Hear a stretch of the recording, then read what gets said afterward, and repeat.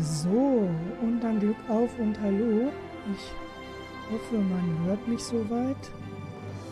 Und dass alles gut ist, gut abgemischt. Gucken wir mal. Ist ja doch schon eine Weile her, dass ich gestreamt habe. Erstmal ein herzliches Hallo und Glückauf an Jan. Nein, ach Gottes Willen. Brauchst dich da auf gar keinen Fall entschuldigen, beziehungsweise ist klar, dass du dich, wenn du sowas zusagst und sowas machst, ist auch ein bisschen, ja, ich sag jetzt mal, vielleicht unnötig, dass Ranger und ich gleichzeitig streamen. Mir war das so nicht ganz bewusst. Slitherine hatte mich halt angeschrieben und ich hatte das zugesagt. Wahrscheinlich hätte ich sonst wahrscheinlich gesagt, nee, lass es mir Ranger machen. Der hat eh die größere Community da, aber gut, dann hatte ich das schon zugesagt, dann ziehe ich das jetzt auch durch. Ist für mich vielleicht auch mal eine gute Möglichkeit, mal wieder das mit dem Streamen zu üben. Ist ja nun doch schon eine Weile her und hat auch nicht so ganz auf Anhieb geklappt. Einiges hat sich dann doch geändert. Wahrscheinlich muss ich in Zukunft auch mal mit der Software ein bisschen gucken, dass ich da vermutlich mal ein wenig was ändere. Gut, ja, was haben wir heute vor? Wir wollen uns Glückauf und Hallo. Schönlein, dass du da bist. Freut mich, dass du es geschafft hast. Die Zeiten sind ja jetzt dann doch ein bisschen besser.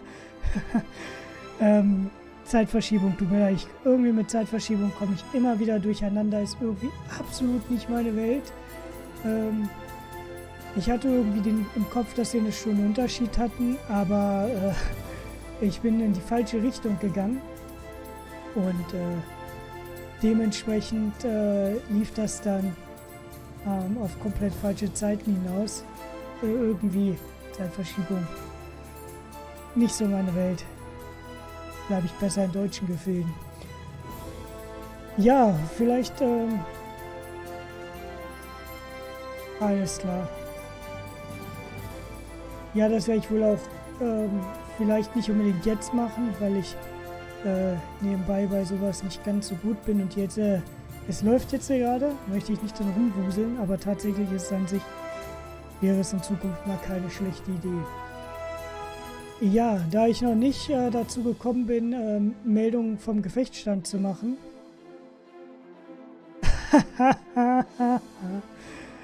Genau. Was war die letzten Monate denn so los? Ich werde, wie gesagt, Meldung vom Gefechtsstand, ich werde da nochmal ausführlicher darauf eingehen. Aber auch, damit ihr heute Bescheid wisst, ich werde zwischendurch ab und zu die Facecam einfach mal ausmachen, aus mehreren Gründen. Erstmal kommt zwischendurch noch die Post. Ich habe mir fürs Fahrradfahren neue Winterhandschuhe bestellt und die kommen heute an, weil ich habe zwar ziemlich gute Windstopper-Handschuhe einer Firma, die mit einem G anfängt und mit einem Ohr aufhört. Das Problem dabei ist, dass ich damit ich die in der Übergangszeit bedienen konnte, Fingerkuppen an 2 Fingern, also mein Handy bedienen konnte, Fingerkuppen an 2 Fingern abgeschnitten hatte. Klar, ist jetzt nicht sonderlich intelligent bei Gore-Handschuhen, aber hatte sich halt angeboten. Und ja, der blöde Bot postet das jetzt auf beiden. Da werde ich vielleicht in Zukunft auch mal dran gehen müssen. Ich habe mir zum Glück extra hier schon einen okay, danke. Hat mir jetzt zum Glück schon einen Kugelschreiber hingepackt, um mal die Fehler aufzuschreiben.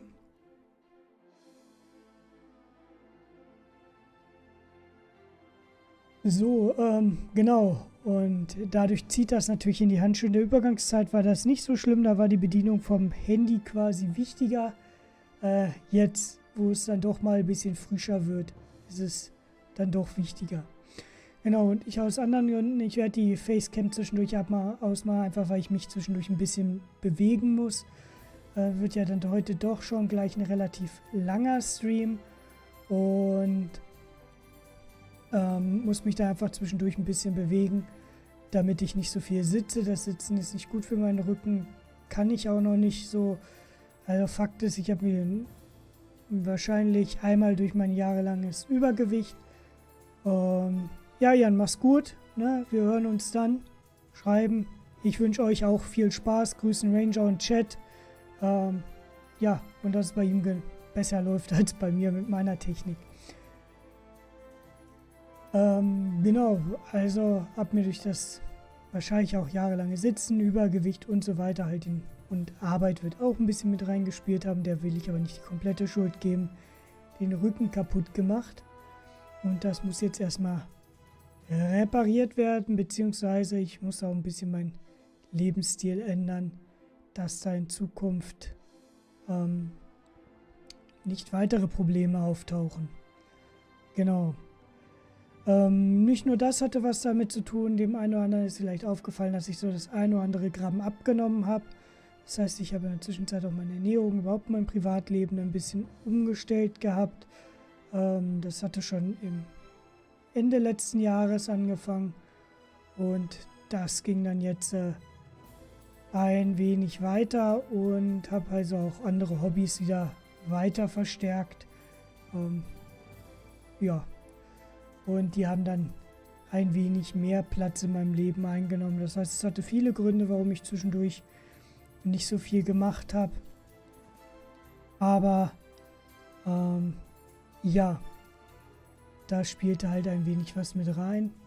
Wie gesagt, in Meldung vom Gefechtsstand werde ich noch mal ein bisschen mehr drauf eingehen. Und auch noch ein bisschen Zukunftsmusik für den Kanal, was ich vorhabe, was ich gucken möchte, was ich vielleicht jetzt demnächst mal ein Programm angehe. Da zählt auch das eine oder andere neue Spiel zu, weil ich ja jetzt doch erstmal wieder mich sehr auf Combat Mission fokussieren werde. Will aber auch den einen oder anderen Titel noch mit reinnehmen. Und ja, wie ich es in der Vergangenheit leider schon zu oft gesagt habe, ich möchte auch eigentlich wieder häufiger streamen. Jetzt über die Weihnachtszeit wird mir das wohl auch möglich sein. Denn über die Weihnachtszeit habe ich ja dann quasi frei. Also das heißt, ich habe jetzt quasi Montag meine letzte Schicht. Und also nächsten Montag und gehe dann quasi, machen wir über Weihnachten unseren Püt zu. Nicht ganz, einige Kollegen müssen leider arbeiten, aber ich nicht und habe dann quasi bis nächstes Jahr, Anfang nächstes Jahres erstmal Fly. Genau. So. Was wird heute auf uns zukommen? Ich guck mal ganz kurz, dass ich hier mal die lustige Agenda reinbekomme.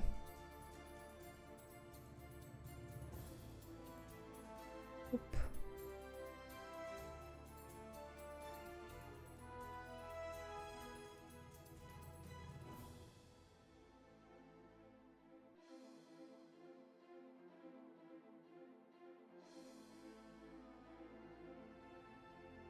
Also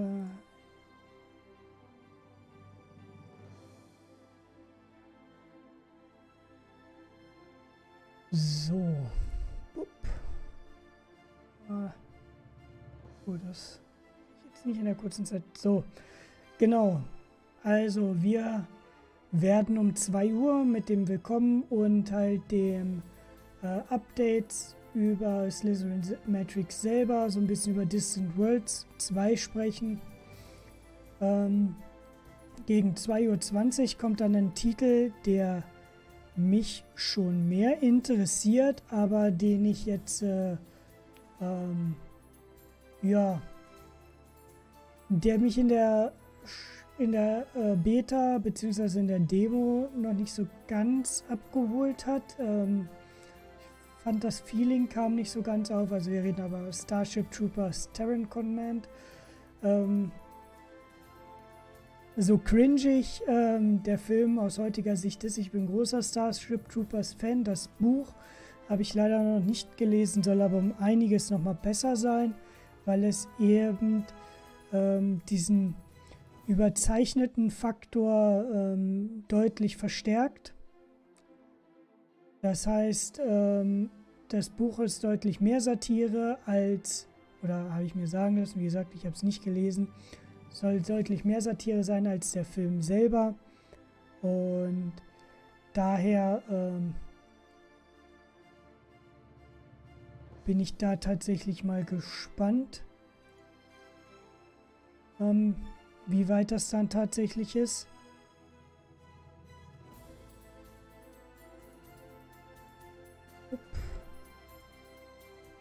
So, nebenbei ein bisschen was anderes vorbereiten. Damit das auch alles halbwegs so hinhaut, wie es soll. Genau, und im Buch kommt das ja manchmal nicht rüber. Das Buch wirkt manchmal ein wenig cringy. Nicht das Buch, Entschuldigung, der Film. Ja, mehrere Dinge gleichzeitig machen. Nicht so gut drin. Und dieses, wie gesagt, im Film kommt das leider nicht ganz so rüber, wie es soll. Bin ich mal gespannt, ob sie das überzeichnet. Also ich fand das mit den Zwischensequenzen und so, ich hätte mir da lieber so ein bisschen 80er Jahre Charme gewünscht. 80er Jahre Cringe-Charme in den Zwischensequenzen. Ist aber natürlich auch klar, ist natürlich auch ein finanzieller Faktor, wie weit das möglich ist. Ja, ich hoffe, dass das dann quasi trotzdem insgesamt wirkt. Da haben wir Community Launch, wo dann quasi ein bisschen Frage und Antwort gestellt wird, ein bisschen gequasselt wird über die Themen vorweg, primär normalerweise. Dann geht es in die DLC-Announcements für Panzercorps 2. Das interessiert mich jetzt nicht ganz so sehr. Fields of Glory 2 interessiert mich schon mehr, aber ein Spiel, wo ich leider nicht ganz so viel Zugang zu gefunden habe. Valor and Victory auch. Also sind jetzt so alles 3 Titel, wo ich sage, ja, kann man sich angucken.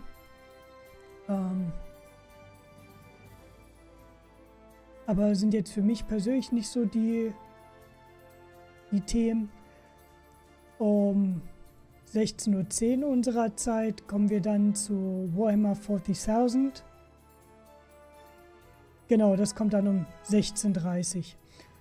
Warhammer 40.000 in den Wargame-Ablegern hat mich bisher auch nie so abholen können. Mal bei Battle Sector nochmal wieder reingucken. Ja, wir werden ja danach auch nochmal drüber sprechen und ich denke mal, dass du da sowieso sehr gut schon drüber informiert bist.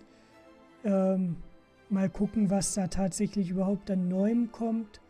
Wird ja so ein bisschen Showcase sein. Wenn wir jetzt aber gucken, dass dann um 4 Uhr, also um 17 Uhr unserer Zeit, das erste neue Projekt announced wird. Und davor noch die Community Launches, gehe ich davon aus, dass wir vielleicht so 15 bis 20 Minuten Gameplay, wenn überhaupt Gameplay, aber ich gehe schon aus Gameplay die meiste Zeit sehen werden. Glückauf und Hallo an Lord Ferum. Entschuldigung, ich bin noch müde. Ja, freut mich auch, dass du reinschaust. Ja, war ja doch schon eine Weile her, dass ich mal gestreamt habe. Und ich dachte, nutze ich heute mal.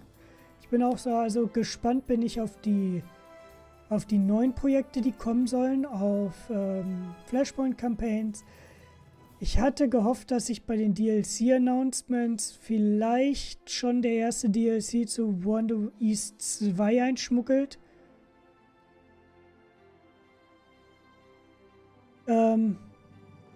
Moment. Ja, das soll auch so sein, weil das hat noch nicht gestartet drüben. Ich schalte gleich rüber, wenn es tatsächlich läuft. Also Also ich hatte tatsächlich gehofft, dass sich da das schon in DLC für War in the East 2 einschummelt. Denn War in the East 2 kommt ja doch mit relativ wenig Szenarien einher. Und das finde ich ein wenig schade. Und naja. Also dann haben wir um 17 Uhr das erste neue Projekt, das angekündigt werden soll. Da nehmen sie sich dann auch eine gute Stunde mit der Community Launch für.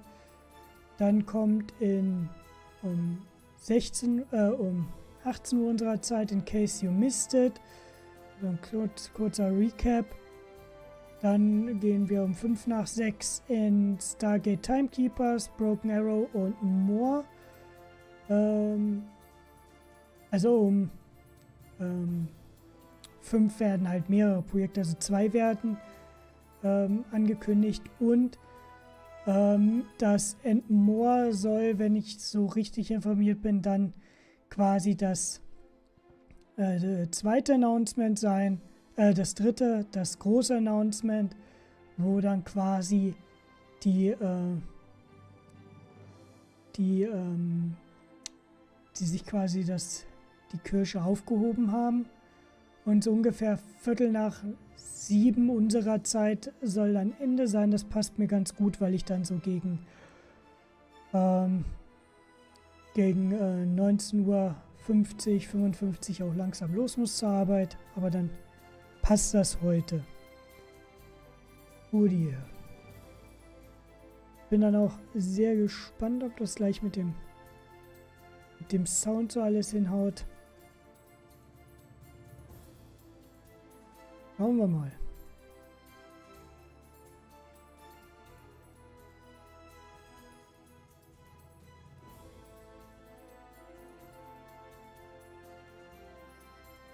Ja, wie gesagt, mal gucken. Für mich ist halt auch ganz klar Flashpoint Campaign, so die neuen Sachen, so der Punkt. Alles klar, Lein, wir hören, sehen, reden später. Ich wünsche dir was. Arbeite nicht so viel, ist ja schon Dienstag und bald ist Weihnachten, war nicht mehr so dolle.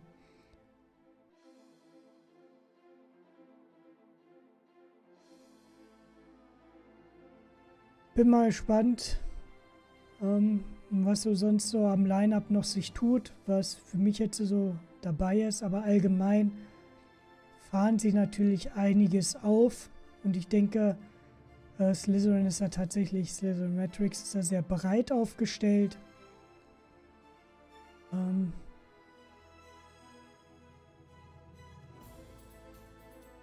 Ich habe aber überhaupt gar keinen Plan, was bei den neuen Projekten dabei sein könnten. Da hat sich Slitherine auch vorher nichts. Hey, jo hi, schön, dass du da bist. Freut mich. Ja. Freut mich auch, dass ich mal wieder da bin und dass gleich ein paar Leute reingucken. Freut mich wirklich, wirklich sehr.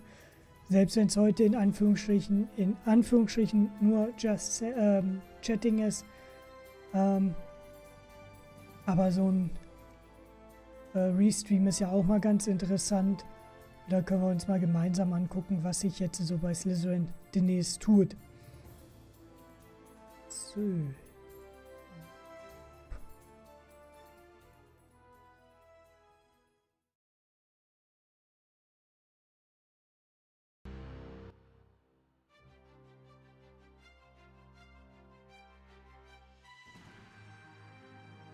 So, Home of Wargamer live.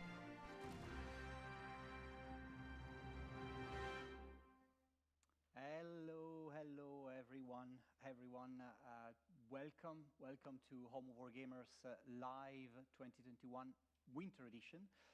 This is the second Home of Wargamers event we're running this year, and we're so proud that we are able to do these events for the community. This is a little corner of a little cozy corner, Christmas corner that we are going to come back quite often today. Although everything will happen in the main stage, and we're going to there in a moment. This is a little corner that we created to interact with the community and make sure that we keep a constant, contact with you out there watching the stream. This is also a way of keeping, in mind for us that, this show is for you out there watching, playing our games and so on. Too many publishers these days, too many companies these days in general are kind of distancing themselves from the communities because it's harder. It's getting harder to interact with players, with fans. When you've got players, they play your games, they become fans of your games. And, fans become very vocal sometimes, and, vocal in the internet today means, or can mean, being turbulent or noisy and very hard to manage. But we are kind of lucky in a sense because we managed to, over the last, over 20 years of hard work, managed to keep a relationship with our players that is, still vital and positive. And, I remember when we started working on both Matrix and Slitherine, really, 20 years ago. They are similarly aged. They started in 2000, and when we started the companies, we were making games. We were like fans of strategy games. The McNeils and Eric Rutins back in the US. Fans of strategy games, trying to make games they loved, and to make games they loved, but also games that sell copies. They asked the help of their friends. Their people that worked. They played who played strategy games with them, and asking their feedback as friends. Was effectively the start of a community. We started a community in a way that you start a little cozy dinner or a play of board game with your friends, and these friends, some of these friends, are still with us today. They are the founding fathers of our community, and I find it amazing that after 20 plus years, they still give feedback to our some of our products. I find it amazing that in the same way that we have completely new people we manage to interact with these days. Mostly people that are connected to the games that we just announced. Because every time we announce a game, there's a new following coming with that. It's Starship Troopers, it's Broken Arrow, it's Stargate. Also nur, dass ihr euch nicht wundert, ich bin nicht taub. Ich möchte nur den Marco auch ein bisschen reden lassen. And make them part of our community. And so really, this show we're doing is for you. It's going to be 4 hours, jam-packed with announcements, reveals, stuff that you've never seen before, and maybe things that you will follow as fans from now on. And if you're new to us, if you're new to Slitherine, I am Marco Minoli. I'm the CMO of the company, and this is our agenda for today. Dankeschön. Ja, mir geht's insgesamt wieder ganz gut. In the next 4 hours. So after this, we are going to have a little chat with Ian McNeil, CEO of Slitherine. Über den Dings hatten wir ja eben schon gesprochen, über den Zeitplan. Also nochmal Hallo an Bier vom Bavaria und Josi, schön, dass ihr reinschaut. Ja, tatsächlich, wie gesagt, 1, 2 Grämmchen habe ich wohl abgenommen. Aber ja, mir geht es insgesamt ganz gut, weil gestern endlich wieder arbeiten. Way. War auch spaßig. Und freue mich jetzt, dass es hier heute auch so funktionieren kann mit dem Stream. Und dass wir uns mal angucken, was Slitherine für uns auffährt. Bei den Zeiten, seid nicht doof wie ich und geht in die falsche Richtung. Bei den Zeiten, die ihr jetzt hier seht, alle +1. Na, macht ja auch Sinn. Dann seid ihr bei deutschen Zeiten. Und genau. Ich finde, was Marco da übrigens eben auch gesagt hat, ist ein wichtiger Punkt. Slitherine hat insgesamt tatsächlich einen ziemlich guten Umgang mit der Community. Was ich so mitbekomme, finde ich, ist ein wichtiger Punkt, den er angesprochen hat. Denn das ist ja nicht selbstverständlich, und auch so, dass kleine Streamer und Und Content Creator wie ich, die jetzt keine wirklich große Community haben, werden trotzdem mit Keys und allem unterstützt. Überhaupt das ein Pressekontakt, ich kann euch sagen, die Zeit, als ich so meine 60 Abonnenten auf YouTube hatte, war, ich bin ganz ehrlich, möchte keine Firma dafür blamen. Ich verstehe, die Presseleute haben auch bedingt nur Zeit. Aber ich kann euch sagen, dass viele der Presseleute nicht einmal zurückgeschrieben haben. Oh, da buffert Twitch. Hoffen wir mal, dass das weiterhin flüssig läuft. Du da! Was ist los? Bördinger, schön, dass du reinguckst und dass du folgst. Freut mich. Danke dir. Ist heute nicht ganz so fliegereitechnisch. Ist heute mal was anderes.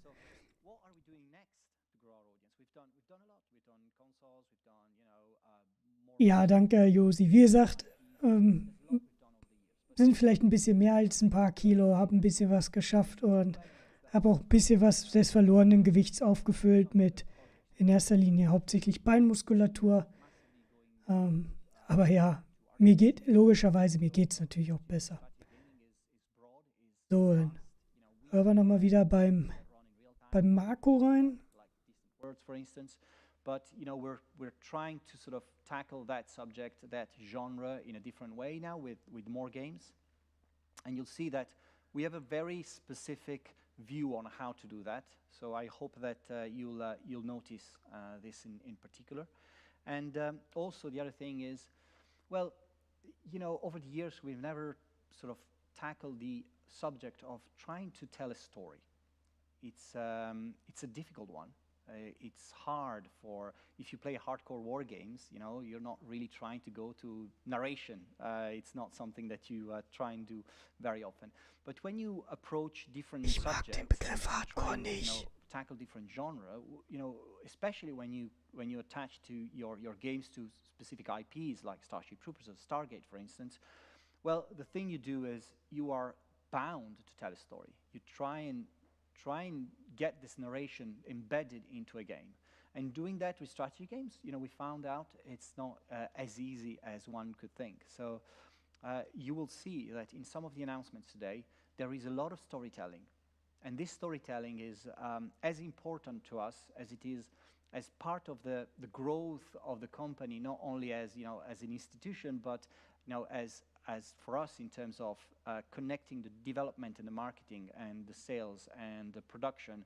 It's how do we manage that? It's a completely different world for us, and you will see how we're trying to do it. We found a way.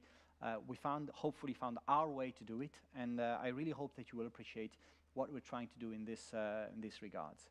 So this is the two things that we are trying to convey to you today, but there's a lot more. So before we go to that, I wanted to quickly connect with Epsom, where Ian McNeil, our CEO, is waiting. Sitting there, there's a Christmas tree there as well, I think. Yes, hello Ian.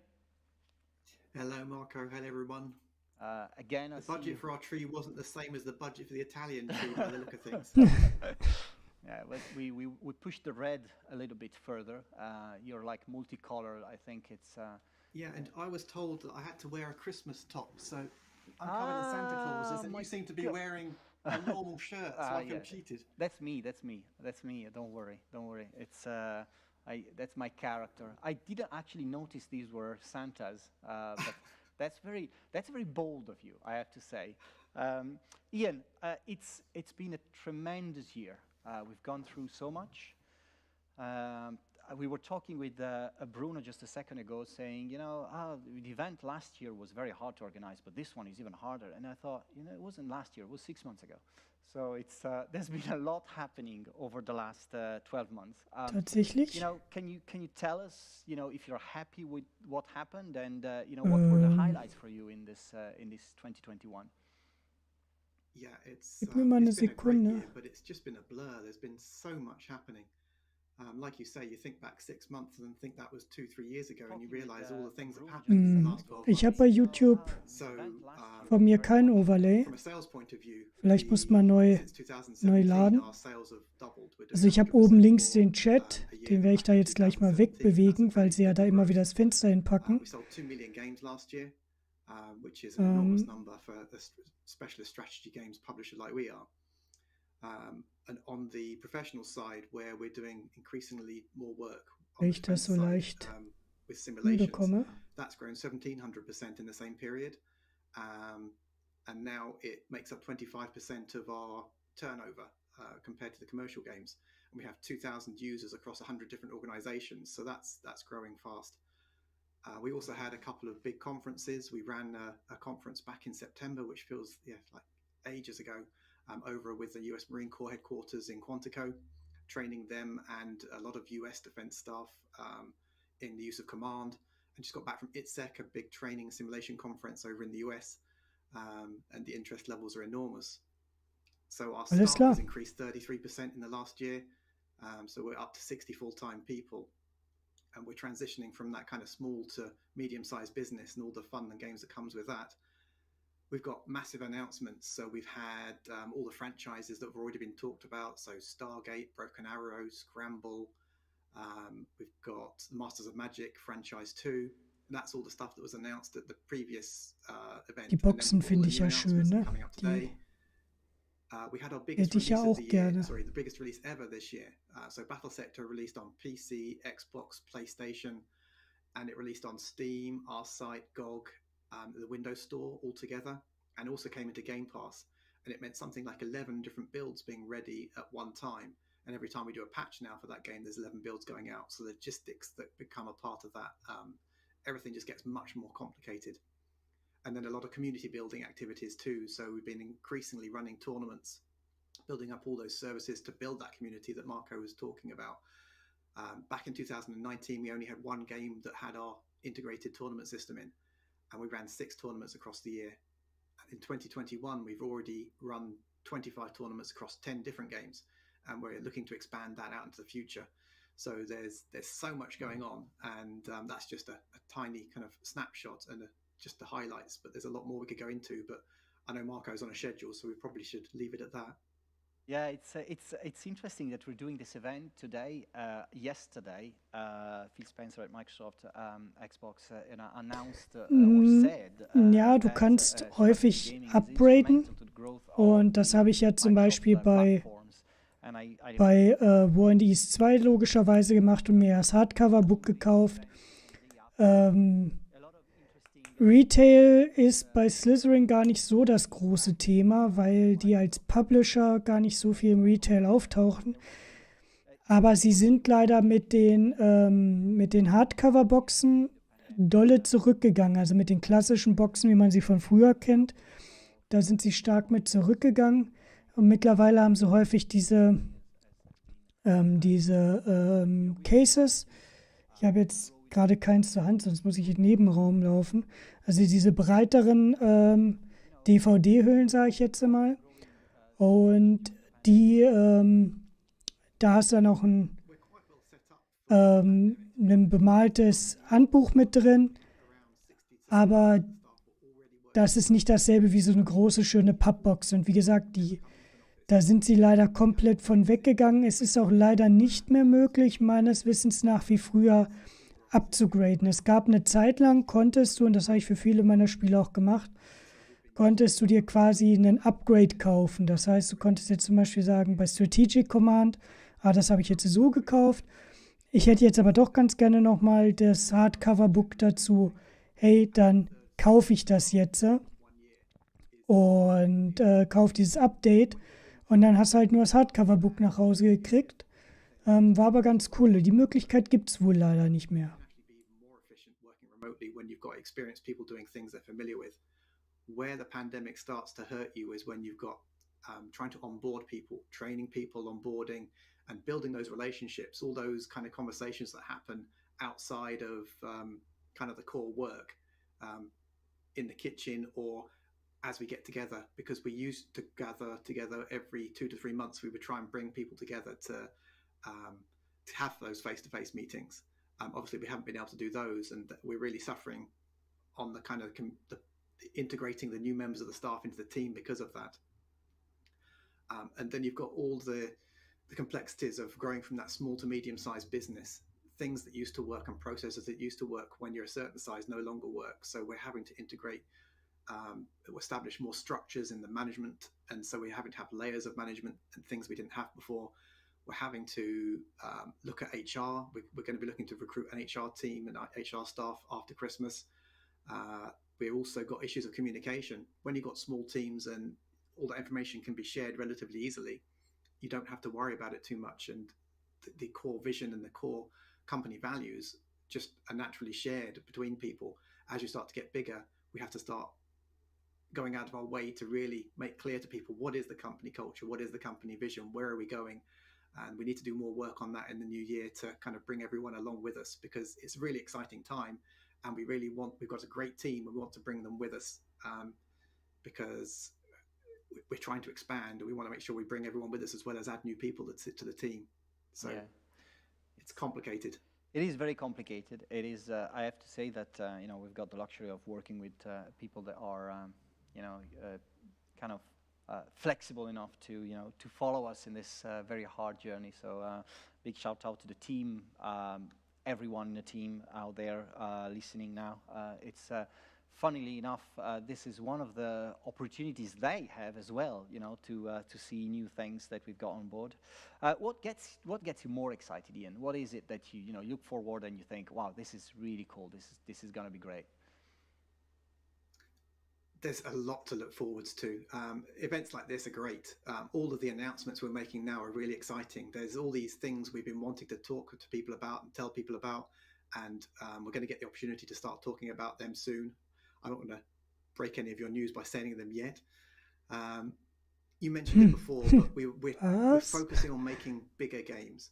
So the audiences we're reaching and the kind of the milestones we're hitting with the new releases that we have coming through, the quality bar is higher, the team sizes are larger, and we're just being much more kind of adventurous in what we do.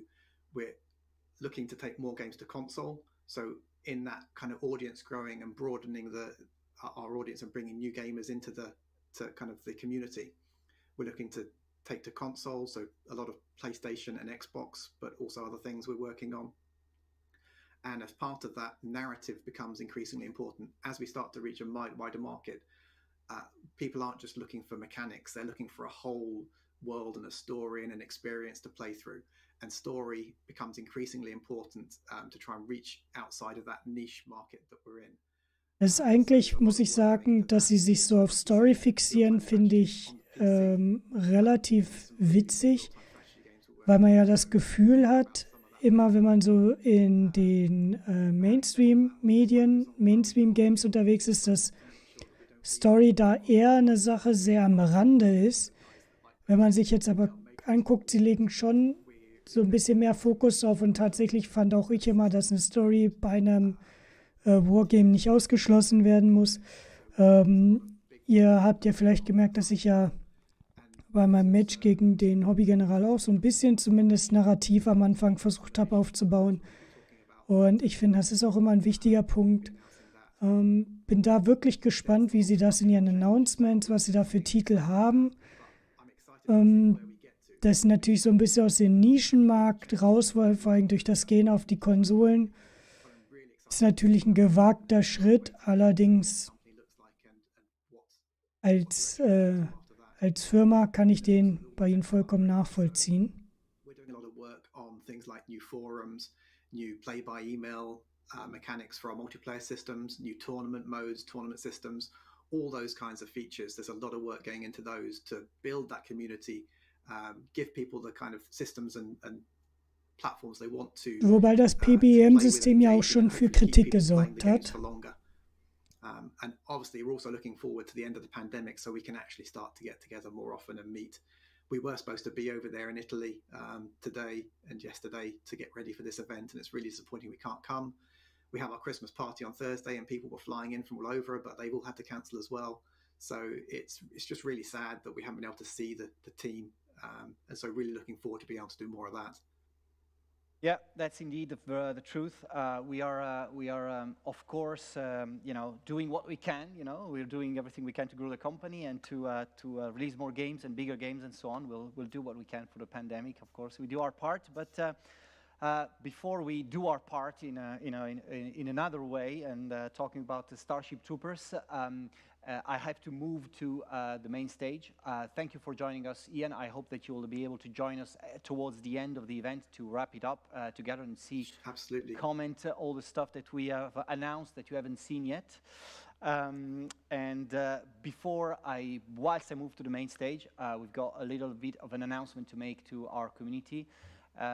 So I've got a video for you, and whilst the video is running, I'll be moving up to the main stage. I'll see you in a second.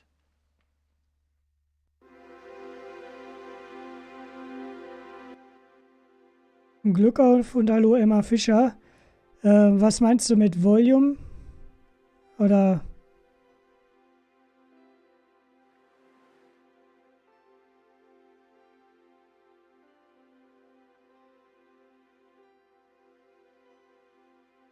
Ach, ja, doch, ist richtig.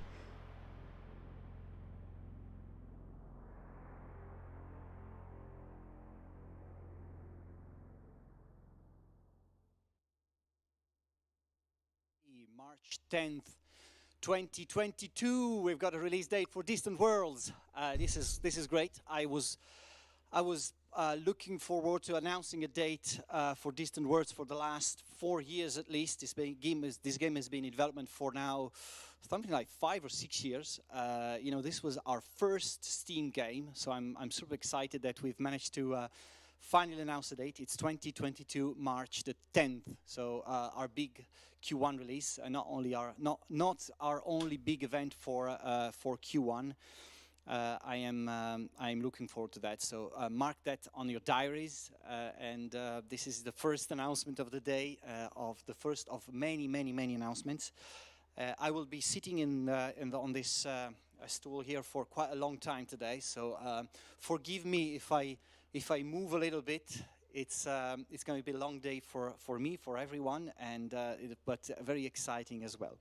So the first thing I want to do now is connect back to Epsom, where hopefully David Sharrock has had the time to sit down on Ian's chair and joining us for the first block of this event. Reise nach Jerusalem. Wow. You're not wearing a Christmas shirt. I got your memo. That's Look, lovely cream blue shirt. That's perfect. That's perfect. That's great. So there's 2 memos probably, Ich sehe, wir hatten noch gerade schon den ersten großartigen Bot. The good people's memo. Okay, that's good. Thanks for joining us, David. You were supposed to be here in Italy. Of course, you didn't make it not because of you, but you're coming for the Eurovision. So right. So you're soon going to be in Italy in what is it, May, right? Yes, if they haven't fixed COVID by May, we riot. Okay. And so you'll be around to talk about some games. Actually, you were the last one to come to Italy before the pandemic started, because you were here for the launch of Panzer Corps. Yes, just before the pandemic started. There's no link, though. It's fine. It's fine. It's totally fine. David, Starship Troopers, right? So we have been talking about this game for quite a long time, I think it was announced a couple of years ago officially around this time, and but we back then were already working on the game for a long time. This game has built so many expectations, and has built so much anticipation that we absolutely want to get it right. So where are we now? What is the current status of things? So, Mark, where are we? So, the game is in closed beta. It has been for a few months now. And importantly, we had the Steam Next Fest demo. It came out, God, it feels like yesterday. It was months ago. I'm suffering from the same time lag as Ian. But that was a fantastic thing. It was I think one of the biggest downloaded demos on Steam Next Fest, possibly the largest strategy game. And that's taught us so much about people's expectations, people's findings of playing the game, that along with our closed beta testers, we're really taking on board not just the criticism people had, but also the kind of the validation that the team has that they've made the right choice. Because it's Starship Troopers is an RTS, but it's not a traditional Command and Conquer RTS, and it's really good to have such good, authentic responses from the community that it's a fun game, and we know it's a fun game. We're really looking to get it out there so everyone can enjoy it.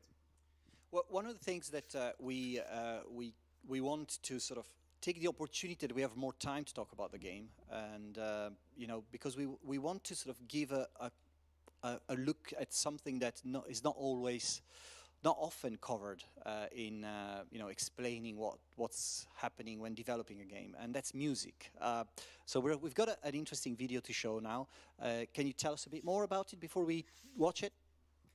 Yes, so as I said, music is, as someone who used to lecture at a music college, it's a much overlooked part of games that is really important. Starship Troopers... Claim incoming? Fragezeichen. It's an IP, it's an aesthetic, and people kind of forget that music and sound effects make up a large part of that. So what we're going to see today is a video that the music composer for Starship Troopers, called Kajero, has put together for us to kind of give us an insight into how he has built up kind of the dynamic music system that's in Starship Troopers. What's his inspiration behind it, how he's built it, how it's delivering the real feel of being in a bug-infested planet.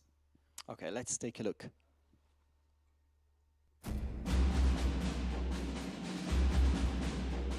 With Terran Command, we want to give you a new and cinematic, but also an authentic Starship Troopers experience.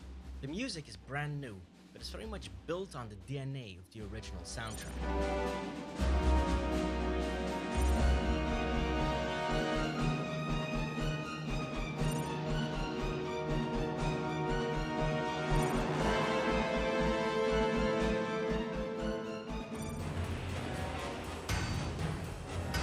Of course, the new main theme is heavily inspired by the 1997 movie theme.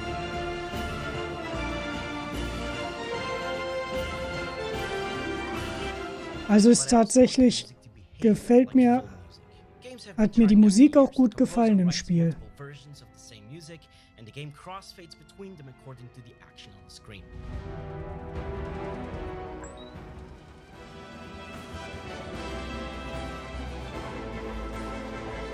These traditional techniques are 86% effective. But in a movie, you don't intensify the music by fading in trumpets. Why accept it in games? So I created a new system, and I call it BAM. With BAM, every instrument in the orchestra decides individually how and when to start or finish playing a melody. Every adjustment is performed deliberately, instead of simply messing around with the mix. Squad, open fire!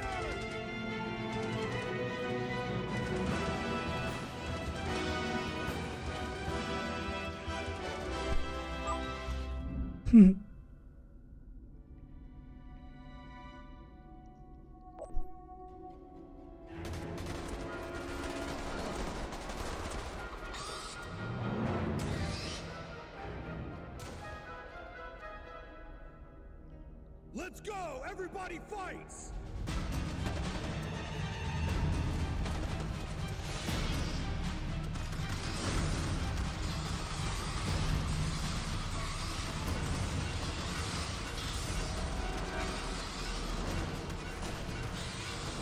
In der Demo ist dieses System natürlich noch nicht so zum Tragen gekommen. Daher wäre es natürlich, müsste man dann später im Spiel sehen, ob es da dann auch wirklich so funktioniert.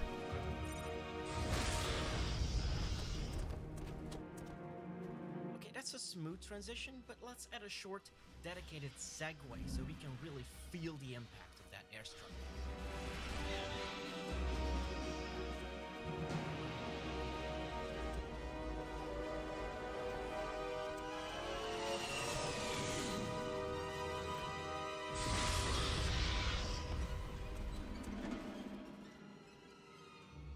Doing my part.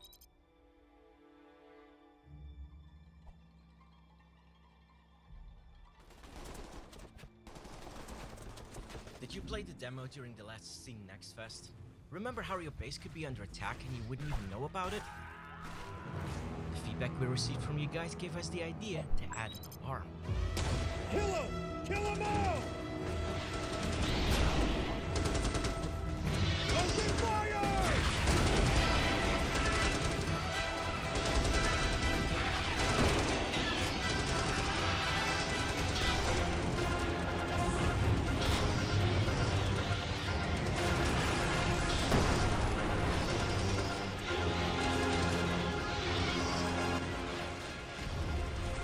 Finde ich tatsächlich an manchen Stellen ganz interessant, aber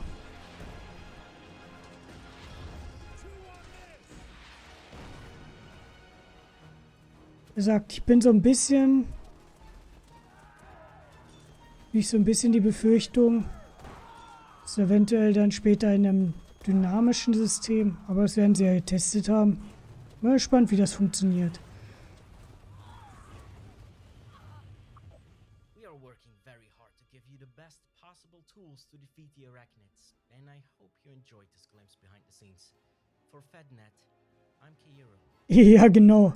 Das Music-System zieht zu viel Dampf. Die Bugs sind dann gar nicht schuld daran.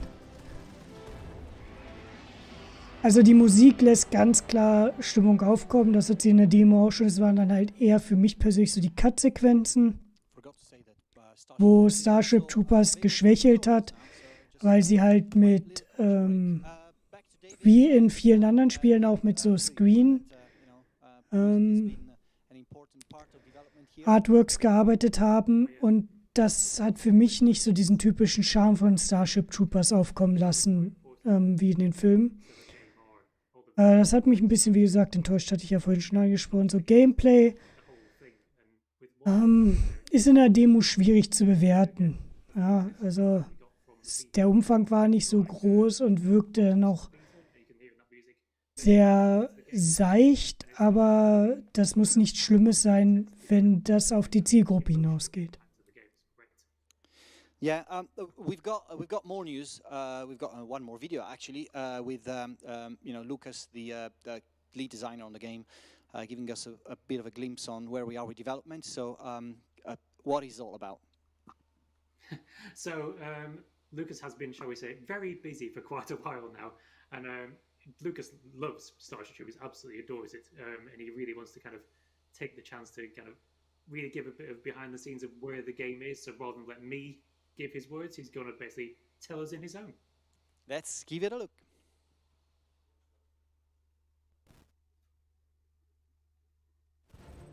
This is Lucas Neisten, lead designer for Starship Troopers Terran Command, reporting from the front line. Following the demo release during the Steam Next Fest in October, we have received a lot of feedback on the state of the game, and it has helped us a lot to plan the further developments.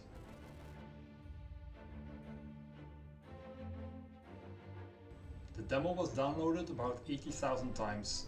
We have derived various useful statistics from the event, such as the average playtime per scenario, which points in each scenario players were struggling the most, etc. From this data, the beta testing and in-person playtests, we are constantly tweaking and optimizing the gameplay in individual scenarios and in the game as a whole.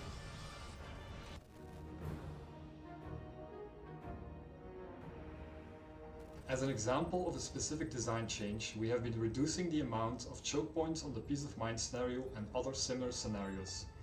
Tactical challenges are part of the core game design, and maps will always offer multiple routes and means to achieve the objectives. But we realize that it works better to be more selective about where and how often a scenario presents particularly difficult environments for the player. This ensures a better balance between feeling strong and micromanagement, and it also makes these moments feel more unique and more memorable.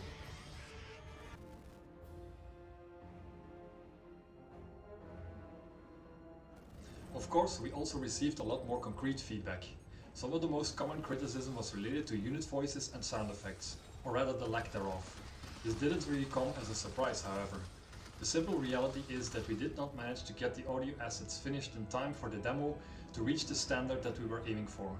Needless to say that we will be improving this. Audio is a vital aspect of the game, and particularly one that is based on a movie franchise such as Starship Troopers. Hopefully our video about the music system will be an indication of the amount of care and effort we want to put into this aspect.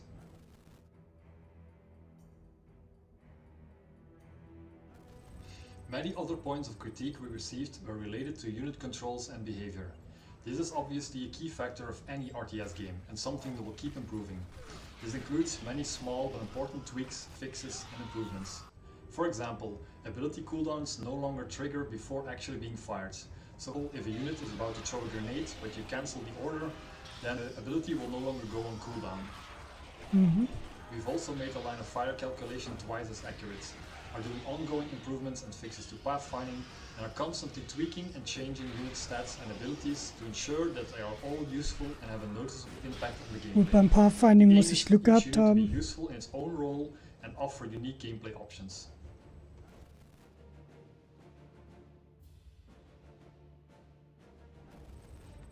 To talk more about the broader picture and what the full game will offer, we wanted to share some information about other scenarios in the campaign. While the whole campaign takes place on Kolosha, a fairly desolate, desert planet, the game offers a lot of variation in environments and atmosphere. As an example, it features underground and indoor scenarios, such as the mission called In Deep Trouble. Here, the mobile infantry is called by the miners to investigate what happened in the mine. As you may have guessed, they may run into some bugs, a lot of bugs. The scenario has a dark atmosphere, and unlike the top level maps, it is completely unexplored at the start of the mission.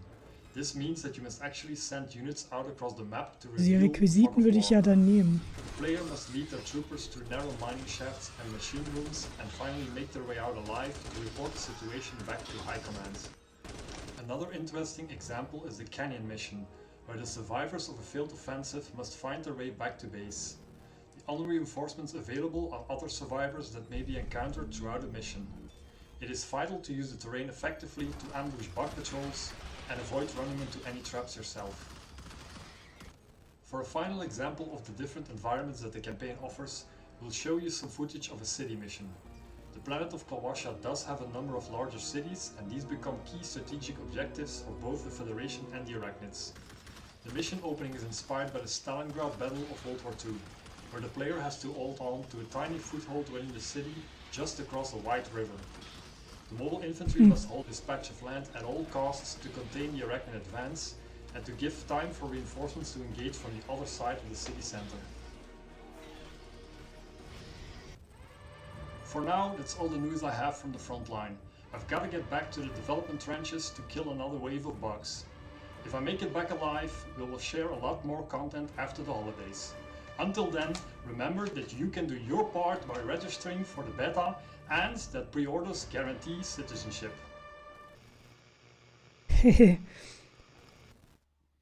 Talk about being invested in a project. That was Lucas Nice. Hat auf jeden Fall gut aufbearbeitet, das Ganze. Wirkte interessant.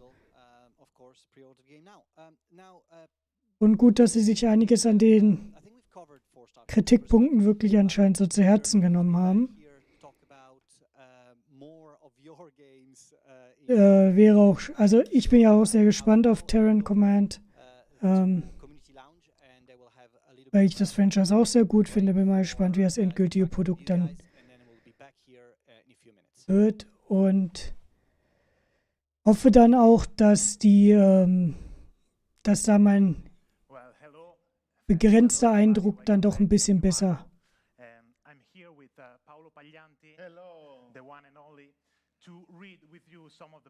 Der gute Paolo, der Pressekontakt. Without any further ado, let's start with the first one. So the first one is from Bjorn Fadir about Battlestar Galactica. There's a button that says Launch Viper. That's all I've ever wanted. Okay. We always say that in video games the community is toxic, but our community is pretty good, and they love us, and they write this kind of stuff that we love it. Well, Bjorn, it's our job. We make dreams come true. The second one from Panda about ICBM. Okay, I got to sing this one. Says, Boom, boom, boom, boom. Humanity is doomed as I'm launching nukes while sitting in my room. So a Venga Boys tribute. Well, when we did SBM, we published SBM, we were looking for people like him that wants to entertain with Ja, Josi, viel Spaß. Ja. Schnupper nicht zu viel in der Küche und freut mich, dass du reingeschaut hast. Vielleicht laufen wir uns ja auch so mal wieder über den Weg. Und grüß den Timo, wenn er von der Arbeit kommt. Ich wünsche euch was. Passt auf euch auf. Okay, about ICBM again. Okay. Violence is not the answer.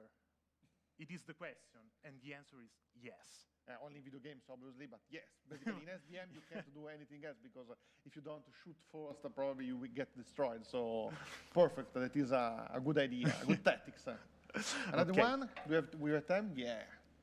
Absolutely. So, I forgot. Okay, surprise. It's a surprise, but surprise. Sorry. And about battle sector. I forgot to play the tutorial, but it didn't matter because the Emperor protects. Absolutely, but if you play the tutorial on Xbox or PlayStation, you get a lot of trophies and achievements in few minutes. So I strongly advise you to play them because you get more than 120 points in very few moments. Let's go with another one, and okay, it's a short one. Chris292 about battle sector again. There is no vibe, no immersion, just chess. I mean, really? Yeah, about the tactics probably, because he really likes the idea to move troops around. No vibe in battle sector? We respect everybody's opinion. Yeah, sure. Okay. I cannot read this. Just beep. Yeah, just the last part says very erotic robots about battle sector again. I don't know what to say about this one, but we don't judge. We don't judge anyone. No, absolutely, absolutely. Robots is better than a lot of things. So, Chris, about Order of Battle. This game is so addictive that my girlfriend wants to know if I still know her name. Well, we can do a DLC with her name, so he will remember, because we have so many DLCs for this game that probably a Jane one could be interesting. Or, absolutely, yeah. And another one, we get time yes for the last one of this first round.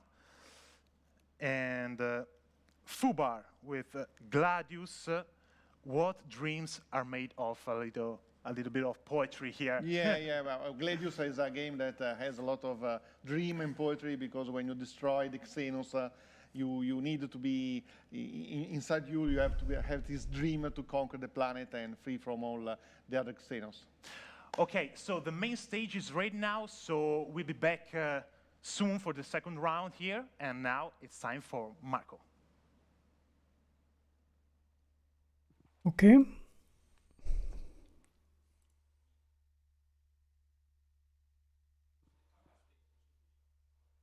Dann sind wir jetzt da mit den DLC-Announcements. Panzerkorps 2, Field of Glory und Wayland Victory. Get a bit of refreshment, and we're back with David. Hey, David. Ciao, Marco. Where's the camera? Where's the camera? I don't see you. You're here. You changed your shirt. No, you put something on. Your mama said dress for the game you want.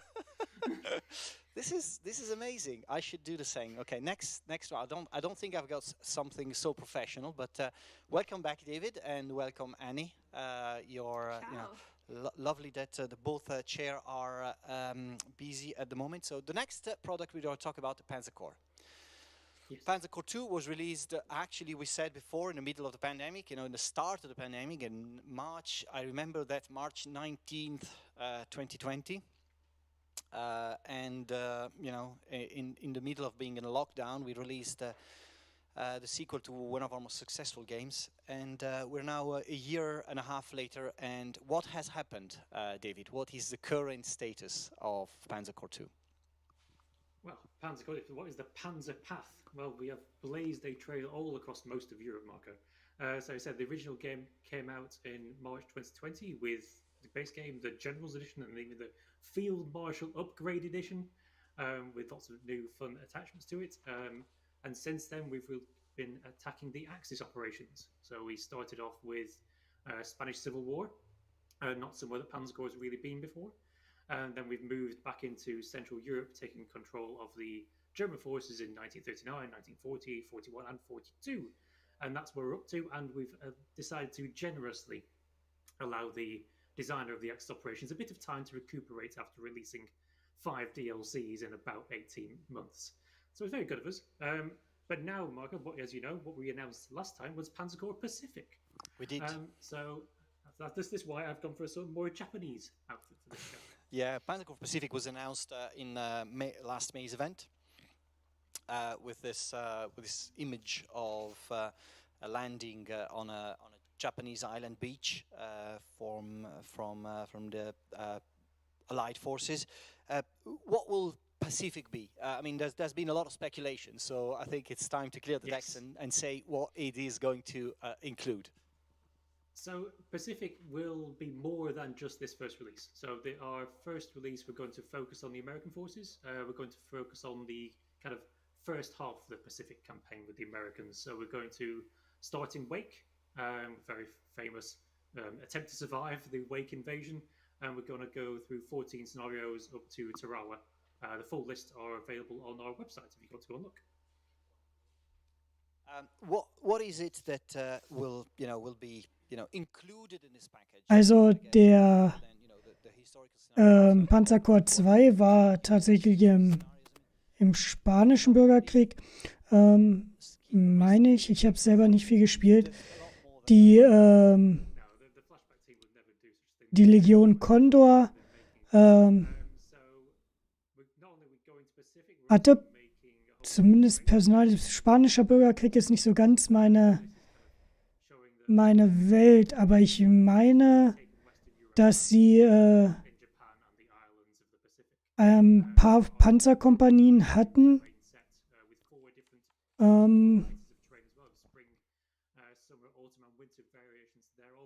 die sich aus der Wehrmacht gegründet hatten, aber relativ wenig. Der neue DLC wird jetzt halt in Japan, also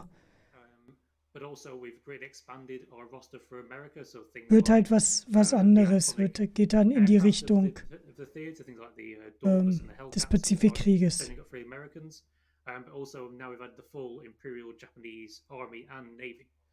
So there's loads of new units, things like the Chiha, the Riko, or the Yamato destroyers are all rocking up in the Panzerkorps from early next year. Talking about Navy, I guess one of the big questions from experts and curious alike out there will be some recurring question in war games. How do you manage to make naval warfare fun and engaging? It's not an easy task, isn't it? Well, I think that the main reason why so many war games are fun is because terrain is interesting. So trees and hills and cities all provide different challenges for people. When you're battling at sea, well, it's all rather blue and isn't all that interesting. You can't really hide behind too many waves. So the team at Flashback are taking kind of a step back, and rather than thinking about how can we change the terrain, thinking about how can we change the units themselves and how they work in the terrain. So we got a few screenshots on the loop here to kind of give you some hints. So I'll give you Ich denke, ein großes Problem mit Marine ist eher, dass die Schwerpunkte ganz andere sind und sich deutlich schwerer darstellen lassen. Gerade abstrahiert auch, finde ich. Also da wäre jetzt der Bergwerkzwerg von einer deutschen Wargaming-Community sehr, sehr gut untergebracht, der in dem Thema deutlich mehr drinsteckt. Marinekriegsführung ist auch nicht so ganz mein Thema. Aber ich denke, dass einfach die taktischen und operativen Schwerpunkte bei der Marinekriegsführung ganz andere sind und deswegen die meisten Wargamer nicht abholen. Ich denke, es liegt nicht nur daran, dass die See gerade ist, denn gefühlt würde ich sagen, gerade bei operativen Strategiespielen, ein doofer Begriff, also bei operativen Spielen oder Taktik im Größeren, rückt ja der Schwerpunkt des Geländes auch immer so ein bisschen weiter zurück. Und dazu kommt, dass ja Schiffe je nach Klasse, es gibt einige Schiffsklassen, die relativ selbstständig operieren können und das auch getan haben, aber dass wir halt normalerweise ja von Kampfverbänden reden und die Darstellung dieser Kampfverbände durch simple Zahlenwerte sind halt auch immer schwierig. Ich denke, deswegen sind Marinespiele, die auf taktischer Ebene spielen, sowas wie War on the Seas oder sowas, interessanter, weil du quasi aus einer kleinen Gruppe einzelne Schiffe bekämpfen kannst und da dann dein Micromanagement hast, als auf großer Ebene. Aber ja. This is of course for you know the unit list, and we've seen the terrain. So volume 1 of Pacific will include a campaign for the Allied, just the first part of the war. When is it going to release, David? So first half of next year. There's one thing I forgot to mention as well. That terrain type is all good, but it's also available in the random maps and also available in the editor. So our fan base who really like using the custom editor can get straight in there and make their own Pacific maps as well. That's really cool. And you know, because we are Christmas and we're in mood for presents. What about this thing we're seeing in the background there?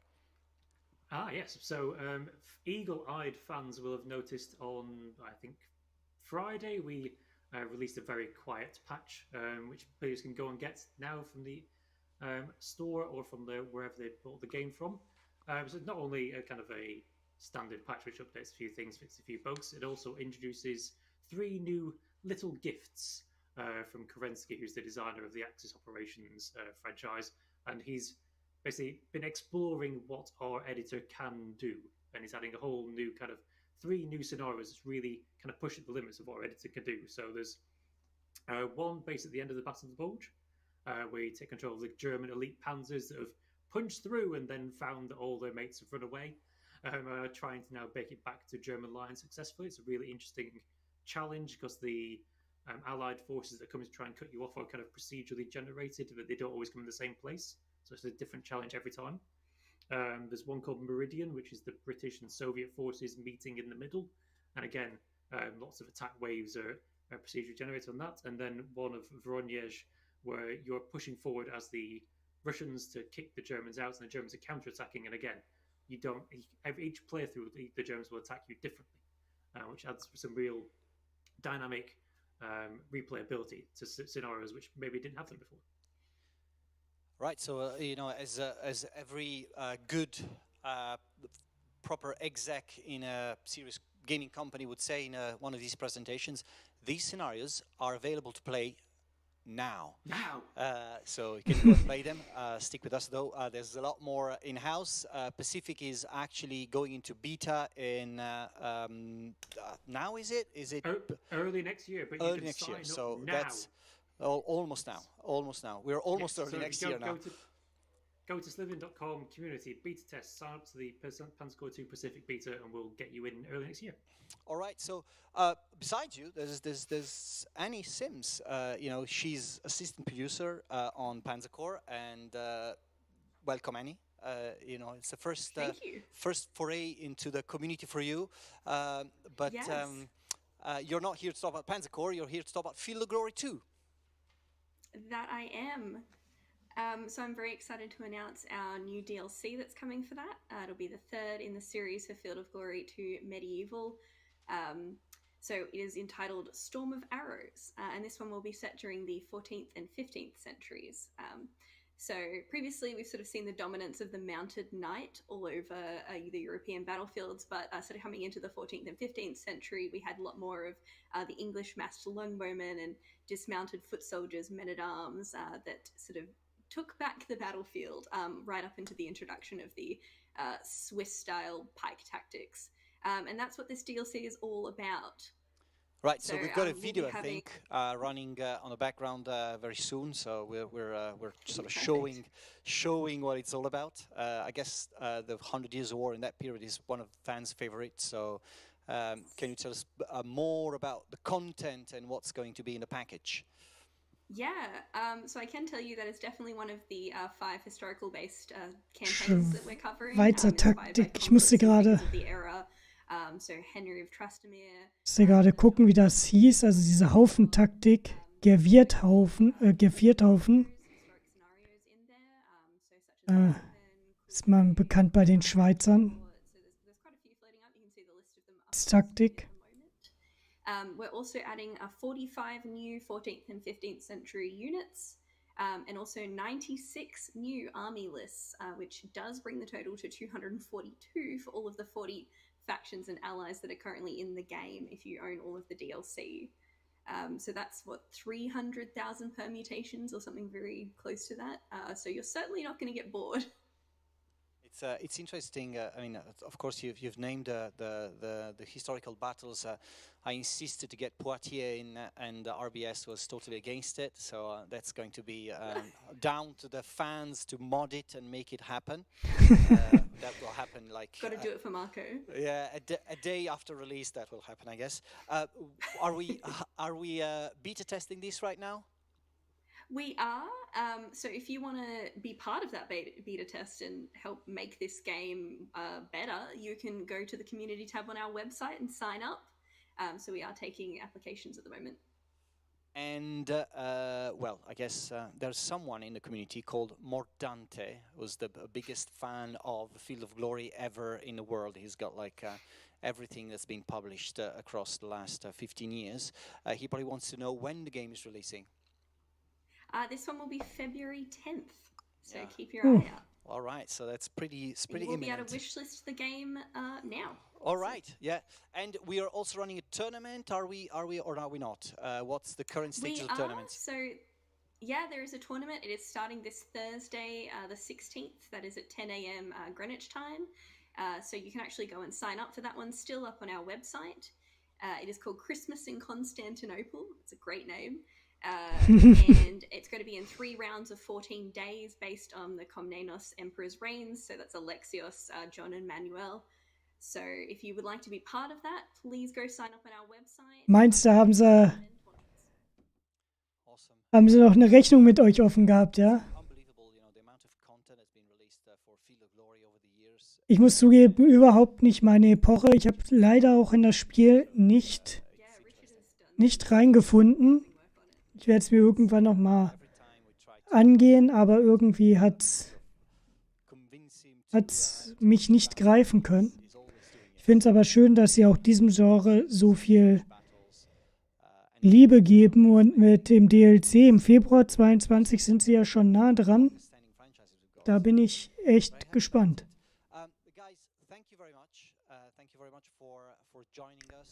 Dann würden wir jetzt zu Valor und Victory kommen.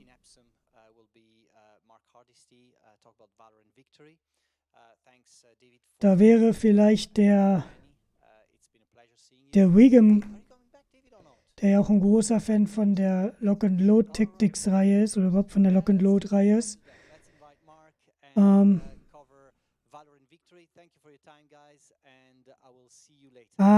Okay. Naja, dann könnt ihr ja jetzt das nachspielen und euren Zugang zurückholen, zumindest in der digitalen Welt. Bitte keinen Ärger mit den Italienern anfangen. Wir brauchen jetzt nicht noch mehr Ärger in Europa. Zu Valor und Victory. Ich muss zugeben, ich habe es mir geholt, ich habe reingespielt, aber habe den Mehrwert gegenüber Lock and Load nicht gesehen. Ich spiele dann doch ab und zu auch mal ganz gerne Counter-Games. Ich mag allerdings sehr Counter-Games auch, wo man nicht direkt merkt, wo man nicht merkt, dass man würfelt.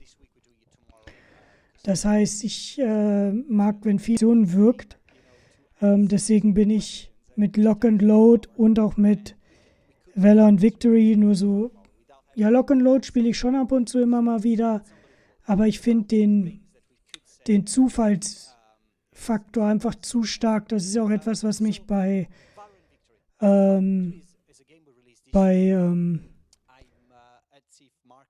Battle of the Bulge so ein bisschen genervt hat. Ich fand die Auswirkungen einfach zu stark. Aber hören wir mal rein. Dresscode. Yes. Welcome. I don't do Christmas tops, I've got to say. you refuse to do Christmas tops. Outside of my house, anyway. Okay, yeah, that's exactly what I would do. Valorant Victory was a franchise release this year, and I am super proud of Valorant Victory and how it positioned itself, because I think it's a great mix of, it's a great balance between an approachable strategy game and a hardcore war game. I can see it as being a sort of a bridge for the two audiences, for both to enjoy. Can you tell us where Valorant Victory is after release and what we are having to expect for the franchise going forwards? Yeah, sure. So Lance and the guys at Yobo Games have done a good job. We've got an update on the horizon. I mean, it was 6 months ago when we released the game. We've got an update coming early in the year, which basically brings in features that were in the board game but weren't in that initial release. So there's a number of features kind of coming, which means that the game as it will stand will be as per the board game with the features from there. Some of those that we're going to be sort of showing now, I believe. Yeah, let's take a look, I guess. We have quite a lot of different features going into the game with the next update, which is releasing, I think, February next year, is it? Sure, yeah, That's correct, yeah. It's, all right. Sort of early February. All right, let's take a look. For anyone who's not familiar with the game, let's take the opportunity of these short clips to actually explain, what a game is about and go through some of the updates we've got in house. Yeah, it's very much like an advanced squad leader type game.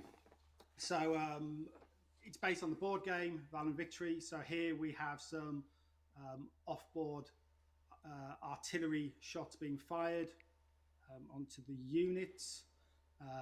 Line of sight is required to actually take aim, and there's obviously drift possible when you actually target a unit. I don't know if you want to move on to the next one. Oh, got a kill there. Yeah, well, I mean, yeah, I think that this is showing some of the new features. Let's get on to the next one, and which is I believe it's about airstrikes, right? Yeah, so similar to the off-board artillery, we have off-board airstrikes. So again, there's drift. So I think we will see targeting a unit. Plane comes in. And there's obviously a chance of missing, but we've got to hit there. Is all this feedback, is all this new stuff we're putting in a game based on players' feedback? Is it, was it planned already? How did that come to fruition? Well, these are the features from the original board game that the team has sort of put in.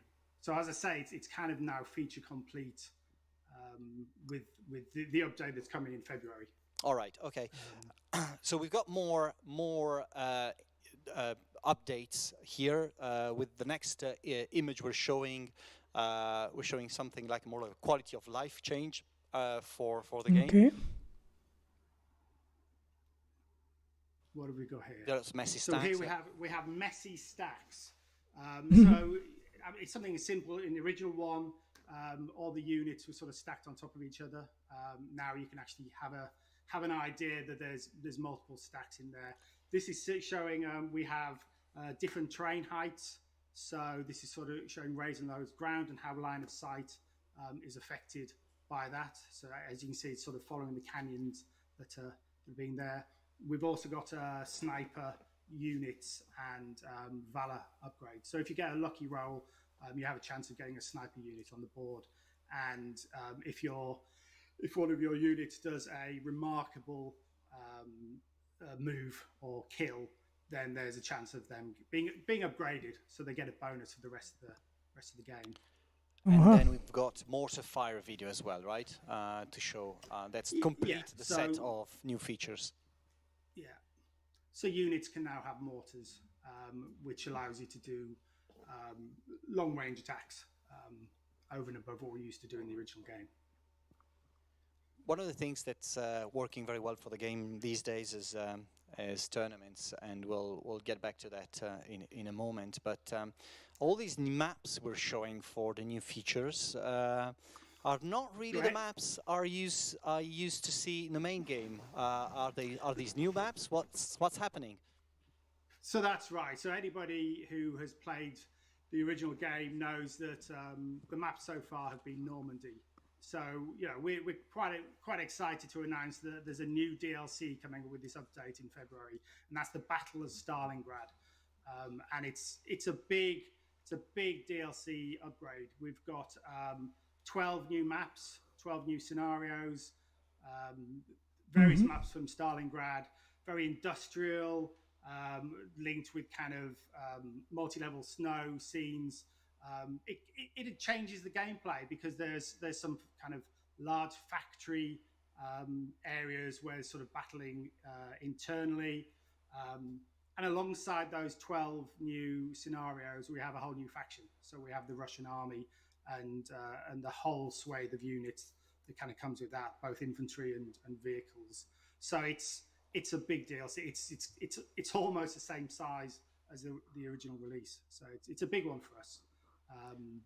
Hats off to Jim Orninski. Also muss man jetzt ja nun wirklich sagen, da haben sie ja ein bisschen die Spannung rausgenommen, weil ja sofort auf den Spacern ja stand Stalingrad. Also war ja klar, dass es und es ist ja auch als DLC angekündigt.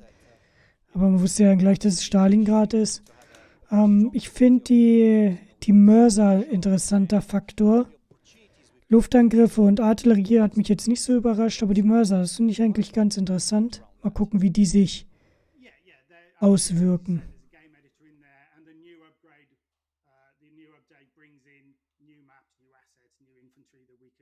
So, dann haben wir hier Steam workshops there, so there's got a few new levels there, and we're always looking for more people to drop their own kind of creations into there.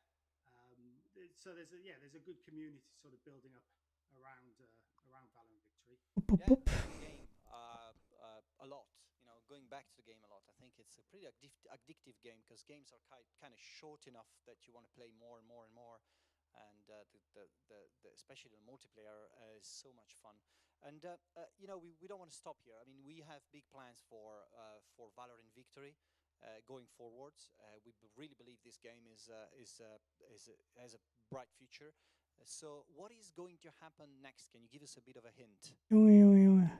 Yes. So, as you can see on the screen. Ja, klasse, weil es die erste Nachricht ist, ist nämlich die nicht so einfach. Come on, say this name. Yes. The Shield of Calm, which is it's quite a well-known ASL game. This is planned for May next year. Okay. This is going to be 15 scenarios. I mean, the original game comes with 2 huge maps. As you can see, the sort of the map there. There's a winter version of that as well, with sort of more destroyed buildings. It's kind of Eastern Front. There's the village of Kolm is the Germans have sort of taken it, surrounded by the Russians. And it's sort of fought out over there for sort of over 15 scenarios. And again, shout out to Exadia and Le Frontier for sort of making this happen, really, and sort of letting the guys at Yoga Games sort of work with this. So yeah, this is a really exciting one to put in. There's probably a lot of people who sort of played this on the board game, so it's a chance of sort of doing it digitally now. Yeah, and this is not the only thing you wanted to tell us, right? No, and we have plans. We have an Arnhem DLC coming as well later in the year. So that's going to be sort of September, October. So it's very much looking at ahead and making sure there is a constant stream of DLC. And with new DLC comes new assets. You can create new maps, create new scenarios, and sort of pass them about. What's the status? Very exciting for this. What's the status with tournaments, Mark, right now? We have a new tournament started about 5 minutes ago. So you were able to sign up and it will start in about a week's time. So, you know, if you're not playing Valorant Victory, it's a good time to sort of try it out. And, you know, over Christmas, try the tournament and see how it plays. And interestingly, if you, especially Das if glaube you ich played auch. it, we have a beta open at the moment for the new update and the new Stalingrad DLC as well. So again, you know, you're going to have to be quick. There are only a few places before Christmas. So jump on that. If you sort of check out the Matrix game site, you'll sort of see the beta selection there. Yeah, despite me saying all the time that I don't want these events to become commercial, stunts, you know, there is actually currently a sale on the Matrix and Slitherine site. This is our holiday sale that's traditional.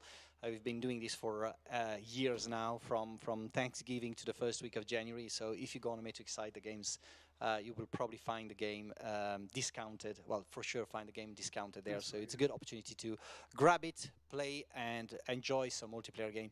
One of the cool things about tournaments is that you don't really have to be, you know, top-notch player to enjoy them, because the system is actually going to put you against you know, anyone of your level as you progress. So it's not going to be like a slaughterfest. If you enjoy playing the game, you just enjoy playing the game against someone else. Yeah, I normally play the tournament games, and I'm crap at these kind of things. So if you link up with me, you'll know you've got a good chance of winning. That's good. So that's your hope for winning at least one match in the one game in a tournament.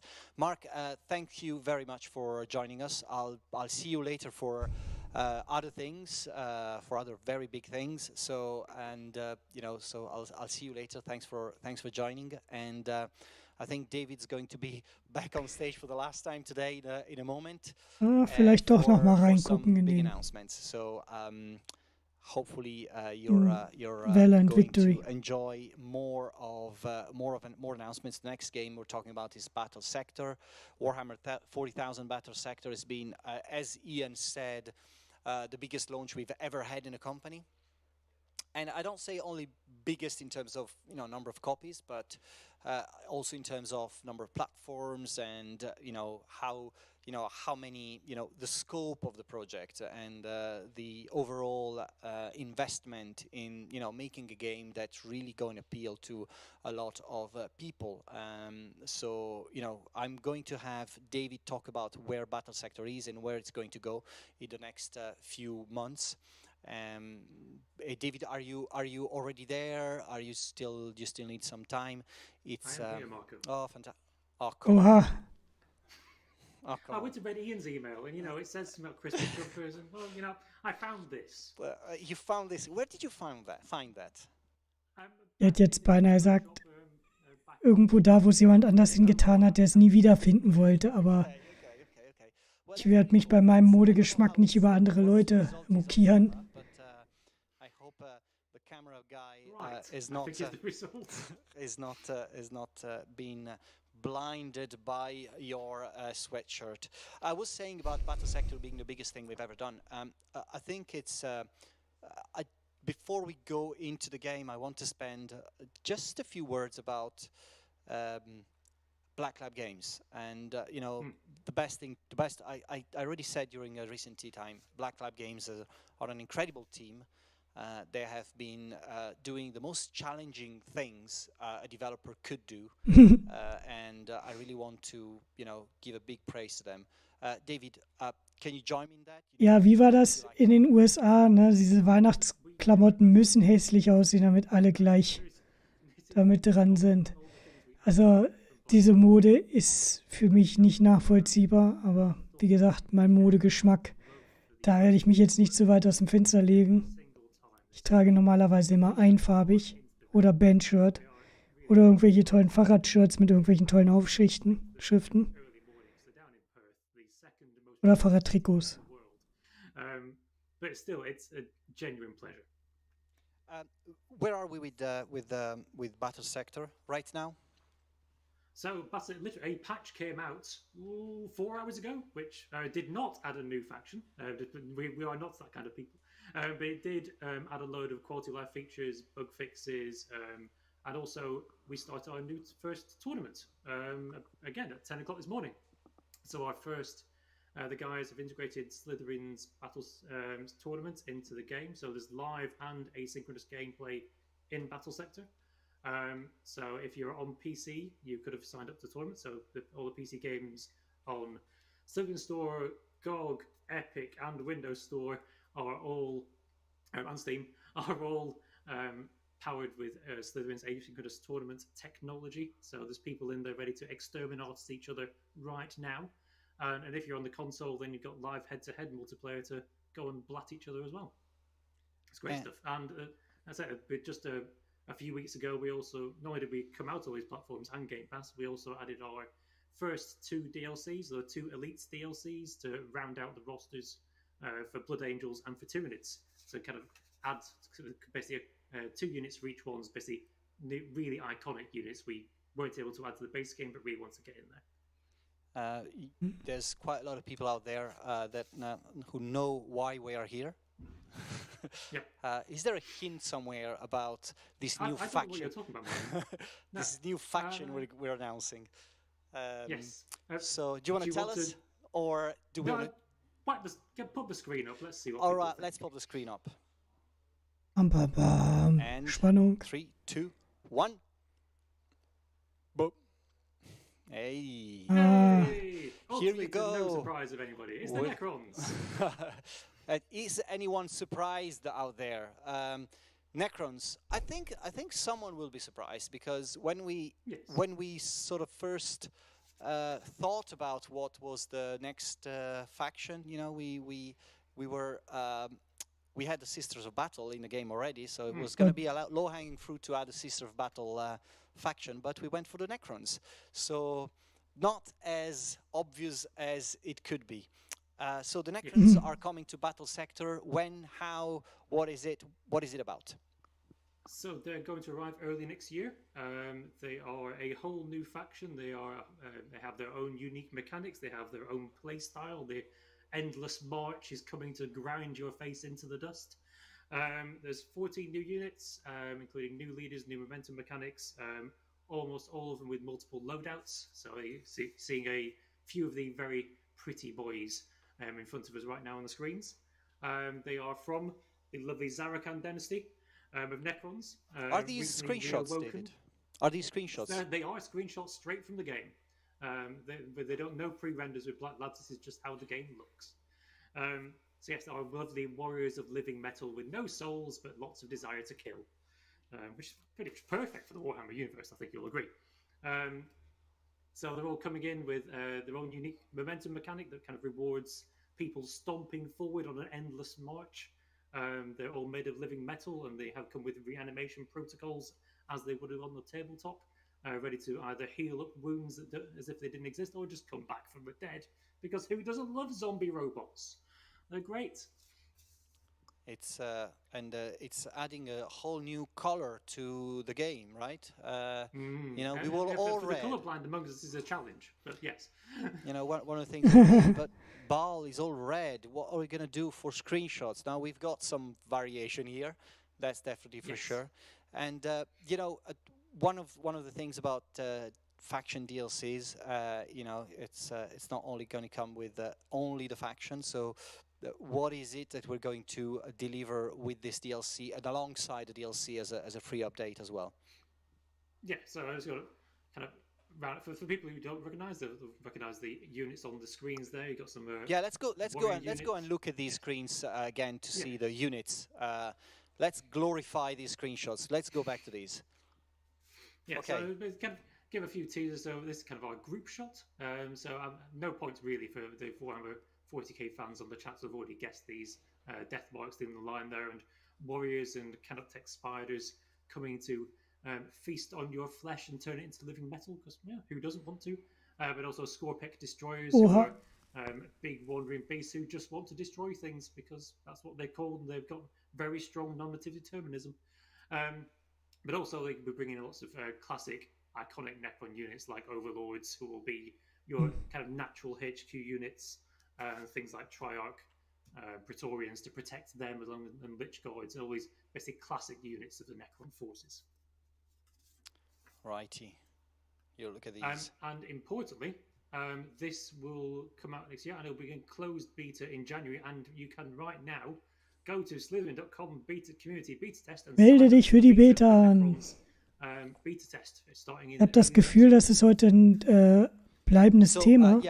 Before you said you were jumping back to the units, we were saying what is coming along with this DLC and alongside this. So I think this is. Go for it. Yeah. Yeah. So this is kind of the key bit. As you said, we were looking originally at battle systems, and battle systems are still coming. I will tell you now.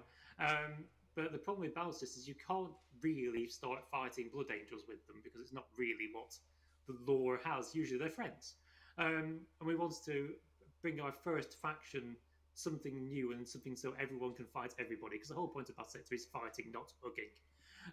Balancing. So what we're adding alongside the Necrons update as part of a free update for everybody is a brand new campaign type, as yet unnamed, but named very shortly. And importantly, this is kind of a new procedural campaign. So whereas in the base game you have the Age of Crimson Dawn kind of narrative structured campaign, very much about the scourging of Baal Secundus.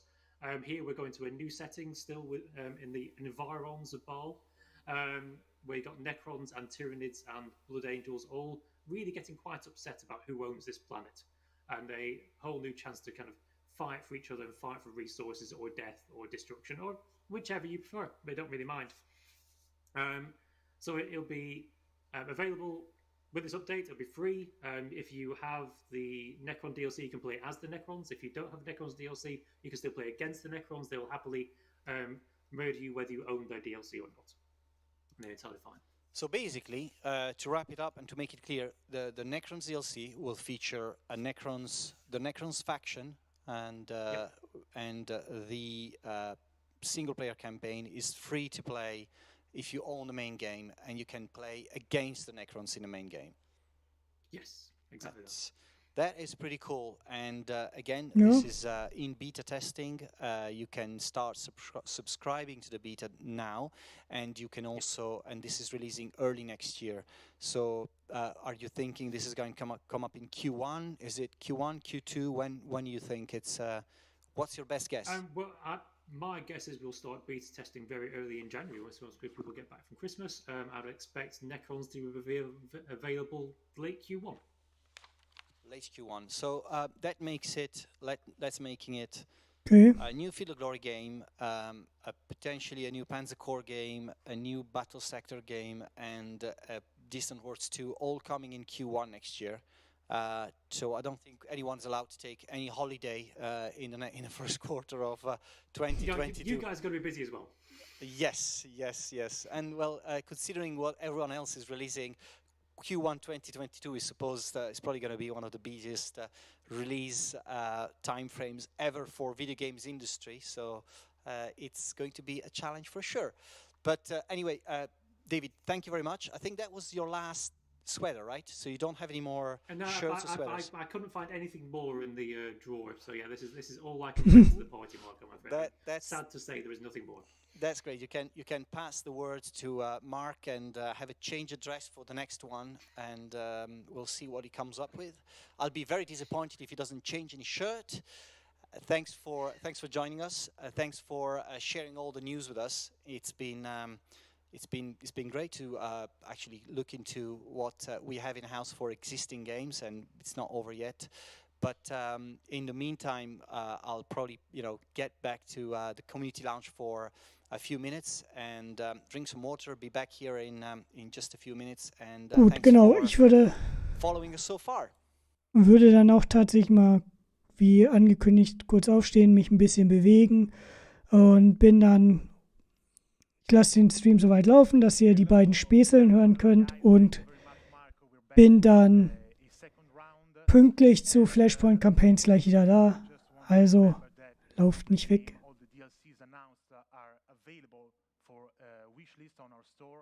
Or on another store, the one you prefer. So it's time to get back to business. Yeah, let's pick another. Yeah, I think this one will be about Battle Sector. No, it's about Broken Arrow. Okay. And pre-order now for John Travolta DLC pack. Well, Why not? Why not? Yeah. It's a sponsored. Hey, John, it's a sponsored comment. I like it very much. Let's go with another one. We only have 5 minutes, guys, so we have to run. And okay, it's a little bit creepy. If you like robots, beep you into complete submission by turn 27. This game is for you. And about Warhammer Gladius. Well, actually, if you like robots, why don't you are playing now Warhammer 40,000 Gladius? That is a planet full of robots and Xenon to be killed. Okay, conscript about ICBM. A strange game. The only winning move is not to play. This is a quote. This is a quote. This is not from his own. It's from Wargamer, the old War Games, the old movie about the guy that actually inspired me to become what I am now, the PR for Slitherine, because I saw the movie and they said. Okay, another one about Warhammer Gladius. It's like Monopoly with guns. And no capitalism, it's just guns. Only guns. Okay. So. It's a sort of compliment, it's not a criticism, because he's saying that, I mean, it's more straightforward. Another one about Broken Arrow. I need a time machine so that I can just skip ahead to when this releases. And this is a common is a thing, because every time I see a new game, not only from Slitherine, but a new game that I want to play as soon as possible, I would like to jump on and go and play. But if it's smarter to see what games are around now, and you can play now. For example, now you can play Battle Sector on every platform, and you can play even on console. On Xbox is also on Game Pass, so you have the Game Pass. There is no reason why you shouldn't play it immediately. Yeah, and Broken Arrow, it's gonna be an amazing game. So guys, trust me, just try it. Keep waiting for. Keep waiting for. All right. Okay, Order of Battle. If you like beating your head against a brick wall, this game is for you. Yeah, especially multiplayer, because I tried to do some tournaments in multiplayer, and again, I got beaten very badly. So you need to train a lot to understand the mechanics of the multiplayer games. Okay, this one is from Mobius about Battlestar Galactica. If you don't buy this game, the toasters win. Yeah, the problem is, it's true. And they win also before the actual TV shows, because they win the first Civil Wars. Another one about Gladius. Finally, a 4X game that does diplomacy perfectly. Exactly. There is no diplomacy. You just destroy everything. Actually, it's not true, because when you start the game, you can choose. For example, we could play co-op against another one, but there is no diplomacy in game, so you have just to destroy everything you meet. Okay, this one is for you. About Field of Glory 2. Yeah. Do you love TBS? Get it. Yeah. Do you love military history? Get it. Do you love your wife? Do not buy it. Well, I love my wife, but actually I played a lot. Actually, it was the last review I did as a journalist on IGN Italy, the review about the Field of Glory Ancient, I mean, too, because it's a game I really love. Yeah, and sorry guys, we're running out of time, so the last one about Order of Battle. Again? I like it. Fun to play at work. I play at work too. Yeah. We also play, but don't tell Marco, because he's our boss, so he could get angry. Don't tell him that we play at work, but actually we play every Slitherine games at work. So guys, thank you very much. We are running out of time. I want to say another big thank you to the whole community for the support, for the sympathy you gave us back. And now the time has come. The things are about to get very serious, so let's get back to main stage. Thank you very much.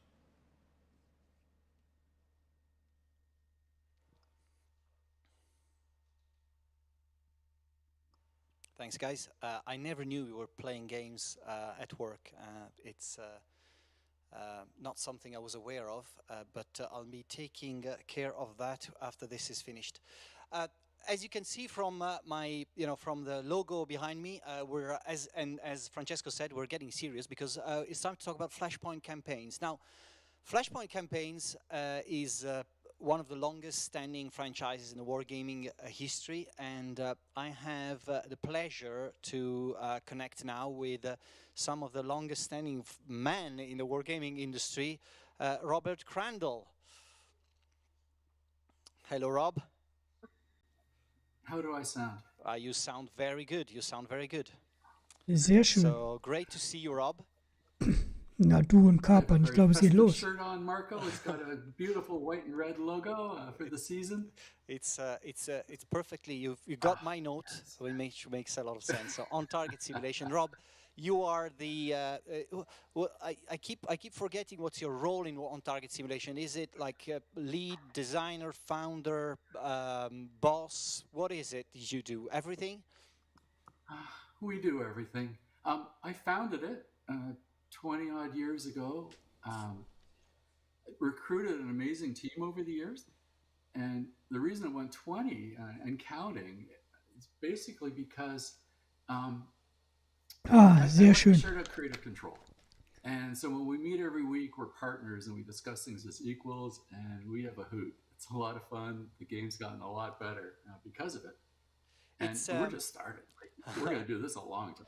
It's been a long-standing franchise, but you know, many of the people who are watching us today don't really know anything about Flashpoint campaigns. Maybe it's the first time they hear about it. So we have prepared a 2-minute video to sort of frame what Southern Storm, the upcoming release in the Flashpoint campaign series, is about, and then we'll be back talking about it with you.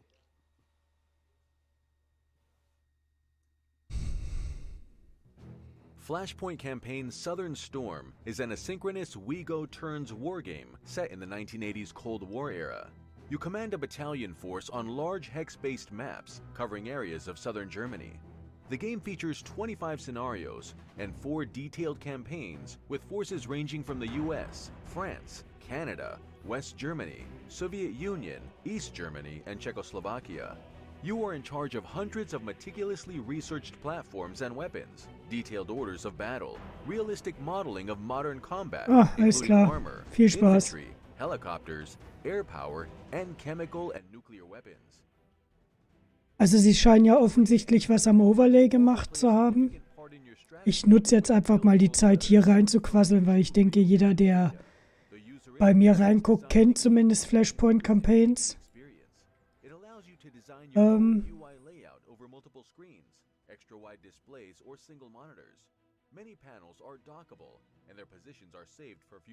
Counter haben sie jetzt nicht so viel gemacht, das finde ich aber nicht schlimm, die fand ich immer ganz gut.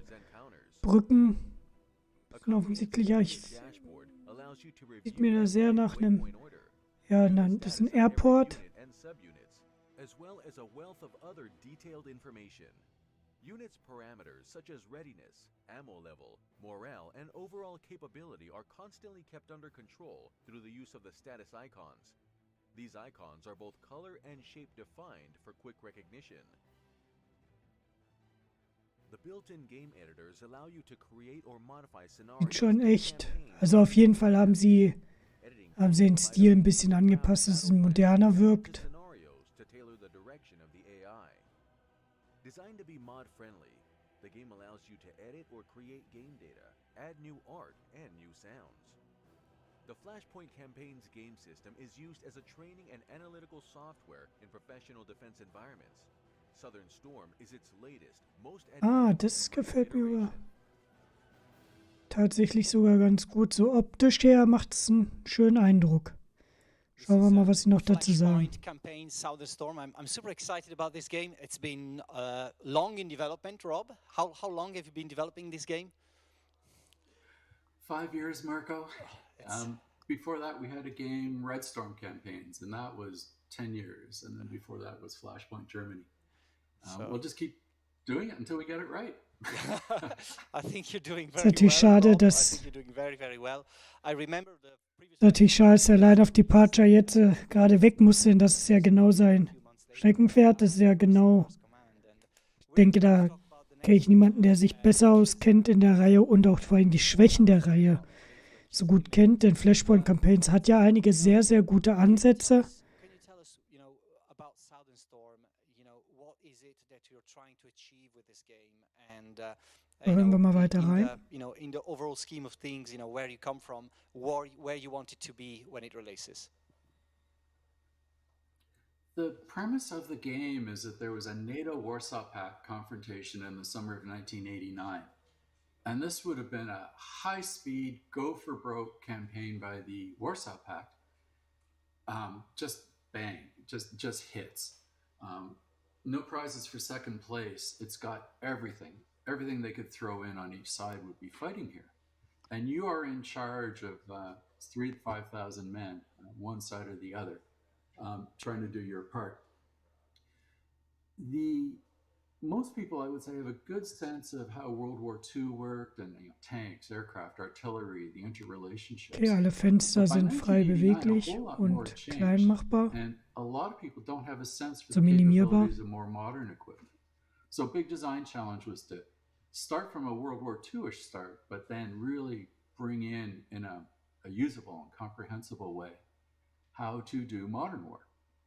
And it gets tricky, even though we held it at 1989, so you don't really get the battlefield computer revolution happening yet. There's still lots of it, and really very, very powerful things are happening that will be new to players. Kind of what you're seeing in the background are a lot of the information we displays we then created to explain, okay, why is a tank so much more lethal now? Why is this one shot and you're dead business happening now? And a variety of things. How to read the map, how to figure out what your units are capable of. All these things so you can explore. To start, though, it's a very simple game. You have units on the map, you click on them, you give them orders, you wait and see what happens. It's as you play and start to unravel, okay, well, why did this happen this way and not that way? That you start getting into this thing, you start drilling down into reports and examining the encyclopedia and stuff, things like that, to see what's really going on. The other thing I think that goes to your question, Marco, is that we made the interface really customizable. Started with a simple one. This is a basic Windows program, despite appearances. But you can customize all kinds of things about the map and your unit counters and pull up all these information reports. It supports high DPI monitors. It supports multiple monitors. Das So ist you gut. can drag a lot of those reports off to monitor 2 and then leave them up, and they update live as you go along. All kinds of things like that to make it accessible or a little easier to play. These videos tend to show everything happening all at Das ist tatsächlich eine schöne Sache, denn ich mache das ja zum Beispiel auch gerne bei Command, dass ich die Fenster mir einfach nebenbei schiebe. Also Command spiele ich halt gut auf 3 Monitoren. Und ich finde immer gut, wenn ein Programm das unterstützt, dass ich quasi Sachen auf andere Monitore rüberschieben kann, um sie dort im Blick zu behalten und mir die Spielfläche selber freizulassen. People play games very differently. You can talk to 10 wargamers about what style of counter they like and get 11 answers. And so we said, well, we can't just have one. So we have a bunch. So here we're seeing reports what's can- happening on the map, right? This is more like a map-specific video where we're showing, outside of the different windows and reports, what's happening on the map. So take us through that for a moment. Since Roman times, the secret to ground combat has been using land effectively and the lay of the land and understanding how the terrain works for or against you. And so we put a host of tools in to help you visualize that. The base map is just a top-down view, and you can pick out the rivers and the towns and the forests, but line of sight works in 3D. And so a lot of these displays here are for ground, 3D line of sight, air search radars. If you're in a helicopter, you're up an extra 10 or 20 meters. What can you see from there? If you're setting up a good position for either the attack or the defense, you need to understand what can be seen and what can't be. Mhm. So all of those tools are thrown in for when you need them. This part of it is showing more the relationship of the units to each other. So you can understand the relationships of the units to the map. So weapon ranges, visibility. This particular screen's the Maku, where it highlights where the high-speed areas are. Those are in gray. And the orange and red areas are much slower, difficult areas to traverse. Significance of that is that, if you're attacking, you want the high-speed areas. If you're defending, you want to be parked in the low-speed areas, overlooking the high-speed areas, set up traps and ambushes. That's what they do in real life, and that's what we've learned to put into this game. Right now, we're just playing around with the background color of the map. If you find it too intense, you can tone it down. If it's too dim, you can turn it up. Little fit and finish issues like that or something. Also tatsächlich schon von Haus aus sehr gut anpassbar. Mir gefallen auch diese kleinen Button unten am Bildschirmrand, wo man relativ schnell mit agieren kann. Types of counters, is it NATO counters, is it like, what you want to display in the counters and such. It's just an incredible amount of variety there. And, one of the cool things about Flashpoint campaigns series is that, it's a game that happens as a WeGo game, and I always find, as a marketing person, found very hard to explain to the wider audience what a WeGo system is. So because we have a video about orders and movement, you might want to take that opportunity to explain the ground concept behind a WeGo game. Sure thing. There are kind of 3 points to the way we did this here. WeGo itself means that the game clock stops, each player puts in their orders, and then you start the clock and you watch the action unfold. So both sides are moving at once during turn resolution. That's the core of it. What gets more interesting is that you can put in, say, an hour's worth of orders, even though you only have a 20-minute turn, and those orders will be remembered. And then the unit, until it's ordered otherwise, will continue to execute on them. So you can set up quite a plan, hit go, and everything just then runs on its own until they run out of orders. The other thing is that the turn lengths for each side aren't necessarily the same length. Most games, of course, they are. You move all your pieces, they stop, take turns doing things. With us, it's simultaneous movement, it's persistent orders, and as the two sides become increasingly disorganized because of the combat, their turn length can stretch out.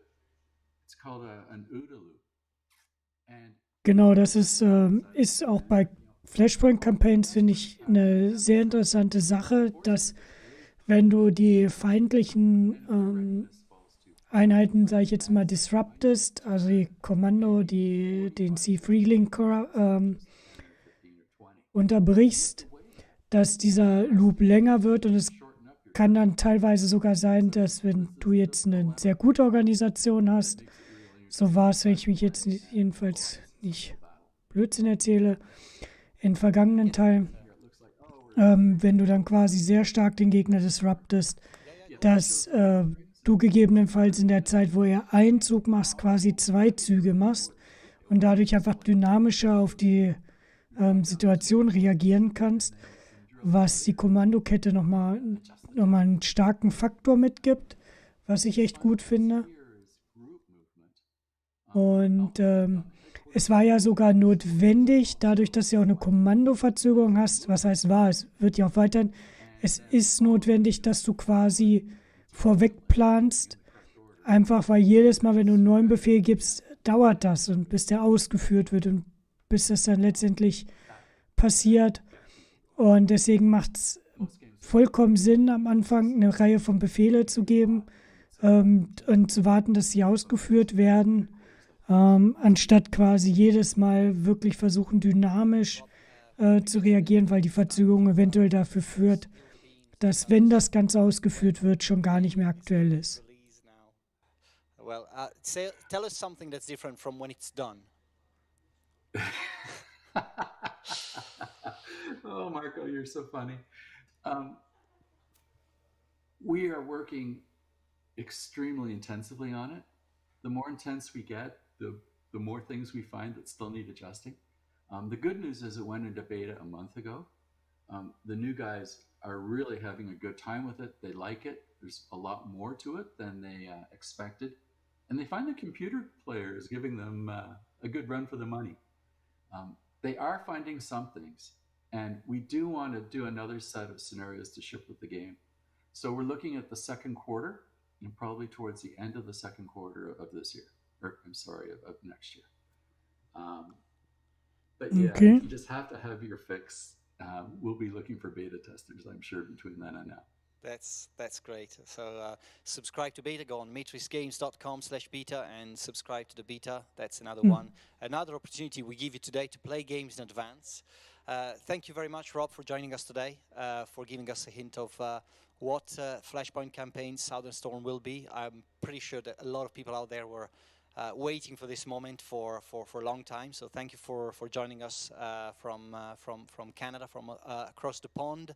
And well, I'm sure we'll be having you back in the near future to talk more about Flashpoint Campaigns. Also das war jetzt tatsächlich für mich einer der interessantesten Punkte. Und being used professionally both by the Ministry of Defense in UK and the Marine Corps in the US. So it's kind of, you see the complexity and you see why the complexity is so deep, and it's such an important thing, part of the experience. But don't feel put out. It's a game that's really fun to play. So make sure you give it a try or give a look at some of the videos online. There's quite a lot of Flashpoint Campaign stuff because you'll be surprised. Right, so before we move to the sort of even more interesting part, if anything, this was partially due to the fact that, what we've talked about so far was about already released. gut, also ich wollte das nochmal laufen lassen. Also er hat ja nochmal darüber gesprochen, dass das halt im professionellen Wesen auch genutzt wird, diese Software. Und ist schon ganz interessant. Also ich denke Flashpoint Campaigns gerade, weil ich weiß gerade gar nicht, was es aktuell auf Slitherine kostet, die alten Teile. Aber gefühlt ist es ein guter Preis gewesen und es läuft ja auch immer noch der Sale. Guck mal fix nach. Also ihr kriegt Flashpoint Campaigns Red Storm für knapp 14 € und den DNC Germany Reforged bekommt ihr für nochmal 10 €. Auf jeden Fall meiner Meinung nach gut, da einfach mal reinzuschauen, sich das Spiel anzugucken, wenn man das möchte. Und ja, Beta, vielleicht habt ihr Glück und rutscht rein, aber ich würde schon sagen, einfach mal in die Beta reingehen und gucken, was passiert. Ob ihr vielleicht eine Möglichkeit habt, das zu spielen, ist aus meiner Sicht. Macht das schon immer Sinn, einfach um ein Gefühl dafür zu bekommen, hey, liegt mir dieses Spiel oder liegt es mir nicht. Allerdings solltet ihr Flashpoint Campaigns vielleicht ein wenig Zeit geben, bevor ihr da eine Entscheidung trifft. Denn es hat einen gewissen Tiefgang, es hat eine gewisse Komplexität und ich denke aber so gefühlt vom Eindruck, ich bin natürlich nicht so tief drin, wie gesagt, der Line of Departure, der hoffentlich, davon gehe ich aus, auch auf dem Blog, auf dem DWB, dem deutschen Wargamer-Blog, hier mal ein wenig Werbung zu dem Thema, auch ein Artikel schreiben wird, gehe ich jedenfalls von aus, weil das schon ein Thema ist, was ihm sehr am Herzen liegt. Und letztendlich denke ich, dürfte das recht interessant für viele werden. Und überhaupt ist die Serie sehr interessant. Ich bin mal gespannt, was sie jetzt gleich noch announcen. Tut mir leid, dass ich jetzt die Launch mal überquassel. Aber ihr habt vielleicht festgestellt, man bekommt gar nicht so viel Zeit, zwischendurch reinzureden, einfach weil es doch von der Moderation her relativ viel Interessantes gesagt wird. Ich möchte dem Marco auch nicht immer da reinquatschen. Aber ja, also allgemein nochmal für den DWB ein bisschen Werbung. Also der deutsche Wargamer-Blog an dieser Stelle ist ein Projekt von mehreren Leuten aus der deutschen Wargaming Community und ist ein sehr interessantes Projekt und wir planen da auch in Zukunft noch mehr mit reinzunehmen und da quasi dann immer Artikel über neue Spiele, über alte Spiele, über interessante Mechaniken, historische Fakten. Gerade kann ich da auch den Seth mal ansprechen. Sollte man auf jeden Fall mal immer reinpacken.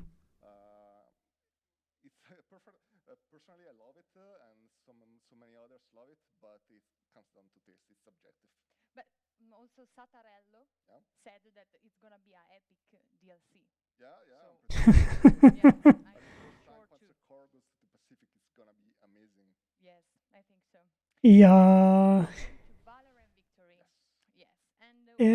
Auf jeden Fall interessante Weihnachtsbekleidung. Hast du schon recht. Aber pass auf, die scheint ja gerne Stiefel zu tragen. Die kann dir also wahrscheinlich auch dann ganz gut damit in den Arsch treten, wenn du dich nicht benimmst. Ja.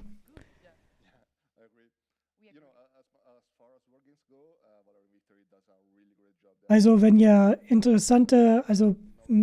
ich sage jetzt mal auf interessante Berichte einfach mal interessant reingucken wollt, einfach dw-blog.de.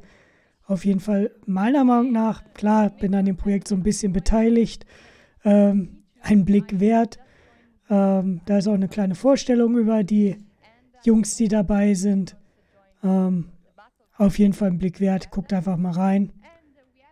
Wir versuchen die Artikel auch kurz und übersichtlich zu halten, dass ihr quasi da jetzt nicht erstmal einen Roman vor euch habt, aber aus meiner Sicht, gerade wegen den vielen guten Autoren, die wir haben, ganz klar einen Blick wert. Gut, was sind eure Tipps für die kommenden Spiele? Ich habe überhaupt gar keine Ahnung.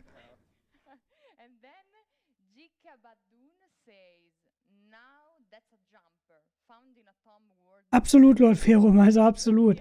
Wenn das jetzt irgendwie asiatisch wäre, also gerade so Japan oder so, würde ich jetzt sagen, okay, die weiß vielleicht gar nicht, was da steht, weil das ist ja tatsächlich, wenn man sich das in Asien anguckt, die haben ja ein großes Problem mit Englisch, aber da sie ja nun mal Englisch spricht, ja, aber interessant, stimmt schon.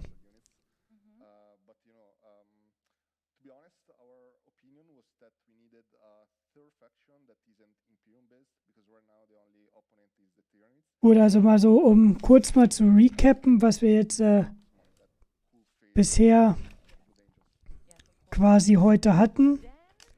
Also Distant Worlds, ne, haben wir ja angesprochen, einfach Release Date. Starship Troopers, da das Musiksystem und also wenn wir uns das mal angucken, März kommt Starship Troopers, erste Hälfte kommt Panzer Corps 2 Pacific, Field of Glory kommt im ersten Quartal, also im Februar, Valor und Victory kommt im Februar, dann die Battle Sector, die Necrons kommen Anfang, vermutlich so erstes Quartal 22 und Flashpoint Campaigns zweites bis drittes Quartal habe ich mir jetzt aufgeschrieben, weil naja, wir wissen alle, wie das ist mit so Daten, die dann so übertrieben gesagt unter Zwang rauskommen. Definitiv interessant, einiges an Spielen. Wie gesagt, für mich ist am interessantesten Flashpoint Campaigns bisher und Starship Troopers. Starship Troopers eher so halt so nebenbei mal spielen und tatsächlich Flashpoint Campaigns, denke ich, wird allgemein ein sehr interessanter Titel. Vielleicht ja auch ein Titel, den man mal im PBM spielen könnte. Da bin ich gespannt. Da habe ich auch schon mit jemandem gesprochen, ob wir beziehungsweise er hat mich angesprochen, wobei ich mir fast am Überlegen bin, ob er sich nicht vielleicht lieber wen anders als Gegner suchen sollte, der ein wenig besser in dieser Spielereihe ist. Da ich leider sehr, sehr selten Flashpoint-Campaigns spiele, sollte ich in Zukunft vielleicht lieber wieder ein wenig häufiger tun. Gut. Jetzt haben wir noch 5 Minuten. Doch mal eine relativ lange Pause. Würde ich sagen, da hören wir uns noch kurz an, was die beiden sagen und dann gucken wir mal gleich, was als neuer Titel kommt. Someone get David a Santa's weather, someone says also. Well, I got the Necros one instead. Yes, That's yes, better. yes. And let's talk more about Starship Troopers, because we have also other comments, exception made for the one we already mentioned, about the music. For example, I wonder how no, sorry, this was a bad comment about the video, so I can't report it. Sorry. For example, it's nice when you know people who also love the IP are working on it, but put that TLC into something to make it as special as it should be. Yeah, I think they're referring to Lucas wearing the mobile uniform. Infantry uniform Yes. and armor. Yeah. Yes. He really looks great in it. Yes, pretty cool. Wow. And but what are your thoughts about the games that we have already seen? I'm curious. Well, it's so positive. I love it. I'm really eager to see what 2022 brings to us. Yes. We have seen so much awesome and cool stuff today. So it's kind of overwhelming. Lord Ferrum, gutes Thema. Ich finde, da muss man, meiner Meinung nach, ist da der gute Mittelweg, wenn du eine sehr gute Anleitung hast. Da möchte ich einmal, ich sag jetzt mal dieses Monster von Gary Grigbees ansprechen, ja. Und an Gary trauen sich viele Leute nicht ran, weil eben auch die Regeln, ne? Also wir reden über ein sehr umfangreiches Regelset, wir reden über sehr, sehr viele Mechaniken. Aber meiner Meinung nach ist es gut, wenn man, also ich bin jetzt auch kein Power-Gamer, ja? Also ich lerne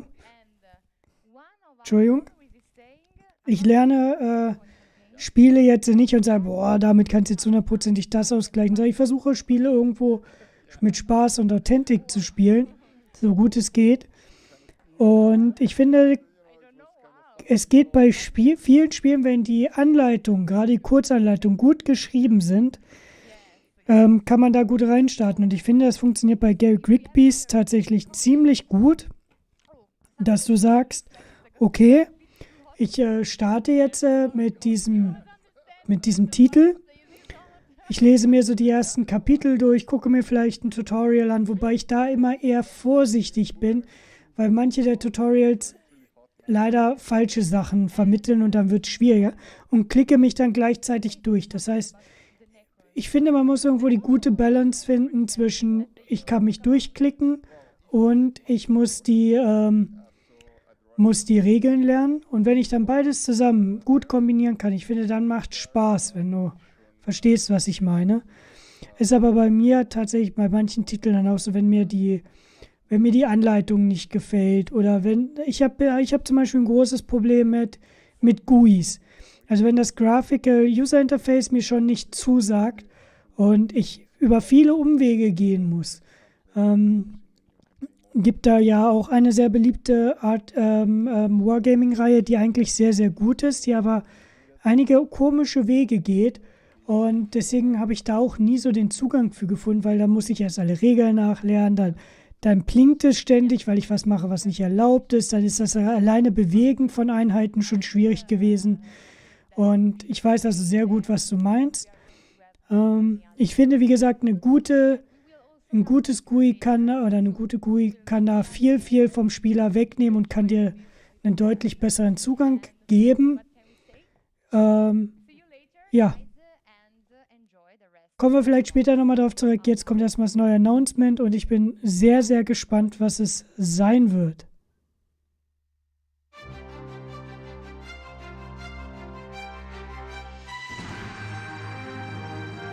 Slitherine TV, jetzt mit ihren 17 Uhr Nachrichten.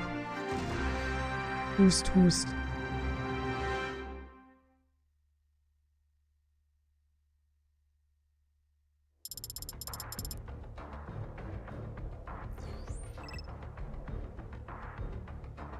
Okay.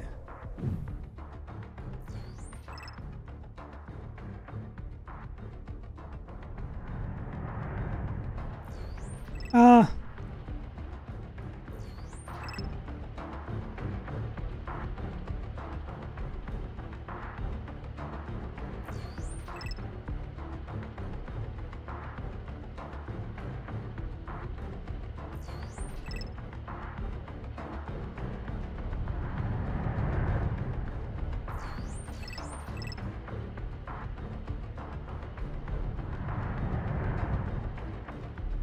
Wasserfalldiagramme.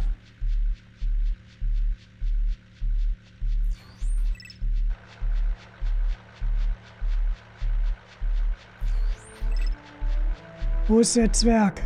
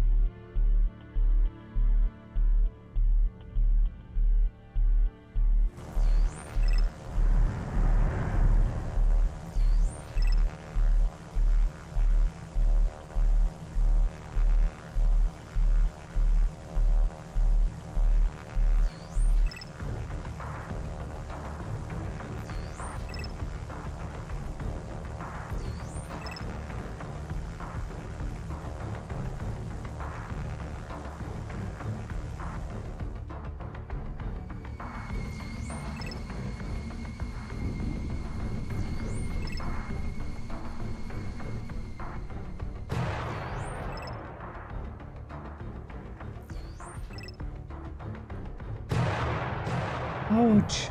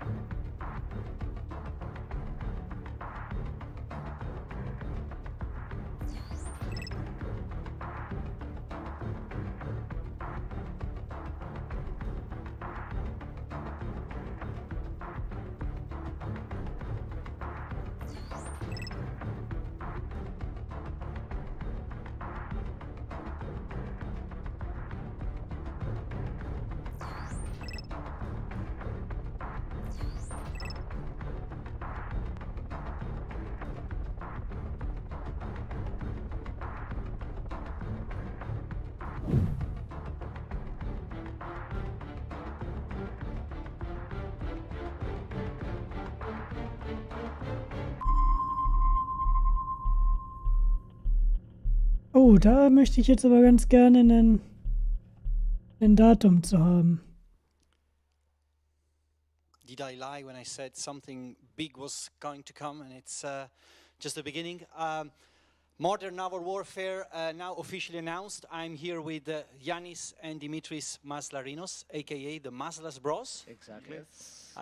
The creators of this wonderful simulation Giannis Dimitris, welcome to our stage. Well, we haven't had the opportunity to have the British people here, but luckily European laws still allow for within European travel. So and so we came here and we don't have to change shirt like David every 5 seconds. Exactly. We don't have to call David and change shirts. So thanks for coming over, guys. This trailer looks amazing. Every time we watch it, we see like how great an experience it's trying to create. But can you tell us, first of all, what is modern naval warfare? Modern naval warfare is hardcore submarine simulation. Ich hasse den Begriff Hardcore. Probably we expand it in the future. And we aim to simulate as much as possible the operation of a modern submarine in the world of the 21st century. Submarine simulations we haven't seen for a quite long time now. So it's been a long time since we had anything like that. Yeah, something like 70 years. 70 years, yeah. That's quite an untapped market here. But I think that what we're trying to create is not only a submarine simulator here. We've seen from the trailer there's a lot more happening. What is it that that this grand scope of the game is about? Is modern naval warfare. The scope, yes, the truth is really big. We try to model the whole world, we try to model underwater operations, we try to model surface operations, which at first it will be against you. Usually we try to model how modern sensors or weapons operate, and even how civilian traffic behaves with all these vessels moving around. So the word is realism, right? Yes. I guess that's the... Yes, that's the main point. That's the main point. We have one first video I'd like to start from. Okay. The first video we are going to show you is an overview of the control room. First of all, you said submarine simulator. Also ich bin begeistert. Yes, submarine. So this is a nuclear submarine. What type of submarine is it? It's the US Navy Virginia class attack sub. Actually we don't model the whole range. At first we model only blocks 1 through 4. And there are slight details on each version. That's what we see here is block 1. And block 5 and block 6 are not out yet. We hope later on when they are released and we find what the technical differences, we can add them also. So this is what we're seeing here is, actually everything you see is interactive, right? 90%, yes. We don't simulate the valves, but everything else, everything operational-wise, yes, it is clickable. Now we are at the helm of the station, the pilot station, as they call it nowadays, where you control the submarine, you give commands. We see the command console, it's where the captain sits. Some interfaces are up, the radar screen, for example, here. And now we move to the sonar sack. It's the left side of the control room. We can see how several sensors, sonar sensors are operating. And that displays what replaced the old periscope the old submarines used to have. It's called the photonics mast. We're outside the submarine now? Yes, we are on the outside world. That's in ja, da gebe ich dir recht. Destroyer. And we put enough detail for the the outside of our submarine. Surface, of course, we put much detail on the civilian traffic because in past simulations the world was empty, but we gathered the GIS data that fills the world with real world traffic and ships. One of the things you were mentioning earlier was that, everything about submarine is about sound. So, you took a lot of care about, modeling the sound system. Wundert mich natürlich, dass sie so modernes U-Boot gewählt haben. Ja, sie wollen in die moderne Zeit gehen, aber es ist natürlich immer schwierig, Informationen über solche Geräte zu bekommen. Allerdings ist es schön, dass es nicht zum 10.000. Mal in Anführungsstrichen die Los Angeles-Klasse wird. Das schon, aber mal gucken, wie sich das letztendlich dann spielen wird. Gerade dieses Multi-Seed ist tatsächlich etwas, was ich total interessant finde. Das hat mir auch bei Wolfpack schon, aber bei Wolfpack hat leider der Tiefgang gefehlt. Ansonsten hat dieses Besetzen von mehreren Stationen mit mehreren Leuten ja unglaublich viel Spaß gemacht. Ich habe mich da ja meistens als Tauchoffizier gemacht. Naja, weil da darf man schön an Ventilen rumspielen. Realism, as we said. Yes, obviously. Yes. So, you know, you mentioned realism. We looked at the inside of the submarine. We're talking about how the game is played. So that every station is playable. Yes. How does it work with actual gameplay? There are different ways to play the game. One of it is that you are the captain. Usually the captain doesn't man any station at all. So what the captain does is give commands left and right.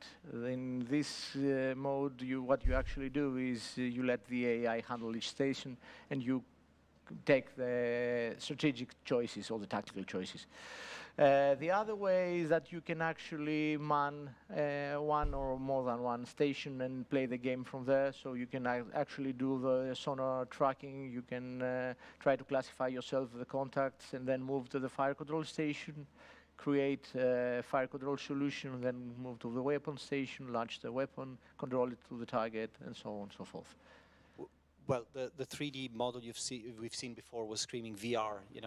Is that part of the game, right? Yes, it is. Especially when you play the captain side, because if you are on a screen on a single station, there's no much point there. But as a captain, yes, you can look around, look at the station you wish to address another given a command to. Sorry, so look at the station, say do that and that, go on with your life looking somewhere else. That's really cool. As you talk about realism, realism is not only happening inside the submarine, but it's also happening outside the submarine. There's a lot of research going into that as well. So the next clip is about actually, going out there and seeing what's happening outside of the submarine. So you tell us a bit more about it whilst it plays. Okay, we've got our submarine. It's somewhere outside a Philippine island. At the moment, we'll run a little bit faster the time, so we can see how a day progresses. We can see the stars moving. Their locations are real world and accurate, which means that if you select a location on the planet, select the date and time, you get the accurate position of stars and the moon. And apart from the night time lighting, all the lights on the ships observe normal maritime laws. So lights usually are as they're supposed to be. Interessant. The video started again. The video started again, I said. Yeah. Oh, that's not a problem. It's not a problem. We can stay here for quite a long time, so it's not a problem. They came all the way from Greece, so yeah. Saying about the whole idea and the whole thing about the environment is that the player is actually on the real coordinates of a real world system. When you choose on your mission to put your ship, the coordinates are exactly the same as it would be in the real world. So that's what he was saying, that the stars and the sun are positioned in the correct position, regarding the time. So if Die you move your ship Konstellation to passt. another coordinated system, you're going to see the stars and the whole world different. One of the things that you've also modeled is exact, landscape and sea. So it's you don't do the whole world, but it's a pretty chunky part of the planet. Yes, we've got at the moment our first map that we're going to release. It's the South China Sea. It's 1,200 by 1,200, 1,200 kilometers by 1,200 kilometers. It's a pretty big stuff. And we model the whole underwater environment completely. So if there's rock where you are at the moment on the bottom, you can see rock. Right here we can see sand. If there are trees at this point, you probably see the trees in our simulation also. we paid more attention for the underwater environment because it affects also the way sound travels. Of course. Es wird natürlich interessant mit dem südchinesischen Meer, dass sie das modellieren, wird natürlich interessant, was sie an Assets mitbringen, weil das ja ein interessantes Szenario, interessante Zeit ist und wie weit sie den Zeitraum begrenzen. Wir reden da über die aufgeschütteten Inseln, die China errichtet hat. Werden die präsent sein, werden die nicht präsent sein? Also ist das der Bereich, das wird wirklich sehr interessant in dem Bereich, wo wir uns da bewegen. 40 hours, 2 days. Okay, 2 days, Yeah. not bad. We could run a marathon for that. Yes. That'd be cool. Well, we've seen the tech, a little bit of the tech and the research you've put in the game. What about gameplay? You know, how will the game unfold in the player's hands? Okay, first of all, we've got a huge range of missions. The missions range from simple chase the enemy down and kill him, sink him, or whatever, or her, to surveillance missions, to track missions, to insert special forces missions, and you are going to be in command either on a campaign or a single mission. Well, the video started right now. We saw here deployment of weapons, in this case, and shooting stuff. Yeah, the fun part. Yeah. Yes. What are we shooting now? What is happening here? We are opening our bay doors for the vertical launcher doors, and we're shooting some Tomahawk anti-ship missiles. In this case, 3 of those. This particular block has 12 of these bay doors and 12 missiles, along with torpedoes and mines and other weapons, of course.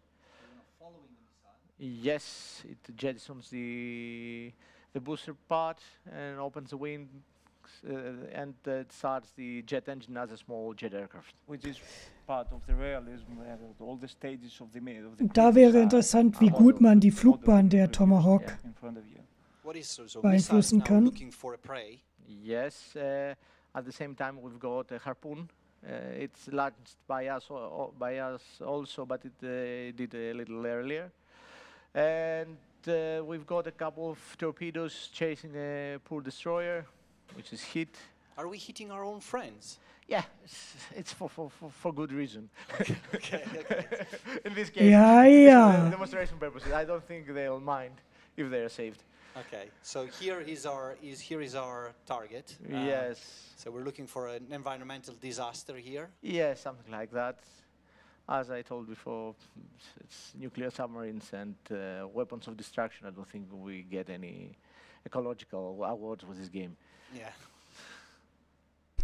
So here's our missile trying to look at the target. It turns on its last turn. Yeah. Our target is at the end. It got already hit by one of the earlier missiles, and then it's homing in. At this point, its radar is actually working. It's really tracking the submarine. The ship. Yeah. If something happened, or it was a military vessel and it tried to spoof the missile, it might miss. But this oil carrier has no hope. Okay. Here you go. Goodbye ship and goodbye all the fish in the area. Yeah. And one of the things, talking about realism, guys, I'm pushing very hard on this because. Interessant, dass Sie das mit den Lags angesprochen haben. Es ist ja so, Harpoons und Tomahawks, du kannst ihnen Wegpunkte geben, in echt. Wäre hier natürlich wirklich auch ein interessanter Punkt, inwieweit Sie das mit eingebracht haben, wie weit man das beeinflussen kann. Oder ob es quasi das Ziel acquired und dann Feuer raus damit. Wäre tatsächlich interessant. Big for such a niche product, at least, and very, very helpful. We've got a lot of pros, sonar operators, submarine officers, and NCOs and stuff. some active, some on reserve, some veterans, and a lot of academic guys from all over the world. They've helped us a lot in order to push the envelope, and we're very proud to say that there are a lot of days that they look pretty amazed with what we did, and we are very proud about it. I think, this game is not being announced or seen for the first time publicly. It's the first time, but you've shown it for the first time in Stafford back in, was it October or September? Yes, to some military professionals, and I have to say they were really blown away by the quality of what you're doing. That's what we heard. Yeah, to be honest, they are professionals, so we saw it. You don't get any claps because it's business for them. But afterwards, we got very, very, very welcome, and they were impressed with what we did. It is supposed to be the pro version of the product, but the difference is the trailer is similar. So we got even more proud for that. That's great. Yeah, I mean they don't clap, but they smile sometimes. Yes, something like that. Yeah. So, and the best question is, could I play that on my home computer? Yeah. Which means that they do like it. They do like yeah. it. What do I need to play this game? Yeah. Yeah. Guys, a question I have to ask. How far are you into development, and what are you thinking for a release date? Okay. Let's take a step back. We've been researching the whole thing for 3 years. And that's because we never got a replacement for our old modern submarine simulation game. After that, we have been working on that extensively for the best part of the previous 2 years, and now we are 2/3 in the way to finishing. We hope to release by fourth quarter next year. All right, so it's going to happen in 2022, hopefully. Yes. Guys, thanks for joining us. Okay, Ende nächsten Jahres. I have to say that every time I Bin see ich skeptisch? of the game, I am amazed by the amount of detail. Ich würde tatsächlich eher tippen. So that's great. So thanks for joining us. Thank you very much. And well, guys, this was the first announcement of the day. We are going to have more, of course. Willkommen zurück, Line. Nee, quasi eine moderne USIM erstmal. Sie wollen es eventuell erweitern, aber es ist erstmal eine USIM Virginia Class, also quasi Silent Hunter in neu mit mehrfachen Stationen, die besetzt werden können von mehreren Leuten.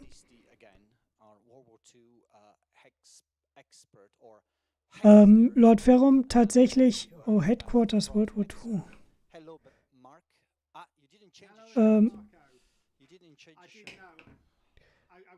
Also kurz, um auf dich, Lord Ferrum, noch einzugehen, also die Kundschaft sind natürlich meistens Simmer oder Leute, die überhaupt das Thema schon mögen. Ich denke, der Bedarf ist schon da, denn die Silent Hunter Community ist immer noch sehr aktiv, ist sehr spaßig dran. Wie Sie schon gesagt haben sie auch einen Military Contractor dahinter. Das heißt, es wird eine Professional Version geben und es wird die Personal Version geben. Und ja, auch wenn du sagst, du hast keine Ahnung, was da abgeht, aber das heißt ja nicht, dass nicht vielleicht so ein Spiel dich dann quasi letztendlich dann einfängt dafür und dir quasi Interesse für das Thema bringt. Also ich habe ursprünglich mal angefangen, mich für U-Sims zu interessieren mit dem Titel SSN von Tom Clancy. Ist schon eine Weile her. Und ja, aber vielleicht gehe ich da nachher noch mal ein, aber dann gucken wir uns jetzt mal Headquarters World War II an und hören uns mal an, worum es da geht. More standard Slitherine type gameplay. We sort of say it's easy to play, hard to master. There's a lot going on under the bonnet. Very sort of detailed routines going on, sort of working out what's there. So it's quite narrative driven. For example, we have a ex-military writer, published writer called Robert Lofthouse, who we brought on to help with the dialogue and just keeping it authentic. It's the Normandy landings, it's D-Day. It's played from 3 perspectives. So we have a British campaign, a US campaign, and a German campaign as well. Oh. As you can imagine, with everything that's going on at that point, they are very different, the sort of campaign objectives that you have, with obviously a lot of the German ones almost on retreat that you're playing. So yeah, there are 3 campaigns, roughly sort of 9 or 10 levels per campaign. Alongside there, we have skirmish and multiplayer, and there'll be the usual sort of play-by-email turn-based tournaments that we get going. It looks very pretty. It's not hex. It's grid-based. It's looking very pretty at the moment.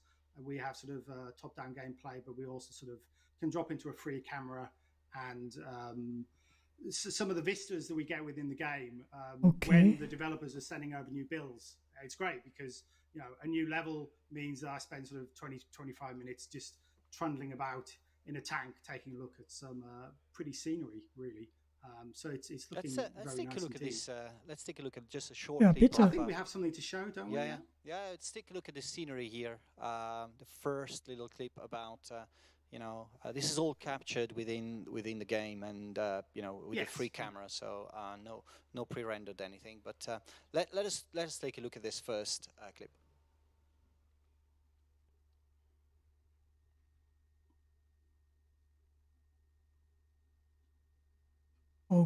Okay, das. Yeah, so this is a port environment that we have. So yeah, this is all in-game stuff. We have animals. We have pigs in trucks. We have pigs, cows, and chickens so far, which are having their own dynamics applied to them. So as you can see, it's a really rich environment. I mean, it's looking absolutely gorgeous. This is the environment we're playing in. Viechers. In some ways, especially later, things are destructible within the maps. So you have these lovely kind of farmhouses that are eventually destroyed. Yeah, the engine here we are using is Unreal 5 and the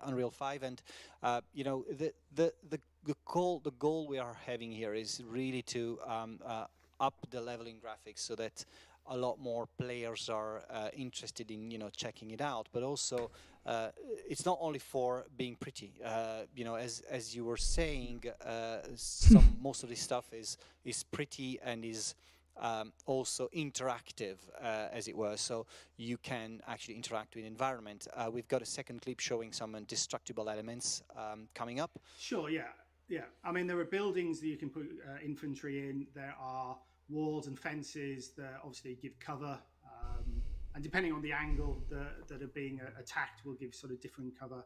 But yeah, it's all destructible, the buildings and the sort of cover. So I think we see the sort of sandbanks bags being smashed. There's a lot of wall action going on here. It's all in engine, all in game. Das muss der neue, sehr leichte Panther sein. Hey, ein Sonderkraftfahrzeug 234-2. This tank coming down. This one is touching slightly on the side and destroying a little house.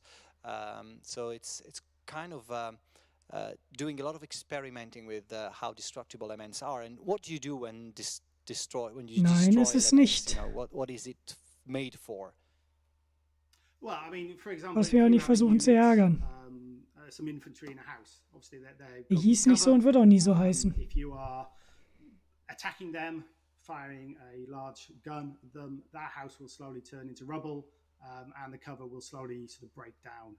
And it's for them to either remain there or to sort of move to more cover. The levels will be and because authentically, a lot of this would have been bombed before the battles are actually taking place. So the designers through the next phase of the level design. Okay, ich würde jetzt aber gerne mal ein bisschen Gameplay sehen, um ehrlich zu sein. Lovely sort of farmhouses and lovely sort of towns and villages. So when you actually come, it will be that authentic slightly bombed out, smoke coming from buildings already. So there'll be a variety of sort of different buildings, some destroyed, some not destroyed. So the various cover will be present. The game is I often call it some sort of battle sector, but in a historical setting because of the similarities between the two products.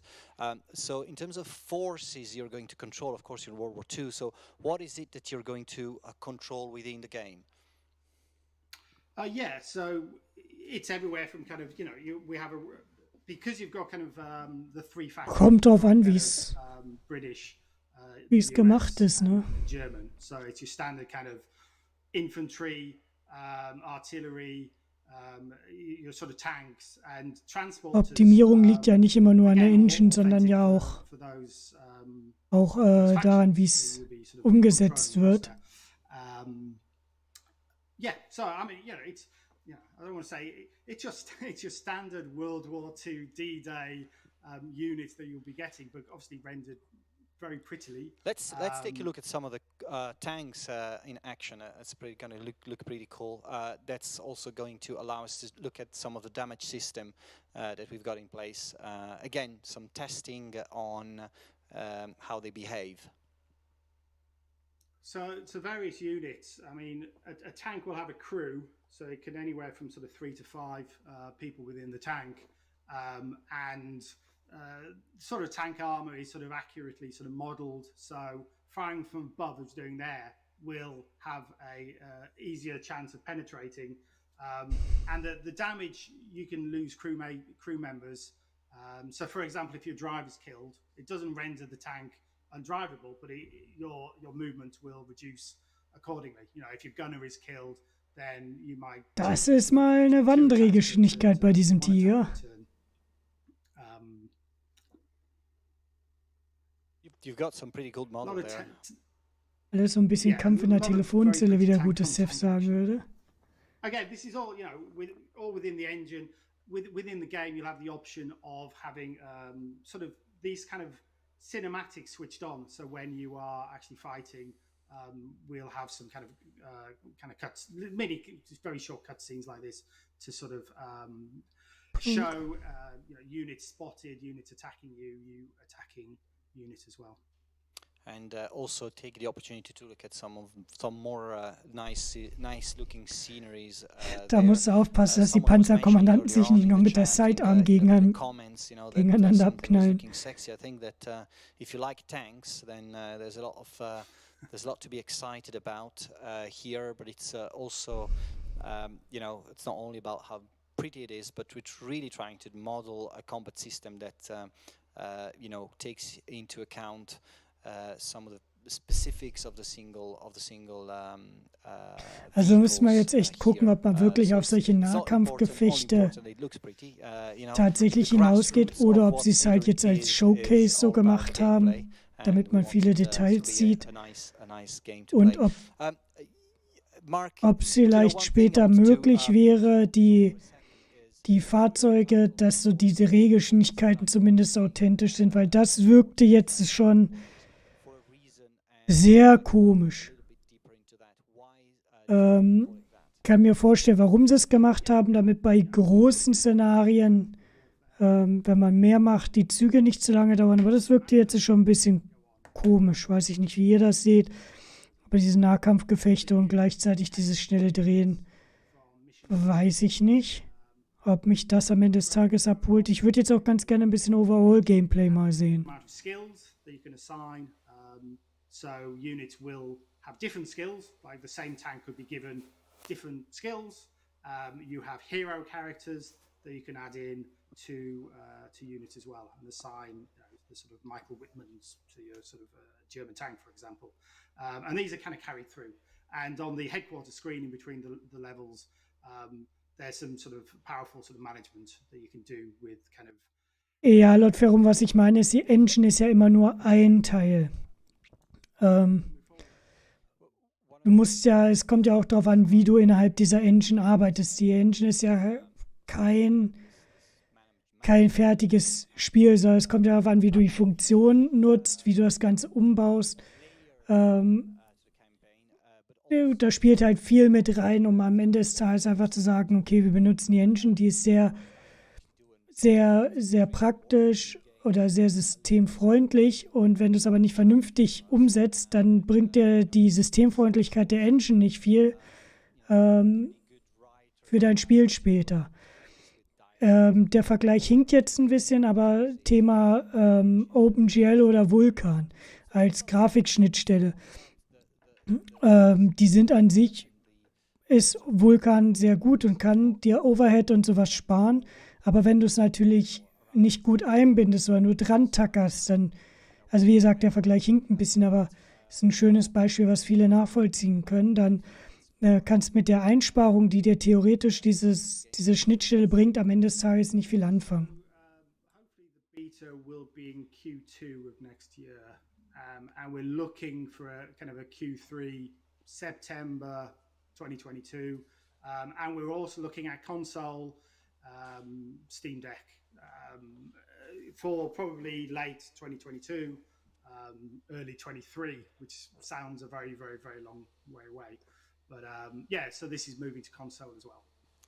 Yeah, the game system, as I said, is trying to sort of trying to bring a historical flavor to some pretty solid, combat gameplay systems we've built over the years. So we've got kind of an experience in that, and we know that this is going to be our big challenge, to bring these systems to a much wider audience. And thanks to Starny Games doing an excellent job in bringing that flavor to some existing gameplay models that we built over the years. Mark, thank you very much for joining us. You've been great. Great to talk to you. This is not last time I see you today, right? I'm hoping that I won't be topless for the next one. All right. No, because it's a pretty important one. This is Mark is going to come back at the end of the show for, I would say, the big announcement of the day. We have something super cool to excite you with, and so thank you very much for the moment. Next up, we have we're going back to the community lounge for a few minutes in a few moments. After that, we will have the gameplay reveal of Stargate. The gameplay reveal of Stargate will feature actual gameplay for the first time. Not only we're going to tell you more about how the game fits into the SG1 storyline, and we'll have Neil McKenna joining us to talk about that. We'll also have a gameplay reveal for Broken Arrow, a game we announced back in May, and that got a lot of positive reactions. So we've got still left a full hour of enjoyment, so stick with us. I'll be giving back the mic to the community lounge, drink some water, and be back to you in a few minutes. See you later. Ja, weiß ich nicht. Also von Headquarters World War II war ich jetzt tatsächlich relativ unterwältigt. Ich hoffe, das nimmt man mir jetzt nicht übel, dass ich das so sage. Da hatte ich doch jetzt erstmal, dass man, klar, Ingame-Menschen, aber dass man jetzt tatsächlich keine tatsächliche Gameplay-Geschichte gesehen hat, mich ein bisschen geärgert. Kampagnen schön und gut, aber ich bin sehr skeptisch, was Headquarter World War II angeht. Flashpoint-Campaigns, Releases angedacht, Line Q2, Q3.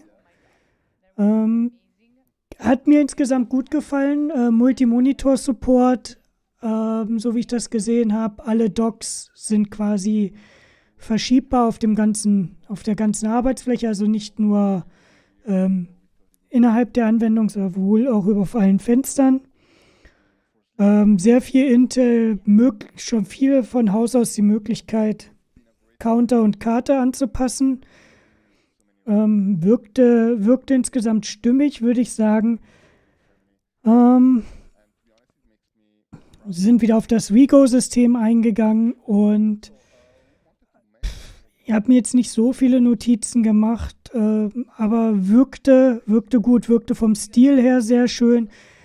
Regeln hat man jetzt natürlich nicht viel gesehen. Ne? Also wie weit, ich habe auch gesagt, dass du uns da jetzt eigentlich gerade gefehlt hast bei Flashpoint Campaigns, weil das ist ja nun mal, da bist du deutlich tiefer drin. Und du hattest ja in der Vergangenheit in den ersten Teilen ja auch deine verständliche Kritik, die du ja mal sehr ausführlich gearbeitet hast. Und ich habe gesagt, dass höchstwahrscheinlich von dir ja dann auch ein Beitrag im DWB dazu kommen wird. Habe also da auch mal ein bisschen Werbung für unseren DWB gemacht. Jetzt hier im Live-Chat wird es vielleicht nicht so viel bringen, aber vielleicht dann, wenn das Video nochmal als VOD hochkommt, kann ich mir vorstellen, dass der eine oder andere nochmal reinguckt. Auf jeden Fall hoffen wir, dass da von dir was kommt. Und wir hatten ja auch über das Thema PBM gesprochen, aber weiß ich halt nicht, ob du nicht vielleicht lieber gegen Titzi spielen solltest, der in der Serie deutlich besser drin ist als ich, da ich doch, was Flashpoint Campaigns angeht, sehr stark eingerostet bin. Man soll sich weiterhin für die Beta bewerben. Ich weiß nicht, hast du einen Beta-Zugang bekommen? Kannst du ja mal vielleicht sagen. Ich habe keinen, aber vielleicht bekomme ich ja trotzdem etwas früher Zugang zum Spiel, dass man da mal was gucken kann. Okay. Warum nicht? Wenn ich so unhöflich fragen darf.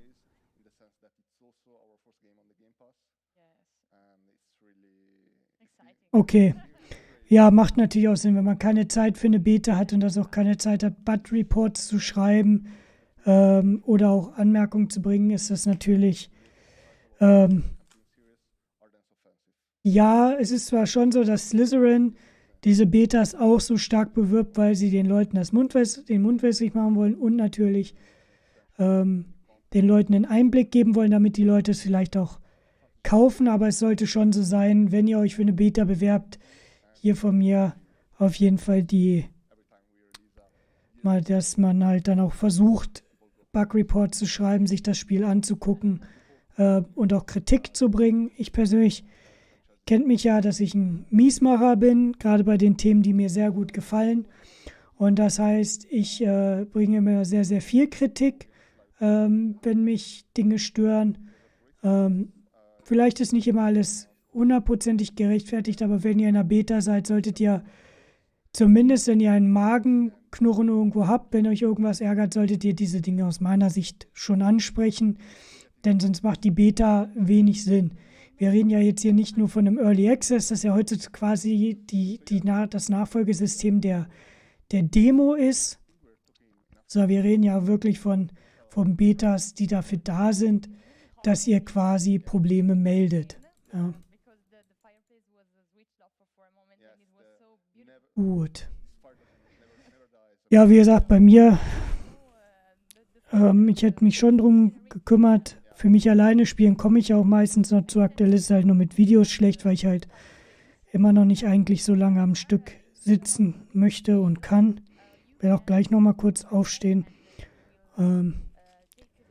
Ja, laut Ferrum Live-Action-Trailer würde ich nicht drauf wetten, aber wäre natürlich eine interessante Überraschung. Tatsächlich haben wir jetzt, weiß ich nicht, ob sie so schnell mit ihrem Programm durchgekommen sind, aber tatsächlich haben wir ja jetzt eine relativ lange Pause. Um 6 Uhr soll es weitergehen. Und ich bin tatsächlich auf das dritte Announcement gespannt. Also Modern Naval Warfare hat mir gut gefallen. Kommt natürlich letztendlich darauf an, wie es umgesetzt wird. Ja, wie gesagt, Headquarters weiß ich nicht. Also ich hoffe, dass sie jetzt diesen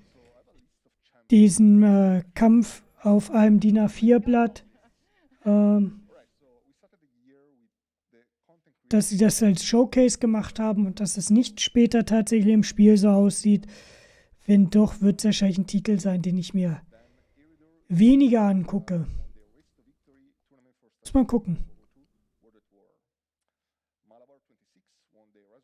Headquarters World War II. Das war jetzt das letzte, wo du den Panzerkampf kurz gesehen hast.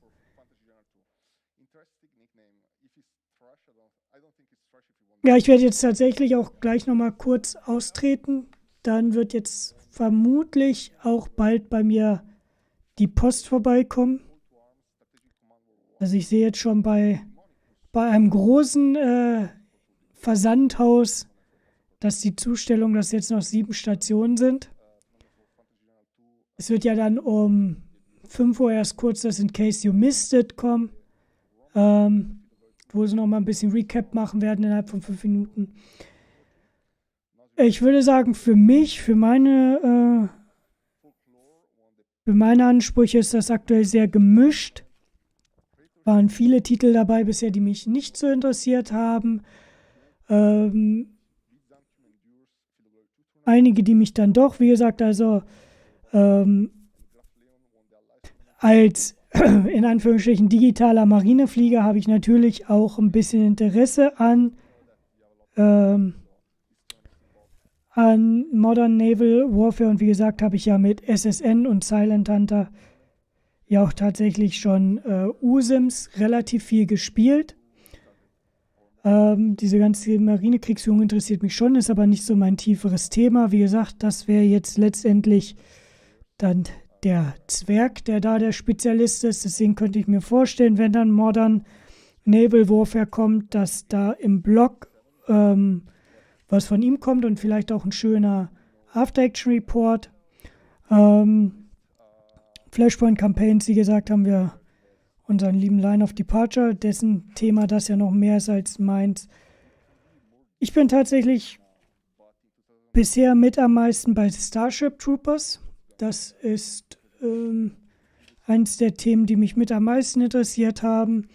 Da bin ich aufs Spiel gespannt, aber da war ich ja durch die Beta schon sehr, sehr vorsichtig oder durch die Demo. Muss man dann natürlich letztendlich gucken. Okay, jetzt steht angeblich der Schlitten schon vor meiner Haustür, obwohl es noch 7 Stationen sind. Vielleicht hält er sich nicht an seine Route. Ein Wahnsinniger.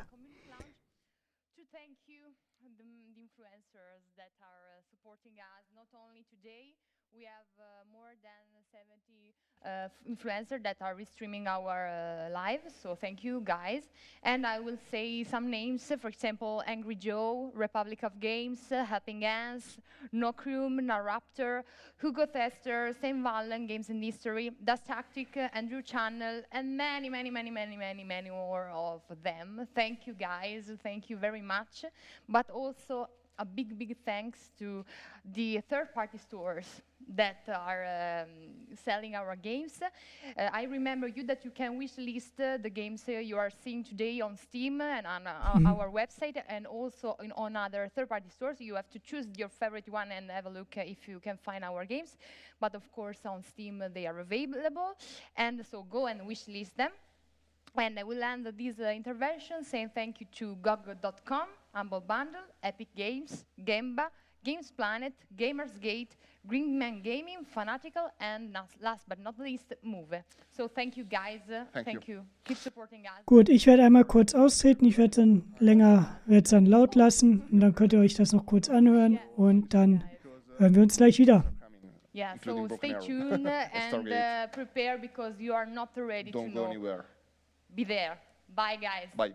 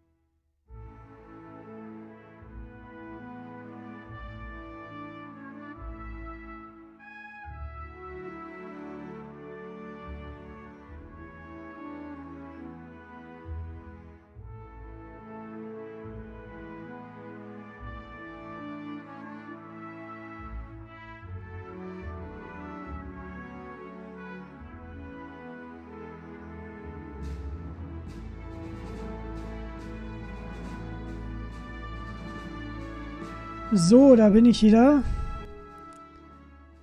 Kam auch zum Glück gerade die Post. Das heißt, ich habe jetzt auch meine tollen neuen Handschuhe und brauche nicht mehr frieren beim Fahrradfahren. So.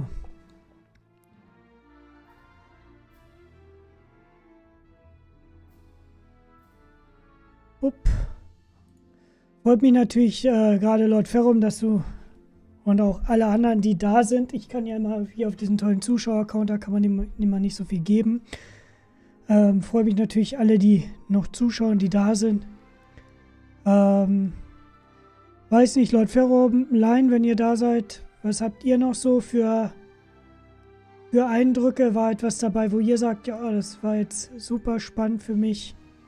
Meine Line hat ja jetzt leider nicht so viel Zeit. Es ist aber auch, du musst ja auch immer arbeiten, ne, Kumpel? Immer dasselbe, diese arbeitsgeile Bevölkerung. Was soll ich euch was sagen? Ging mir ähnlich. Ich war so richtig froh, gestern endlich wieder arbeiten gehen zu können. Haha. Da ist nicht hier zu unboxen. Die kommen in einer Dings. Sind einfach nur, und ich habe sie auch schon anprobiert. Außerdem, guck mal, 4 Minuten geht's schon weiter. Crimson, hey, schön mal wieder was von dir zu hören. Außerdem bin ich immer sehr vorsichtig mit Marken nennen. Jan, ausgeglichen würde ich sagen. Headquarter World War II hat mich nicht so abgeholt. Modern, also wir hatten schon mal darüber gesprochen, Modern Naval Warfare holt mich persönlich sehr stark ab. Starship Troopers freue ich mich natürlich drauf. Wie gesagt, bin großer Fan der Serie. Starship Troopers und Modern Naval Warfare war tatsächlich meine Highlights bisher. Und natürlich Flashpoint Campaigns ist für mich natürlich auch ein Muss. Aber tatsächlich ist für mich Starship Troopers und Modern Naval Warfare bisher das i-Tüpfelchen. Battle Sector ist nicht so ganz meins. Ach, die stecken dahinter. Dann habe ich keine große Hoffnung. Ich hatte mich nicht viel vorbereitet, aber okay. Ja. Naja. Schauen wir mal. Wir wollen ihnen mal noch eine Chance geben. Wir gucken mal, wenn es da ist. Aber so dieses Kämpfen auf dem DIN A4-Blatt oder wie der gute Sephira sagt, Kampf in der Telefonzelle. Das ist nicht so meins. Ja, Crimson, freut mich auf jeden Fall, dass du an der Uni bist. Und ja, Studentenleben ist natürlich hart, anders als die meisten Menschen denken. Hat ein Student doch mehr zu tun, als man denkt. Vorausgesetzt, man ist in den richtigen Studiengängen. Oder wenn man dann halt viel zu tun hat, wohl leider in den falschen. Ja, freut mich auf jeden Fall von dir zu hören. Ich hoffe, dir geht's auch gut.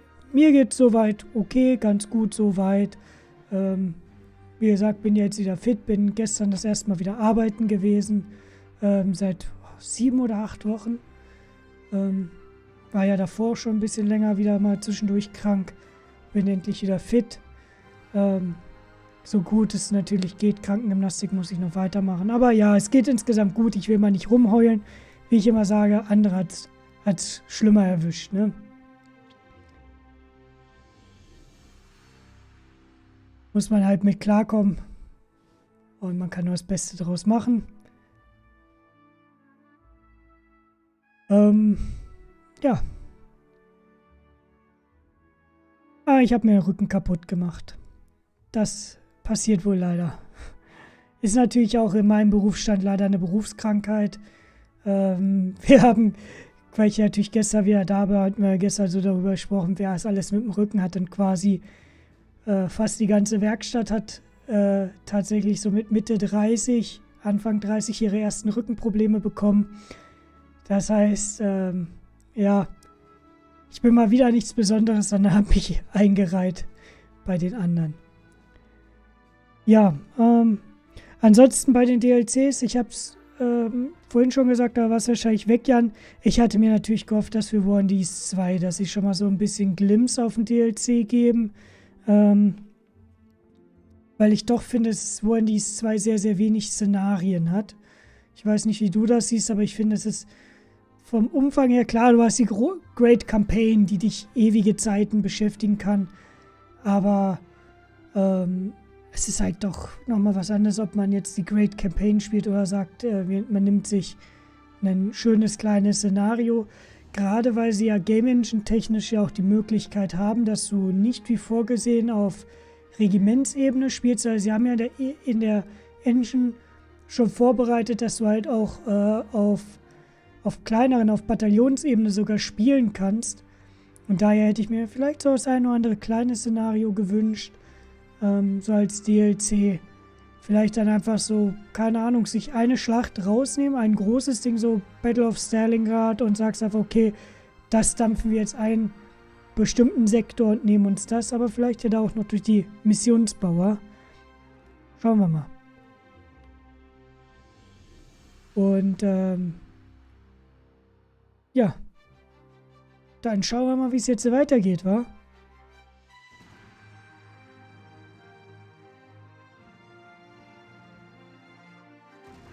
Jetzt habe ich bestimmt bald geclaimt wegen der lustigen Musik. And we are back. Oha. For the last hour of great show. I'm super excited about this last hour. It's been an incredible afternoon. I have to say the number of people watching us has been outstanding. We're super excited about the number of great fans and co-streamers, everyone watching us. So thank you for following us so far. I had my changes of dress as well.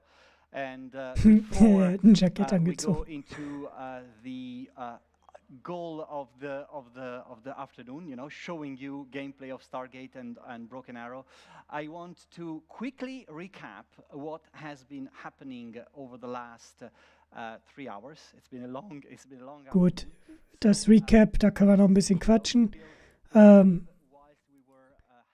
Ja, gut, ist natürlich bei dir ein bisschen schwierig, Crimson, kann ich verstehen. Also, ich kann da wirklich nur raten, zuzusehen, dass man sich einen vernünftigen Stuhl besorgt. Das macht viel aus. Und, ja, na klar, man sollte auch immer mal zusehen zwischendurch. Also ich kann dir jetzt nur aus meiner Erfahrung sagen, immer mal zwischendurch aufstehen, ein bisschen was machen. Und wenn ich jetzt hier nicht vor der Kamera sitze, man soll nicht den ganzen Tag das benutzen, aber so ein Gymnastik-Sitzball, also nicht ein Gymnastikball, ein Sitzball, soll sehr gut sein, einfach zwischendurch. Ich mache das jetzt am Tag so für eine halbe Stunde, wenn ich am PC viel sitze, dass ich mich da auf so einen Gymnastikball setze oder auf einen Sitzball setze, weil wenn du zu lange sitzt, überanstrengst du die Rückenmuskulatur. Deswegen einfach, aber ab und zu soll das ganz gut sein. Naja, und dazu habe ich ja mein Sportpensum ausgebaut. Ich muss mir tatsächlich ein neues Trimrad holen, weil ich mein altes kaputt geradelt habe. Und weil das ein relativ günstiges war, ist auch mit Ersatzteil nichts. Aber naja. Ja, Battle Sector hat mich selber auch nicht so abgeholt. Field of Glory finde ich interessant, aber wie gesagt, habe ich auch keinen Zugang zu gefunden. Und ja, also ich finde es natürlich immer gut, wenn sie zu beliebten Reihen mehr bringen. Nur weil ich eine Reihe nicht gerne spiele oder weil sie mich nicht abgeholt hat, heißt es ja nicht, dass sie dadurch schlecht ist. Sondern, wie ich immer sage, ob Wargames oder eigentlich alles am PC heutzutage, wir haben eine so große Vielfalt und das finde ich richtig gut, weil durch eine große Vielfalt können wir uns natürlich auch, findet jeder sein Spiel und das ist, denke ich, eine unglaublich wichtige Sache. Ja, wie gesagt, skeptisch bin ich bei Starship Troopers auch, weil mich leider die Demo nicht so abholen konnte. Ich hatte tatsächlich die cheesigen Realtime-Sequenzen gehofft, beziehungsweise die cheesigen Live-Action-Geschichten gehofft, weil das ist das, was für mich mit den Filmen immer so ein bisschen abgeholt hat. Auch diese Art Wanna No More und alles so richtig cheesy, übertrieben. das hätte ich ja gefeiert. Einfach, wenn sie es so in diesem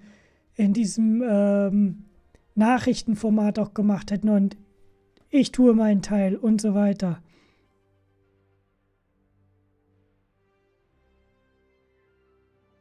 Ja, also, wie gesagt, Modern Naval Warfare hat mich auch sehr, also gerade das muss man natürlich gucken, ob es so kommt. Ich habe ja gesagt, ich bin skeptisch gegenüber dem Release-Zeitpunkt Q3, Q4. Ich denke, es wird 23 werden. Und interessiert mich aber auch. Und ich hoffe, dass sie genug Assets bringen, um vernünftig im südchinesischen Meer zu spielen.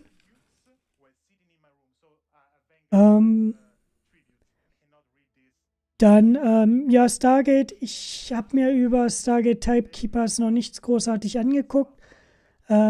Ich muss auch zugeben, dass die Serie mich relativ schnell losgelassen hat. Also ich weiß, SG-1 gilt als eine der beliebtesten Sci-Fi-Serien, aber für mich war es, ich bin ja jemand, der ich suchte Serien sehr stark durch und bei Stargate setzt dann, finde ich, sehr schnell dieser ermüdende Zustand ein, so, wir gehen auf einen neuen Planeten, wir sind genommen worden. Wir brechen aus, wir gehen auf einen neuen Planeten, wir sind wieder gefangen genommen worden.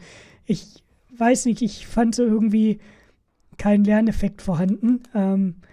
Hat mich dann irgendwann so ein bisschen, ich weiß, dass da eine schöne, tiefere Story hintersteckt und ja, aber ist nicht so ganz meine Serie gewesen. Flashpoint-Campaigns kann ich, wie gesagt, einfach nur mal empfehlen. Für 13 € vielleicht mal reinzugucken ins alte Spiel. Es hat seine Kritikpunkte. Vielleicht spiele ich es auch nochmal auf meinem Kanal an. Jetzt, wo ich darüber nachdenke, habe ich richtig viel Lust. Aber ich kriege auch schon wieder Lust, so viele Projekte anzustoßen. Und mir fehlt einfach die Zeit. Ich hoffe, dass ich jetzt zu Weihnachten ein bisschen was schaffe und auch ein bisschen was vorarbeiten kann. Soweit das natürlich klappt. Ich will aber an dieser Stelle nichts versprechen. Da nochmal Werbung von mir. Es kommt jetzt spätestens Mitte nächste Woche eine Meldung vom Gefechtsstand, wo ich euch ein okay, Vorsicht, Spoiler-Alarm. Okay, es geht weiter. I think I counted the overall number of announcements we've made. We are going to make until the end of the afternoon. It's going to be 18 different things, and you know, every single bit of the company, from marketing to production to PR to artists and so on, have worked on this show very hard. It's not easy to put together, and I have to say, you know, big thank you to everyone who's managed to put everything together. That's you know, that goes out to them, and this specific video was made by Ja, ganz klar, Crimson. Also es ist ja dieses Serienformat mit tiefergehenden Plots über mehrere Staffeln weg war ja auch damals noch kein Thema. Da hat man sich ja auch bei Voyager gegen gewehrt. Deswegen war ja One Year Hell auch nur 2 Folgen, statt dass man das auf eine ganze Staffel ausgeweitet hat. Weil damals war das ja noch nicht so mit Serien on Demand. Teaser Trailer.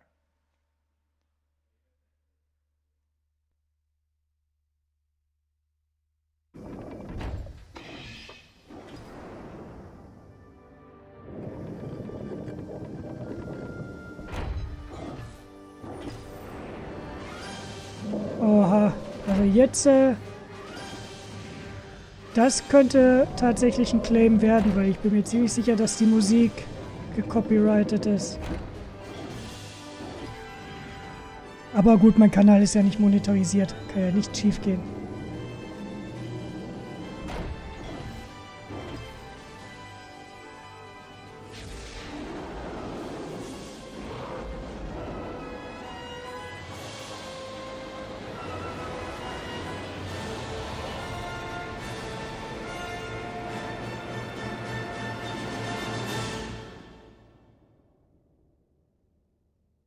Ja, das. Now, to talk about Stargate Timekeepers, I'm going back to Epsom, where Neil McKenna is joining us as the producer on the game. Hello, Neil. Hello, Marco. You got the Christmas sweater notes then. That's I did indeed. I got the note and I followed it to the letter. That's great. That's great. Thank you for joining us, Neil. You're the producer on Stargate, so you're going to tell us a lot more about the game today. First things first, we announced the game back in May. Ja, also ich denke, da werde ich tatsächlich beim Video on Demand bestimmt eine Zeit lang stumm schalten müssen. Also ich bin mir ziemlich sicher, dass die Musik geclaimed wird. Interessant. War ja wirklich nur ein Teaser. Crimson, kannst du es mal ausführen mit dem DLC-Problem? Ich bin bei Gladius nicht so drin.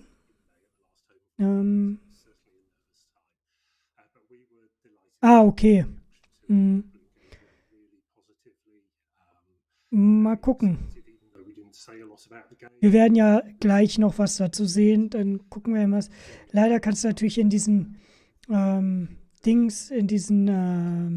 Showcases immer nicht wirklich viel bei den Mechaniken und Gameplay sehen. Bin mal gespannt. Both in dedicated Stargate communities and perhaps our more core communities, the more sort of Slitherine, Wargamer types, everyone seemed to react well to it. Ach so, verstehe. Ja, das ist natürlich schade, aber das ist ja leider mittlerweile sehr beliebte Masche, vieles hinter DLC-Gates zu packen. Bei Slitherine tatsächlich ein Problem, das ich nicht mitkriege, weil Slitherine sehr großzügig ist gegenüber Content Creator mit Keys. Aber für Gladius habe ich keine genommen, weil ich nehme nur Keys von Spielen, wo ich tatsächlich auch der Meinung bin, dass ich da was drüber mache oder hoffe, was drüber zu machen. Und das hatte mich nicht so interessiert, deswegen habe ich keine Keys angenommen. Per level, you have large playing fields through which you need to navigate your crew to achieve your objectives, which obviously differ from mission to mission. And I suppose the core pillar of the game is about getting by enemies, getting by guards to achieve your objectives and finding a way through dangerous situations and keeping your crew intact. Yeah, we've been saying a lot about making narrative-driven games today. That's like a common thread of the whole afternoon, and I guess we're getting to the gist of it, right? With Stargate, we are making a truly Stargate experience here, true Stargate experience, with a narrative-driven campaign. Absolutely. I mean, we have to make a game which appeals to Stargate fans, and Stargate's DNA is films and movies. So we have to tell a story. We're telling a new story. We're not retelling an existing SG-1 story or anything like that. I've had a good read through of the material which will be going into the game. There's almost no dialogue in there today whatsoever. It's the biggest thing which is missing from the game, but I'm very confident that it's of a very high standard. Obviously, we work very closely with MGM to make sure that they're happy as well, and they go through these things very closely, come back with a lot of feedback, which is really helpful for us. So yes, it's very dialogue driven, certainly. We want to make a game that appeals to Stargate fans as well as real-time tactics fans. So the game, of course, the Stargate, Stargate franchise we're working on is the Stargate SG-1 franchise, the Stargate SG-1 TV show. So before we talk about the story of the game, which is the first part of what we're going to unveil about the Timekeepers today, let's take a look at what is the starting point of our new adventure.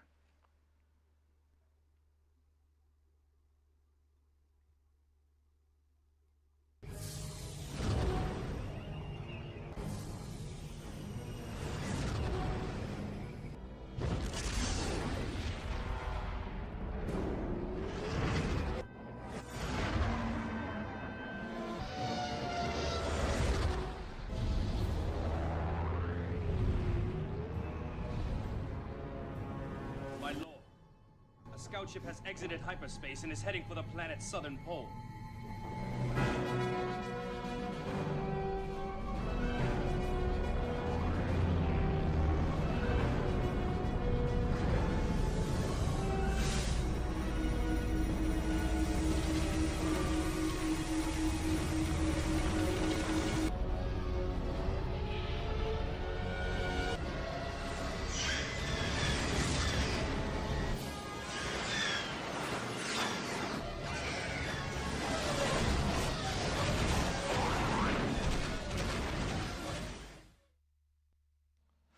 still looks great after all these years. This is Stargate SG-1 Season 7, Episode 22, The Battle of Antarctica. Neil, take it from here and tell us about the story of Timekeepers.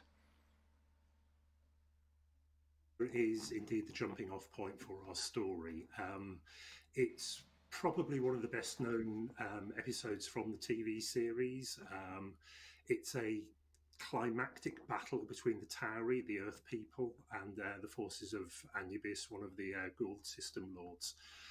The Earth people are on the verge of discovering ancient technology, which will make them much more powerful and a dangerous threat. And Anubis sends his forces to Earth, to Antarctica, to try and stop the extraction team from saving that equipment. It's one of the best regarded episodes, I think, in the entire 10 series of the TV show. Very highly rated. I think it's about 9.5 on IMDb. It was a pretty spectacular episode as well. I think originally it was written... Ja, wie gesagt, gerade da Spiele schon deutlich teuer sind. Ich muss sagen, für mich ist es auch dann ein Problem, wenn ich mir später nochmal Spieleserien holen will, dann schreckt mich das auch ab, wenn quasi da steht, okay, kauf jetzt das Komplettpaket für 200 €. Und dann sitzt du und sagst, naja, überlege ich mir meistens dann noch zweimal, ob ich es vielleicht haben will oder nicht. Ja, bei The Expanse bin ich leider ausgestiegen in Staffel 3 oder 4. 4, glaube ich, Anfang von 4. Ich glaube, 3 war ja dann der erste Plot abgeschlossen, dann ging es ja mit 4 weiter, nachdem Amazon das übernommen hatte. Und hat mich dann nicht nochmal so gefesselt. So am Anfang fand ich The Expanse eindeutig von mir aus ganz klar eine der besten modernen Sci-Fi-Serien, die es gibt. Mal gucken, wie es weitergeht mit Stargate und anderen Serien. The main characters of our story, of the Timekeepers story. Indeed. So our captain there, the largest figure, is Eva McCain.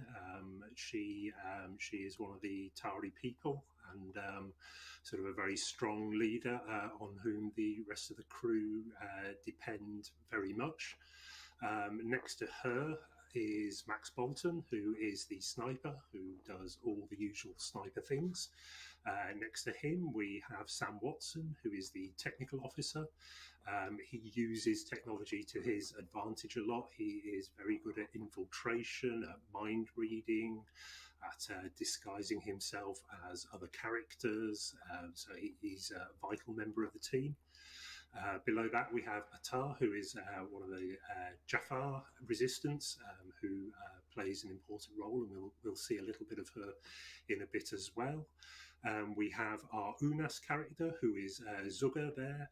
He is something of a berserker, a blunt weapon, who also has a very cute pet, who I look forward to. Naja gut, Sie haben ja heute schon von Anfang an sehr stark gesagt, dass Sie die Grundlage legen auf Storytelling, und da macht es natürlich Sinn, dass sie sich sehr stark an der Serie orientieren, weil sie natürlich versuchen, die Seriengucker abzugreifen auf das Spiel.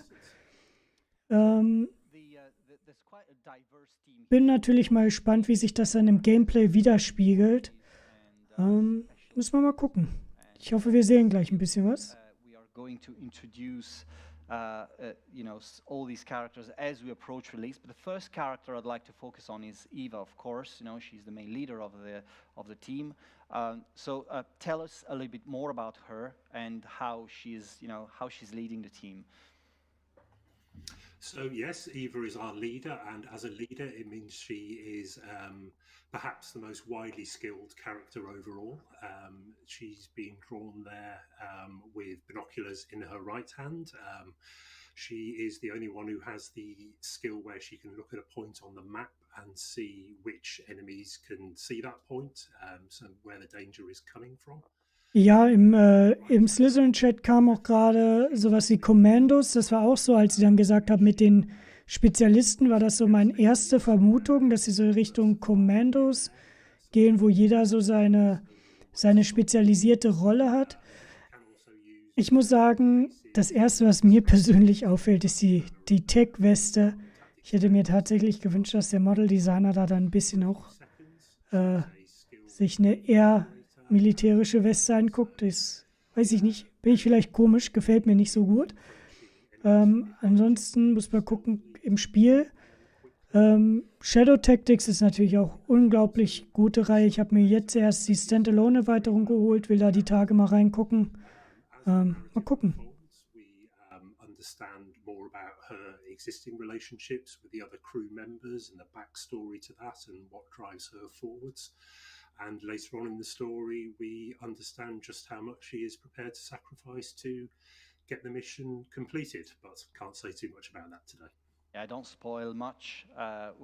That's why when we're going to show gameplay today, we're going to show only clips for Mission 1 and Mission 2 because we don't want to give too much away. But this is still going to give us enough variety to show about the game because, well, we said about Antarctica and then... Das ist tatsächlich ein guter Punkt, Lord Ferrum. Ich denke, es ist ein großes Problem, dass du solchen Genres sehr schlecht gerecht werden kannst. Vor allen Dingen halt in Anführungsstrichen bei Slitherine arbeiten ja viele eher kleinere Studios und auch Slitherine als Publisher ist natürlich ziemlich groß, umfangreich, aber wir reden da natürlich über ganz andere Budgetansätze als jetzt einen EA oder einen Ubisoft oder KKG realisieren könnte und auch über Teams, die weit weniger erfahren sind mit solchen Genres. Ich denke auch, dass es schwierig sein wird. Ja, ich denke, sie werden erstmal Leute rüberziehen, aber ob sie halten können, schwierig. Gerade, ja, muss man gucken. Also ich will hier nichts verteufeln, bevor es nicht so weit ist. Es wird aber schwierig werden. Es kommt darauf an, wie bauen sie es auf, wie machen sie es eventuell mit Zwischensequenzen. Wie gesagt, mal gleich gucken, wenn das Gameplay rauskommt. Aber ich denke, es wird schwierig, der Audience wirklich gerecht zu werden. Da gebe ich dir recht.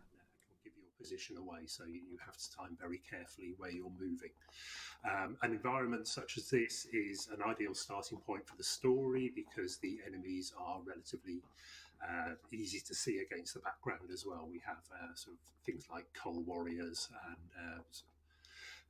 easily spotted against the background. So it helps you get to grips with the basic mechanics of the game very well. And is Im Slitherine-Chat ist gerade eine interessante Diskussion darüber mit der P90. Und das ja eher eine PDW ist, also Personal Defense Weapon. Oder ist halt eine SMG. Aber dass sie die für den Charakter genommen haben, ist mir vollkommen klar. Klar hätte sich da der eine oder andere vielleicht eher ein Sturmgewehr gewünscht, aber es ist halt ikonisch. Stargate und P90, das gehört halt zusammen. Finde ich vollkommen okay. Also, interesting parts of the game, and as you progress through the game you will discover the existence of a device called the time loop, which allows you to go back to previous areas and retry them with new skills or perhaps different team members, which can be crucial to the successful completion of the story. Can't give away every detail about that, but it's vitally important that you master that and sort of you observe what you did wrong last time and learn from that and sort of leverage that into sort of more successful runs the next time around. With a game where or an IP like Stargate, where sort of interplanetary travel is such a large part of it. Obviously that frees us up to use lots of different environments, and we'll see in the clips we're about to show that interacting with the environment is a crucial part of getting any mission done. So we have missions of in the day, at night, snowy, foresty, ancient temples, on fast-moving vehicles, indoors, underground. We have a whole range of environments which all present unique opportunities and indeed challenges. So shall we jump on the first clip and show the game? Let's do it. Let's do it then. Okay, let's go for it, Neil. Explain what we're seeing. So here we have Eva creeping up, and this is towards the end of the level. You can see the wreckage of one of Anubis's spaceships on the ground. Eva is trying to get there because the guns are still functional, and she wants to use. Okay, also ich denke, die Vermutung war wohl richtig mit Commandos, beziehungsweise Shadow Tactics oder Desperados. The approaches, she can take people out either violently or non-violently. She tends to prefer taking people out in a non-violent fashion. You can see the view cone of the enemy guards there, as is typical in a real-time tactics game. It's a two-part view cone, so the solid part is where any movement will be detected, and the broken part you can generally crouch through and you will not be detected. That is Eva doing a bullet casing toss to fool that guy over there. He's now looking for the bullet casing and where it landed, allowing Eva to sneak past. We are observing this guard walking around the top and coming round at the moment. It is a central pillar of the game that you can only work out the answer by seeing what the guards are up to and learning their patterns and what their weaknesses are. So this guy's probably not moving. Let's creep. Ja, also ich denke, es ist auch okay. Also ich glaube, der Bedarf ist da. Was mir jetzt auffällt von oben halt für ein AAA, es könnte ein bisschen, die Texturen könnten aus meiner Sicht ein bisschen besser gepolished sein, aber wir gucken mal weiter. Takes care of those two. Eva is a fairly stealthy character, so even when she's firing her rifle, the noise doesn't stretch too far. And you saw the massed forces of Anubis there at the end, who need to be tackled, but we're not giving away how you're going to do that today. Yeah, you know, we've seen a tiny bit of you know, the gameplay and how it works. You know, I would say the basics, right? You know, the very basics of you know how the game works. You know, as I said, a tiny bit. You know, how big are these levels? How big are these scenarios? How many of them we've got? The levels are really big. There are 14 levels in total. I would say that it would take a decent player familiar with the genre, probably on average something like about 16 hours to complete the game on a first run through. So over an hour a level. They're big things. Obviously, your objectives are broken down into smaller groups, so you're not bombarded with information and 20 different objectives. Alles klar, danke laut Führung. As soon as you start, it's broken down into much more manageable chunks, and you never feel overwhelmed by the levels. There's always a relatively coherent block of gameplay in front of you that you can work out and think, right, okay, this is what I've got to do next, and this is how I'm going to approach it. But yeah, the levels really are big things. What are we going to see next? You know, it's still Eva doing her own thing, but with a little. Ich denke, ein Problem ist, dass sie halt bei Stargate selbst sehr die Story nutzen wollen und dass sie Probleme haben, das bei einem Grand Strategy Game irgendwie vernünftig unterzubringen. Ja. This is the environment, by the way. This is the forest world of Haktil. Which is Eva's mission here is to escort the convoy, which is designated for some Jafar rebels. Not much resistance is expected, however, plenty of resistance is encountered. So Forest World, very different challenges. It's harder to see what's going on, but there's also a lot more places to hide, such as a forest. The game is being developed in Poland, so obviously we've got some bison in there. I think it reminds them of their homeland. I don't think we see any bison today, which is a terrible shame. We've had pigs, cows, and chickens already, but I don't think we're seeing any bison. Right, so let's jump on the gameplay clip then.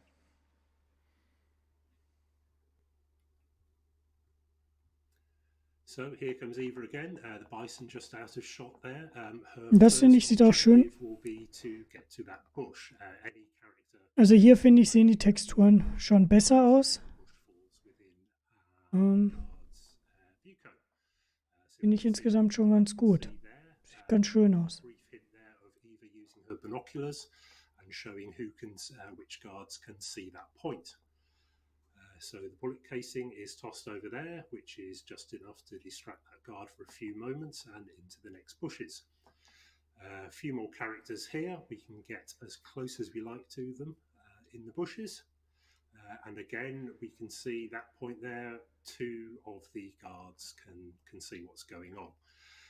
The guards don't have especially good peripheral vision, so whilst they're looking from side to side, they do remain vulnerable round about there. Again, Eva takes him down quickly, ties him up. Nobody is looking for now, but they might be looking soon. So pick up the body, dump it in the bushes where it can be hidden. You can dump a body pretty much anywhere. Some are a bit more grisly than just shoving it in the bushes. We move on a bit, and here's a quick example of the teamwork as we have Atta, our Jafar girl, appearing. Obviously, all these characters will be controlled by you. There are no sort of unplayable characters. You will select your crew beforehand. A quick example of Eva's flashbang grenade there, and takes out two guys quickly. Atta takes one, Eva takes the other. Wobei ich natürlich jetzt schon schade finde, dass gerade sowas wie ein Flashbang jetzt so eine kurze Range hat und nicht irgendwie auch andere Wachen aufschreckt. Finde ich ein bisschen schade. Oops.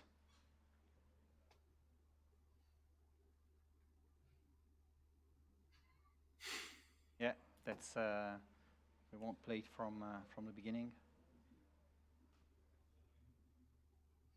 Yeah, so whilst we rewind the sort of fast forward the stuff we were showing, you know, that's when we are starting to see some more variety in interaction with the environment.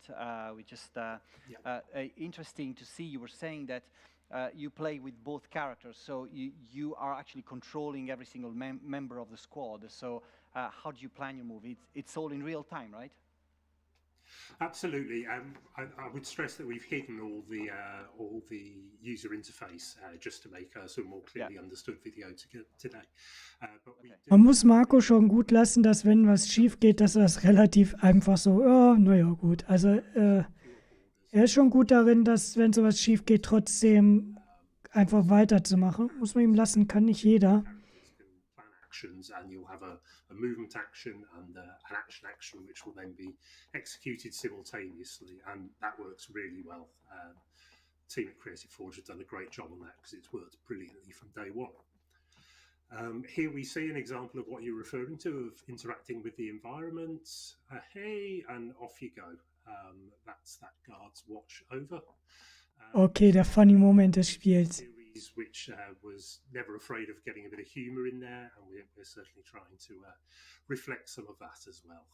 So if the odd guard can't meet a comedy end, then what good is it? Is right in front of that guard, and he simply can't see. So we don't need to worry about him too much. Creeping up, no real sound, so take care of that guy.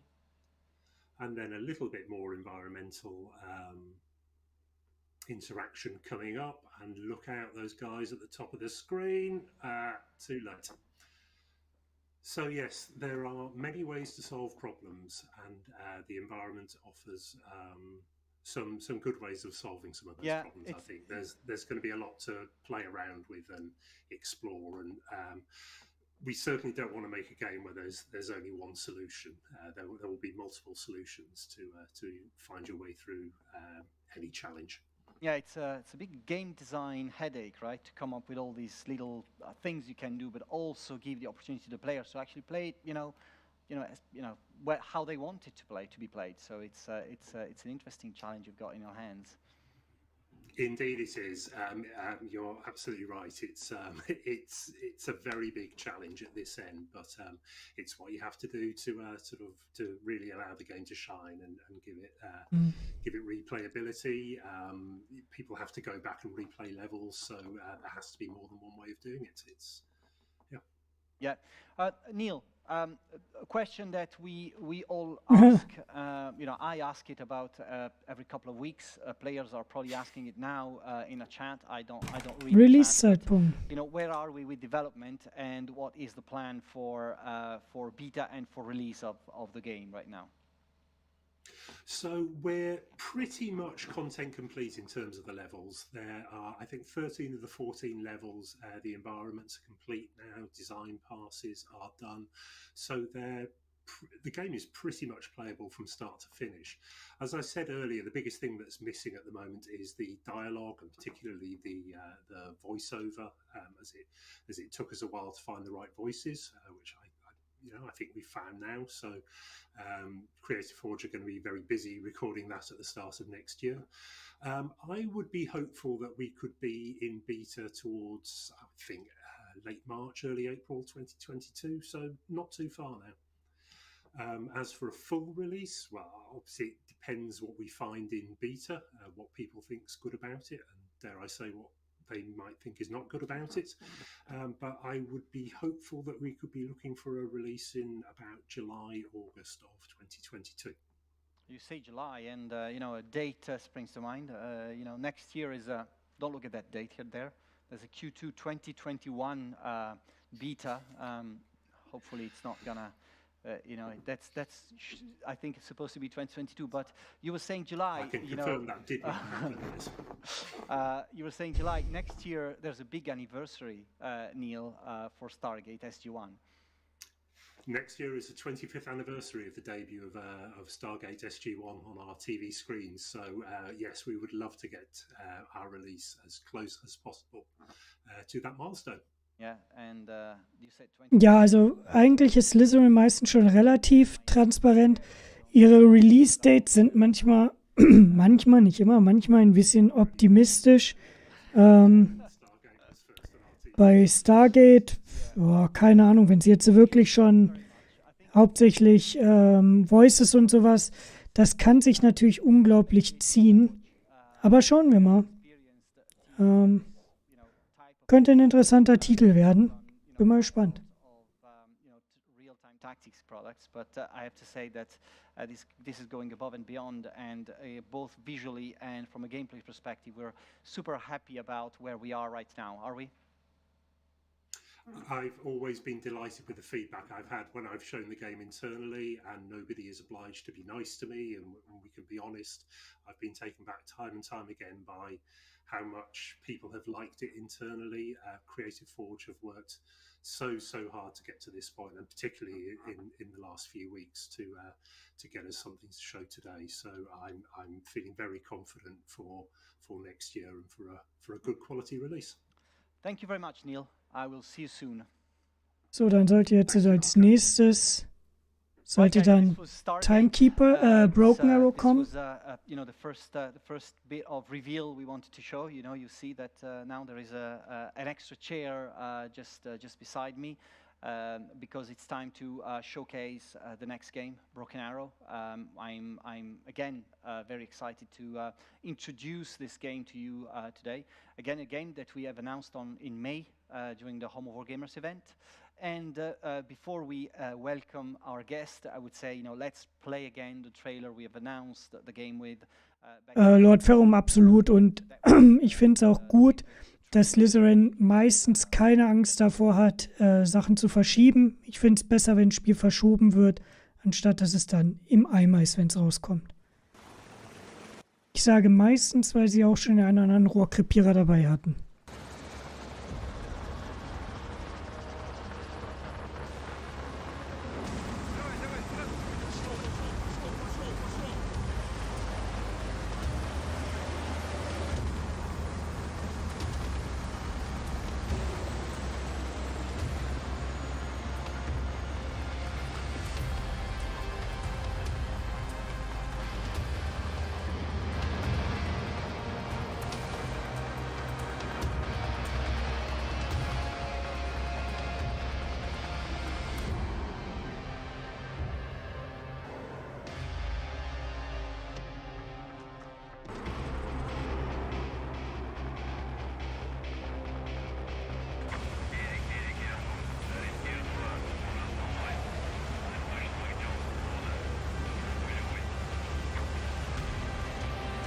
Fat Amy.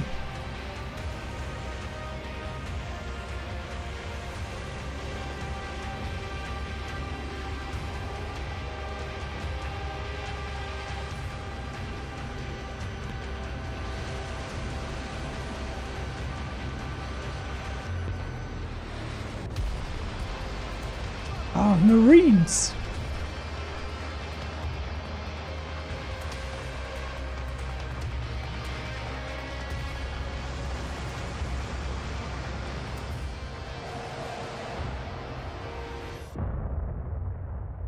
Oh, na nö.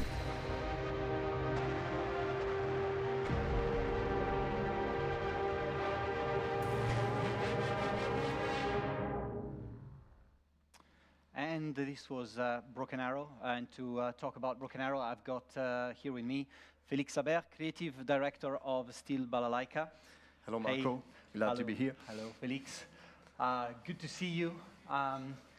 It's been, you know, 7 months ago we've announced the game. So, you know, a lot of people have joined Discord on Broken Arrow. Quite a lot of people. Yeah, we get every day tens of people coming in to our personal, well, our private Discord, where everything started, and it's continuing to grow. So it's really pleasing to see. It's really exciting. And Felix, before, you know, well, subscribe to the Discord, of course. You know, you guys, you have, you know, that's a good way to keep up to date with the game. But just because not everyone may be familiar with Broken Arrow out there, can you tell us what Broken Arrow is about? Yep. So Broken Arrow, this is real-time tactics / strategy game. It's set in a modern, realistic environment. So we're talking about 21st century warfare here. Mix of tactics and strategy, because this is a game where you have a deck system. You build your army before starting the battle. And but the problem of this kind of system is that it's very inflexible, rigid. Once the game has started, you cannot change your plan. So we have decided to bring some elements of the RTS in the mix to offer the player some more flexibility. So you have a simple economic system that Ja, es geht so in die Richtung von Wargame oder Regiments vielleicht oder auch Cold War Game. Klingt soweit erstmal interessant. Classic worker resource gathering and tech tree things. We are really focusing on combat still. Well, to properly introduce the game, you've brought us a nicely edited clip, which works as an intro video for our talk. So let's take a look, and then we can come back and talk about the game more deeply. Hell yeah. Hell yeah, sagt er einfach.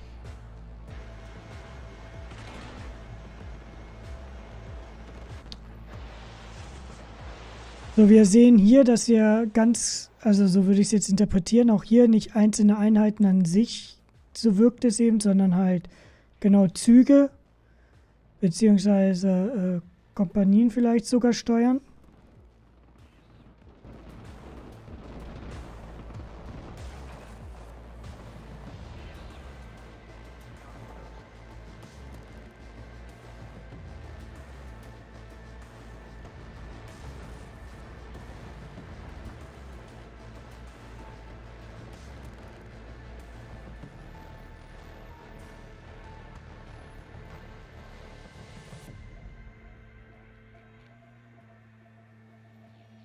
Okay, also das nächste Video, wo ich dann quasi den gleichen Gag machen kann wie bei Cold War Game.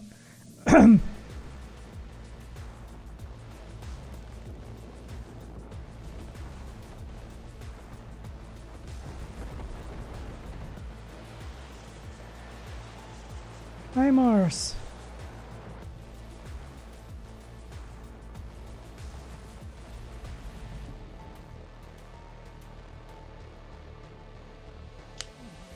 Habe ich das nicht sogar schon auf meiner Wunschliste? Yeah, it's composed internally by we have our own composer. Oh, that's great. That's great. Hey, Evgeny. So you see internal chats going on here. I've kind of seen that probably, you know, the military experts have seen some units they recognize. So you probably want to tell us more about what are the factions involved and what you can use in the game. absolutely. So our two factions are the USA and Russia, and they already totalized 200, more than 200 units actually, just for these two nations. So we have infantry, vehicles, helicopters, planes, a few landing crafts. So yep, quite a lot of units for these two nations. And you were saying about the deck before, which is a big part of the game, right? Building your own deck. So let's start from here. We have 3 actual in-game clips that are actually captured from alpha footage. So everything we show today is alpha, so don't think wird man dann final, sehen. but, you'll already see some big. Also so optisch würde ich bisher sagen, halt in erster Linie erstmal das Setting. Und dass du halt bei Wargame im Regelfall, wenn du sie nicht stackst, eher einzelne Einheiten spielst, während du hier schon es aussieht, als wenn du eher militärische Gruppierungen bewegst. Ausgenommen ist die Infanterie bei Wargame. Und Mod-Management gleich. Where all the units of the game are stored. You can watch the 3D models. Spooky, alter Schwede. Learn their statistics, compare them. But what will interest us more is something more dynamic, is the army builder part. So to create a new deck, you select one nation, so here the USA, and then you can see there are 4 specializations for each nation. They are different for each of them. And you have to select 2 of them. So 2 out of 4, that makes 6 possible combinations, 6 archetypes of decks that will give the general shape of what you will be playing. Once you have selected your specialization, so your archetype, this is not over. You have 7 categories.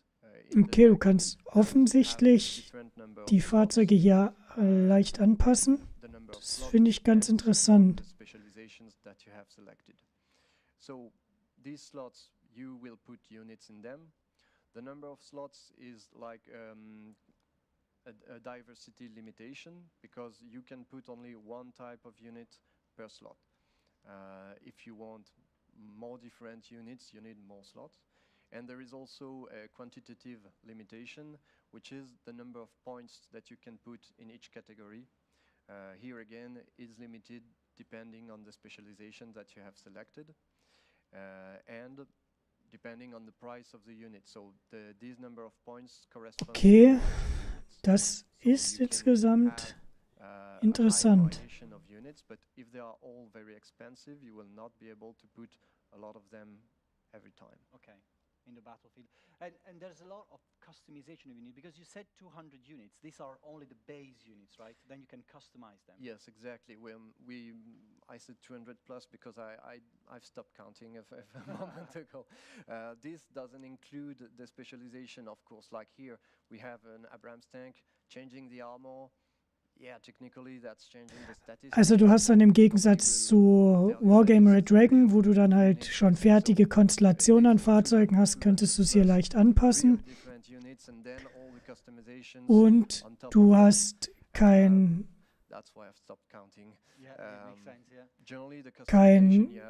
einzelnes Kartenlimit wie in der Vergangenheit, sondern du hast offensichtlich hier dieses Punktelimit, und je nachdem wie, also es wird am Endeffekt auf einen ähnlichen Effekt hinauslaufen, könnte aber darauf hinauslaufen, dass die Decks, dass du etwas mehr Unterschiede hast, weil es ist ja bei Wargame, gerade wenn du Multiplayer spielst, schon darauf hinausgelaufen, dass bestimmte Einheiten eigentlich immer gespielt werden und manche eigentlich gar nicht. Yeah, it looks like this is almost like a game on its own, right? It just feels like you're playing. This is the first. Finde ich aber gut, gefällt mir bisher sehr, sehr gut. It's the pleasure of the mind and then the pleasure of the eyes and the ears when you see them fighting. I'm myself a big Magic player, and well, making your deck is a big part of the game. Yeah, yeah, absolutely. And we're going to see some more planes here as well. Building the models so that they can be modified. How hard is that? Well, it complexifies things a lot, in fact, because instead of having a single entity that you can easily manage with all these characteristics, that forces us to split it into different Okay, wir haben, die Bilder sind hier natürlich aktuell nur Platzhalter, also wir haben die Rhino in beiden Versionen und hier die Spooky. This is really something we wanted to have because customization, this is the essence of 21st century units. They have to have a lot of modularity, and since we wanted to represent that, we had to have a lot of modularity in the game too. That makes a lot of sense. One thing I couldn't help noticing in the deck building, well, when you showed us the main menu, is that there's an editor in the game. Yes. So we have a video for that, but can you tell us how did you implement the editing for? Lord Ferrum, ich denke, du wirst ähnlich wie wie bei anderen Spielen dann halt sehr stark auf fertige Decks gehen. Dass du einfach sagst, ey, hast mal ein Deck für mich. Und es wird sicherlich auch vorbereitete Decks geben. Once the game will be out. So let's take a look at this. We can take a look how it looks.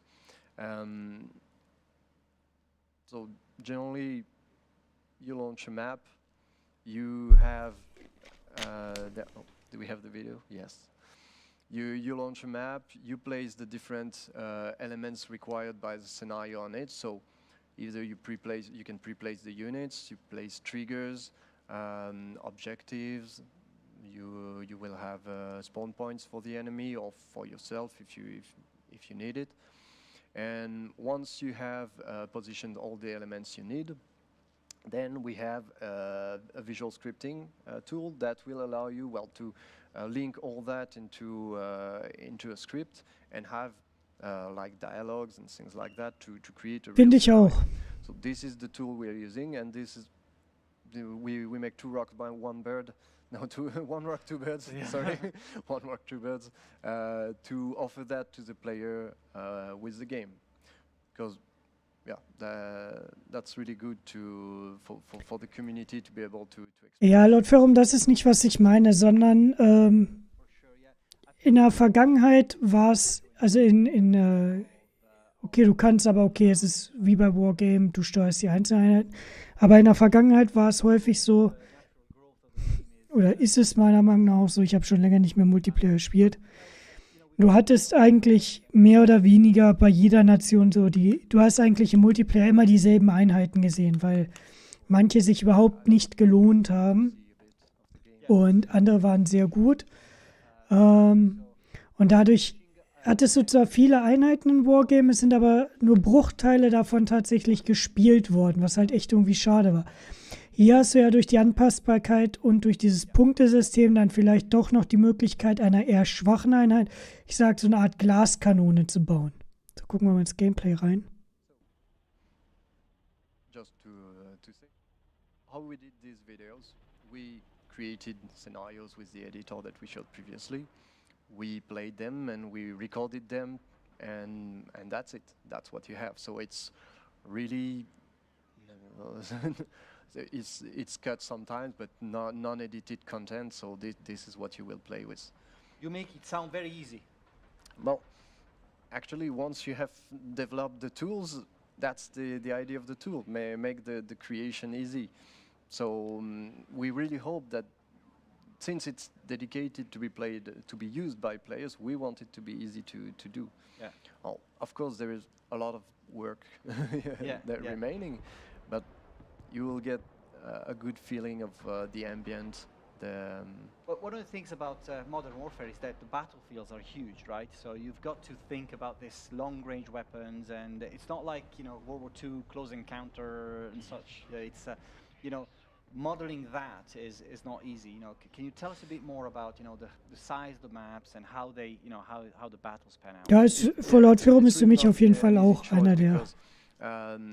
In fact, the real range of modern weapons can go over hundreds of kilometers. So, but representing, it's we cannot represent both infantry fighting in a building at less than 100 meters sometimes in urban combat, and super long-range missile that goes several hundreds of kilometers. So we had to choose a scale. We tried to find the scale that allows to feel both, to feel the close quarter intensity of the infantry, and the extent of the missile range. Ach, du hast so einen Panzer um dich drum. Kilometers sometimes. Here we see also a lot of the UI. As how final is that UI you're seeing? Ich habe natürlich irgendwie, kommen bei mir natürlich Cold War Game Vibes auf. Und ich hoffe natürlich, dass Cold War Game noch erscheinen wird und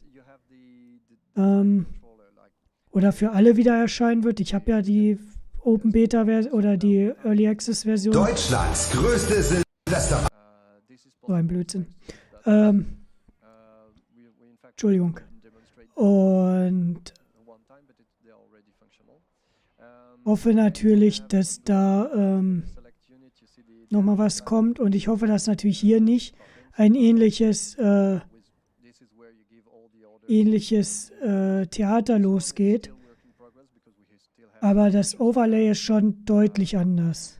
Genau, Silvesterparty.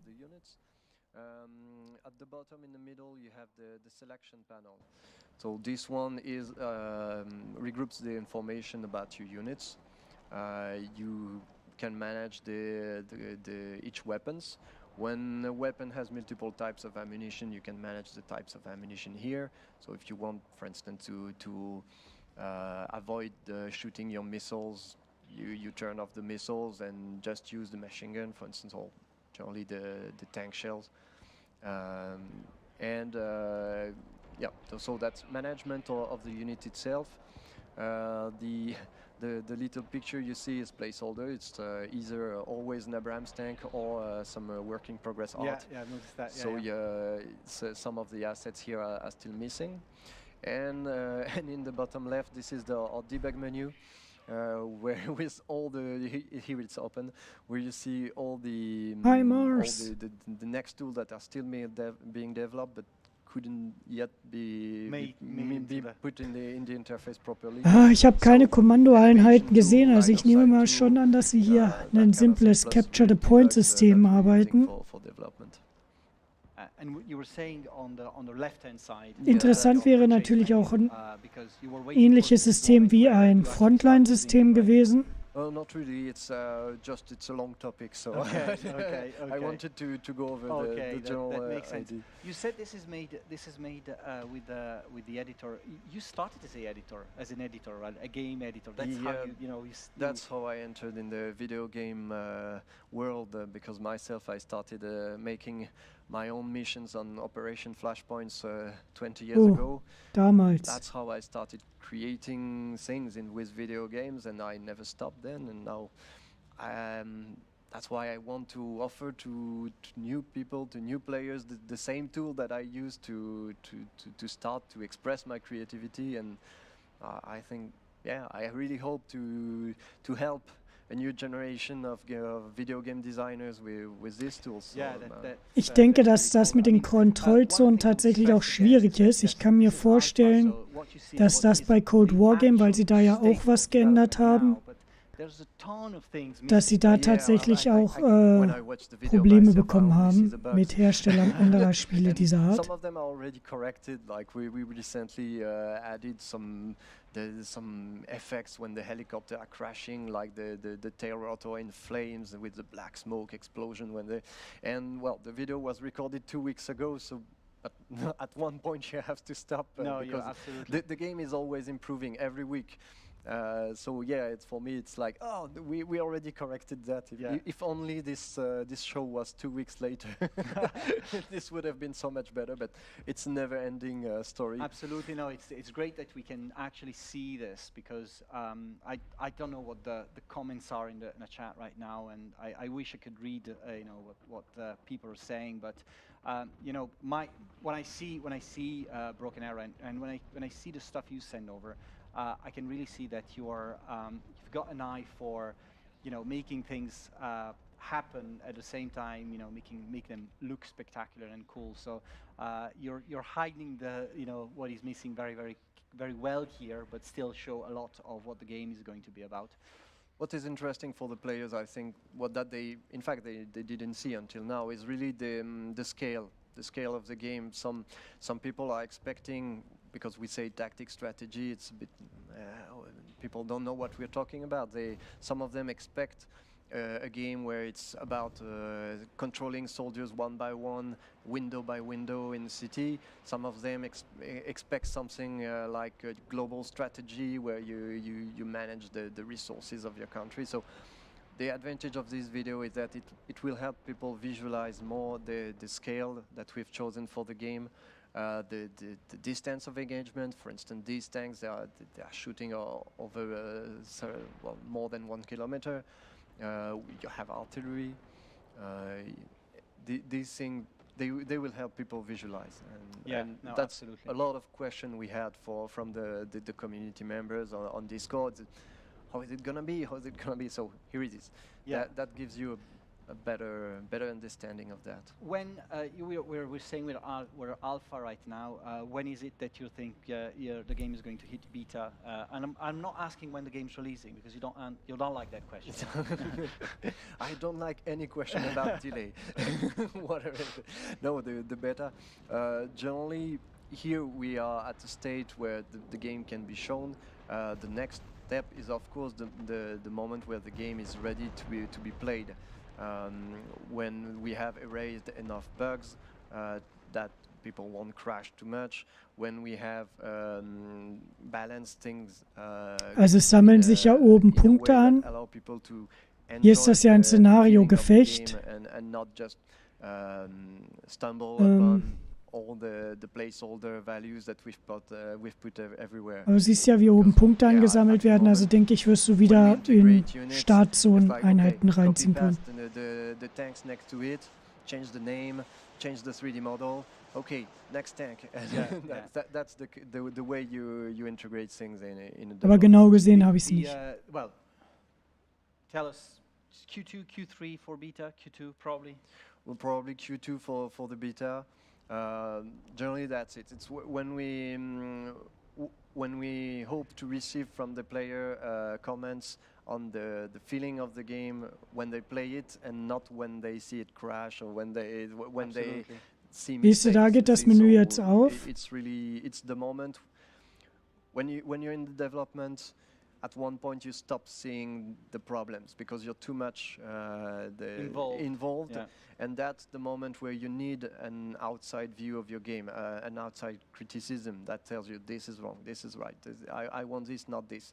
And until now, we haven't reached this moment because we already see our own problems. Like, okay, this is missing, this is too much, this is too long, this is too short.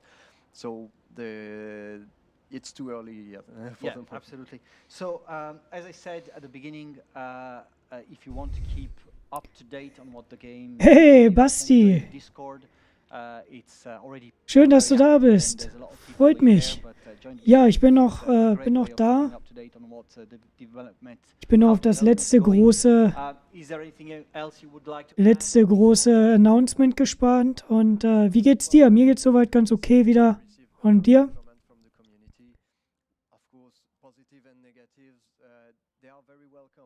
Ich hoffe, du bist fit, hoffe, Familie geht's gut. Das freut mich zu hören. Ich hoffe, dem Hund geht's auch gut und lässt sich nicht unterkriegen.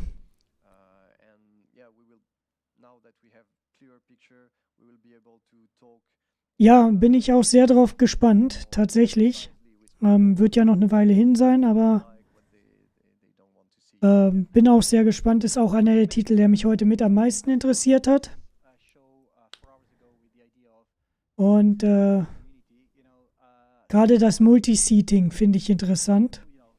Wenn dann wirklich mit 4, 5 Mann dann da auf der Kommandobrücke rumdümpelst, da bin ich sehr gespannt drauf, wie sich das spielt. Aber wird noch eine Weile hin sein. Also ich bin ein wenig skeptisch mit Quartal 3 bis 4. Wir schauen mal.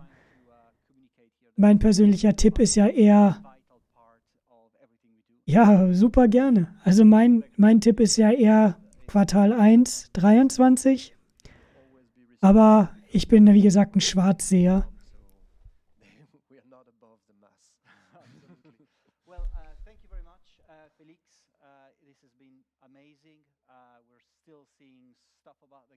Ja, wäre auf jeden Fall witzig, ja, dann mit 2, 3 Leuten auf der Brücke und dann am besten auch jemanden, der Ahnung hat, also ich nicht.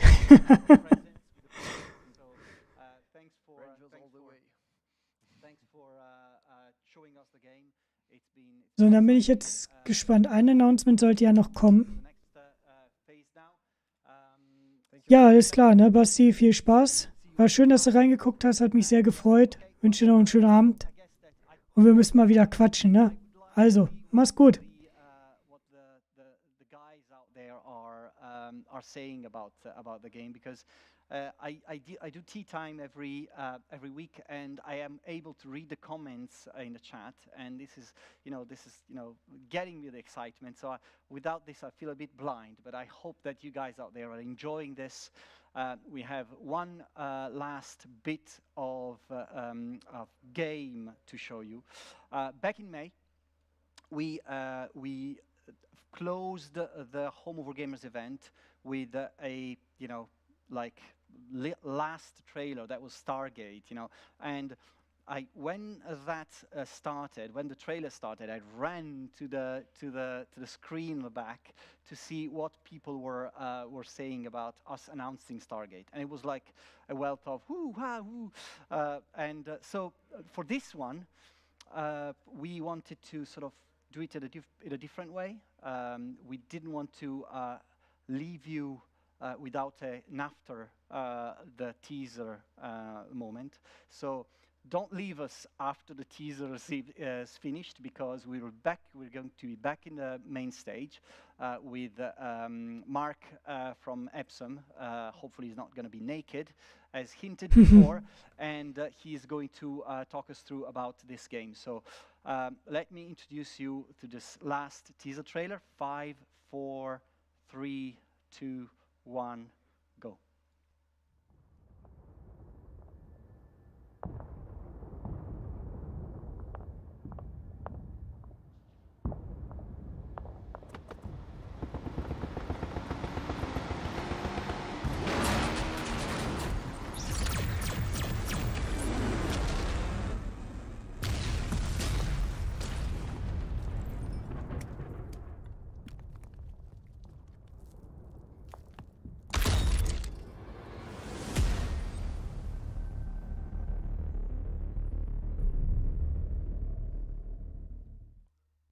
This is probably the most exciting teaser trailer I've made over the last 20 plus years of in the industry. I am so happy to announce that we're developing a Terminator, a Dark Fate strategy game, and to talk about it, I have with me Mark Hardisty from Epsom. Is joined by Ian McNeil as well, who's going to wrap things up with me later. Mark, Ian, this is Terminator Dark Fate Defiance. Mark, das habe ich so gar nicht kommen sehen. And Terminator Dark Fate Defiance, yeah. How real-time strategy. How happy are you? And yeah, I mean, incredibly excited. I mean, this is the first. Ja, die müssen ganz schön Kohlen für Lizenzen rausgeballert haben. There's been nothing like this before, even after so many years. Also ich denke, dass sie jetzt wirklich, also ist jetzt immer eine ganz laienhafte Meinung. Ich glaube, die wollen echt in den Mainstream-Markt rein. Also ich glaube, dass das so ihr Schritt ist als Publisher, also würde ich jetzt vermuten, ihr Schritt ist als Publisher, stärker in den Mainstream-Markt reinzudrehen. Einfach durch große Lizenzen. Es ist natürlich wichtig, dass sie dann am Ende dem auch gerecht werden können. With a lot of feedback from Skydance, who obviously own the property, yeah, the core is fighting, sort of moving kind of units again from mission to mission that you sort of push through. There's obviously a lot of Terminators that you're sort of facing. You play Alter Schwede. from a faction called the Founders, which are kind of the sort of what the US Army was after Judgment Day. And on this storyline that you go through over these missions, you meet various factions, you meet the Resistance, obviously, you meet various cartels of humans, but obviously there's this wall of Terminators. It's the Dark Fate universe, so it is Legion that you're defeating, and so there's a lot of the standard that you'd expect, the kind of the sort of bipedal Terminator unit, you've got hunter-killer aerial units, you've got large HK tanks, so you're facing off against. It's like it's quite gritty. It's hard, but then the devs have only just put in the difficulty level, so we now have an easy mode in a build we literally got a couple of days ago. But it's great, yeah. You spent about really a month trying to finish the second mission at one point, didn't you? There was a mission that was killing me, yes, yeah. But it's like so exciting, and I mean, there's obviously the teaser trailer that we've shown. I don't know if we're allowed to show any of the gameplay at all. Oh, das weiß ich nicht. Tatsächlich, ich weiß es wirklich nicht, wie teuer da aktuell die Lizenzen sind. Aber ich glaube, da kann man sich immer dolle verschätzen, wie viel, also selbst für Firmen, ne, wir reden jetzt ja nicht von einer Musiklizenz, Tausende Euro, wir reden ja über eine Franchise-Lizenz. Klar, für Firmen sind ganz andere Wertbeträge normal, aber trotzdem kann ich mir vorstellen, dass da doch die eine oder andere Mark in die Lizenzen reingegangen ist.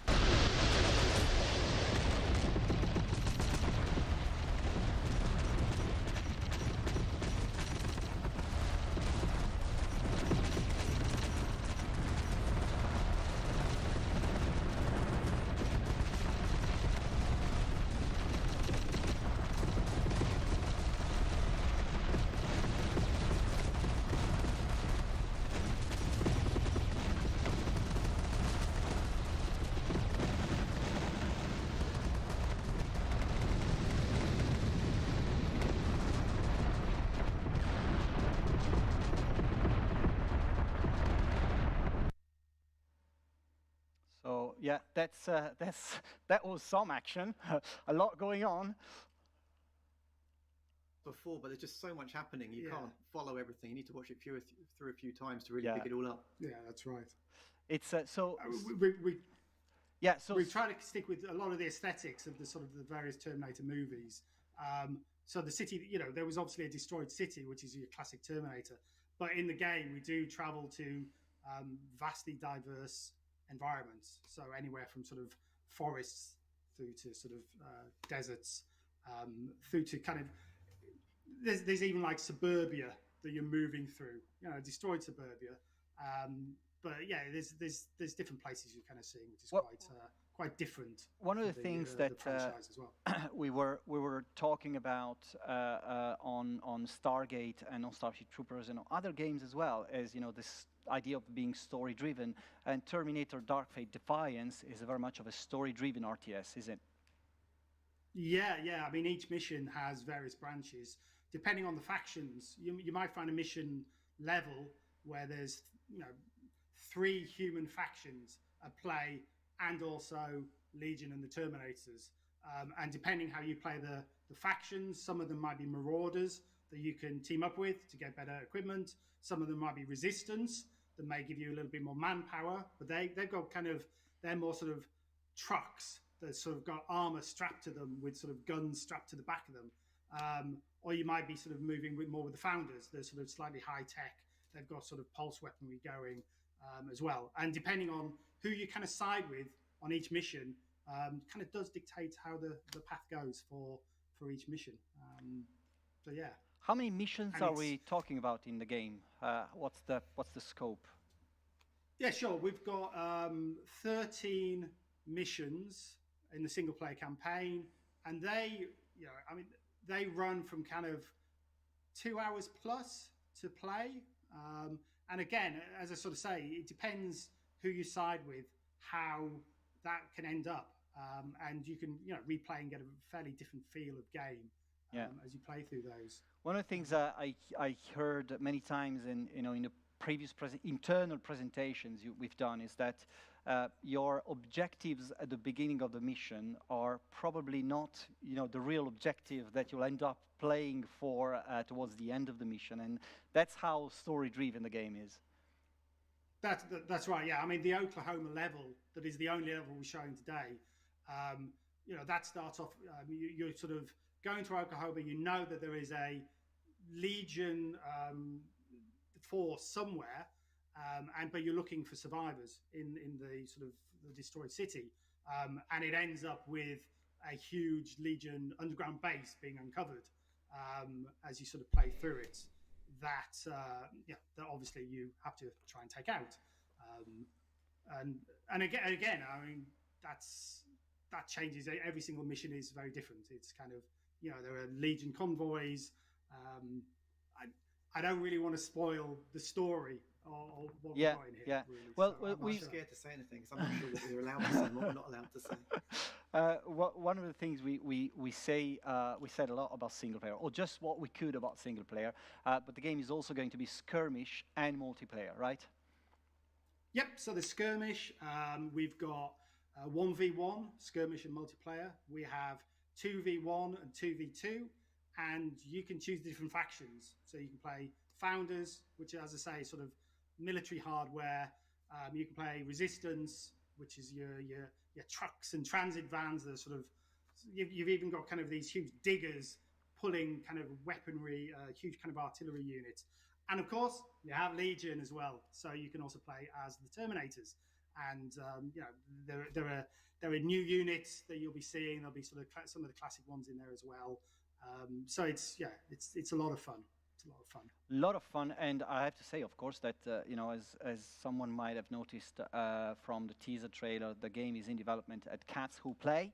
They are an incredibly talented team, and ja, es sind die hier Syria Warfare auch gemacht haben. A playthrough of some bits of the Oklahoma City mission.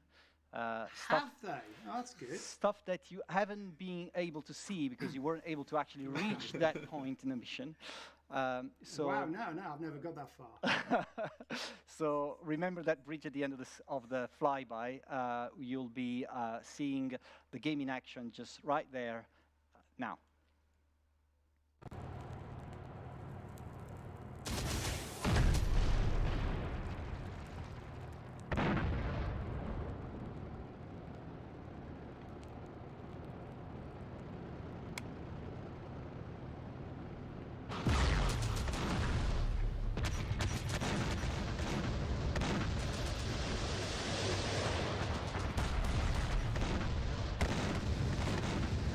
Scheppert auf jeden Fall schon ganz gut.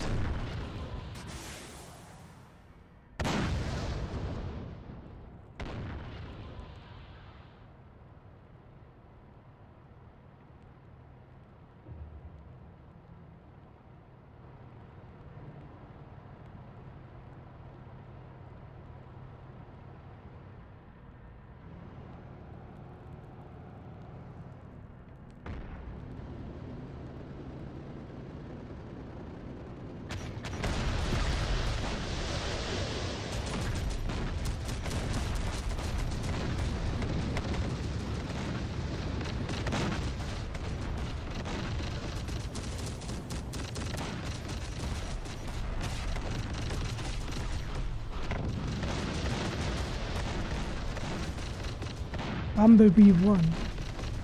Bester Squad-Name aller Zeiten.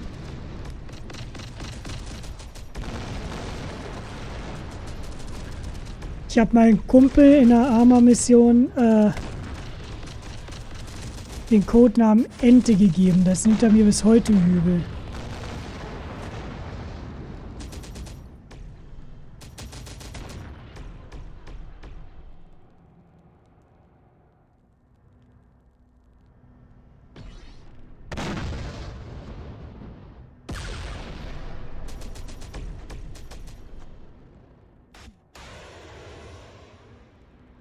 Ja, das muss den Spieler fragen. Ich weiß natürlich auch nicht, wie weit hier die Mechaniken greifen.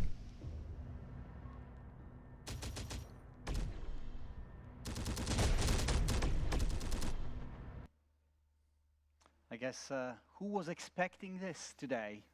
Well, we weren't. That's pretty exciting, is it, guys? Ian, we have. It looks awesome. We have gone through quite a lot today. I guess 4 hours of announcements and things. What does it leave, to you? I mean, you are guiding the company into the next phase. I guess the tools are here to make it pretty successful. Yeah, I mean, we've got some amazing games coming through. Just see the reaction in the chat. You haven't really been able to see it, but we've been seeing what people are saying.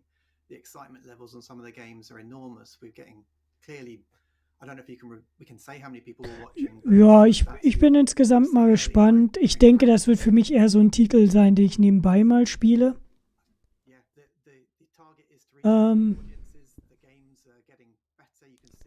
Ich muss tatsächlich auch sagen, dass ich jetzt langsam Feierabend machen werde. Ich will jetzt gleich noch fix was essen, da muss ich mich vorbereiten, zur Arbeit zu fahren. Ich denke, Marco wird ja das jetzt auch beenden. Starts today with this announcement. It's a truly incredible game that we've got in house. We've got just a few seconds left, so I'm going to say goodbye to. Do you want to say something more, Ian? Yeah, I just wanted to say, Marco, huge thanks to you and everyone there. The amount of effort it took to organise this is incredible. This is not something you throw together in a few days. It's taken weeks or months of planning, and the amount of sheets and planning boards and just the organisation it's taken to organise all of this. It's incredible. So huge thank you to you and the rest of the team and everyone that helped out here and in Italy to get this all sorted, and all the developers obviously who worked with us to provide all the materials. It's been a huge effort by everybody. Yeah, I agree. I mean, the development teams especially, they have to drop. Sometimes they have to drop what they're doing and just focus on something else. And sometimes it's not their cup of tea. They have not been thinking about it. They didn't plan to do this. So. A huge thanks goes out to the developers who have helped us immensely in putting this together, the producers. I am going to now say goodbye to Epsom for now, and I'm going to join my colleagues back in the community room for a final goodbye. Thank you, Mark. Thank you, Ian. Thank you, David, Neil, Annie, everyone who's joined us from Epsom. I really, really hope to see you soon. Have a great Christmas party this week, and just broadcasted live on Twitch. You might be successful. Maybe. Thanks, Marco. Thank Hope you. to see Bye. you soon. Yeah. Bye. Bye. Okay, let me join the guys in the community room now and for a final goodbye.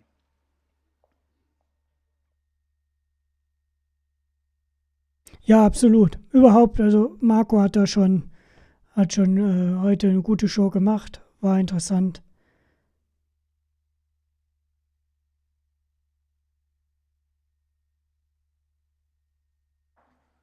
Hey guys, yeah? Adriana, come here. She wasn't gonna come. She's shy. And Bruno, our director, who's behind the scenes, come in. Thanks guys for joining us. I really wanted to give some praise to this fantastic team who helped put everything together. It's been countless hours and weekends and things, so make sure that you give a big round of applause to these guys and to everyone out there. Thanks for watching. I hope that you enjoyed the show, and come to see us tomorrow at tea time at 4 p.m. UK time, where we're going to answer a part of your questions if you've got some, I guess. And we've got half an hour with you. Make sure that you join us there. Bye.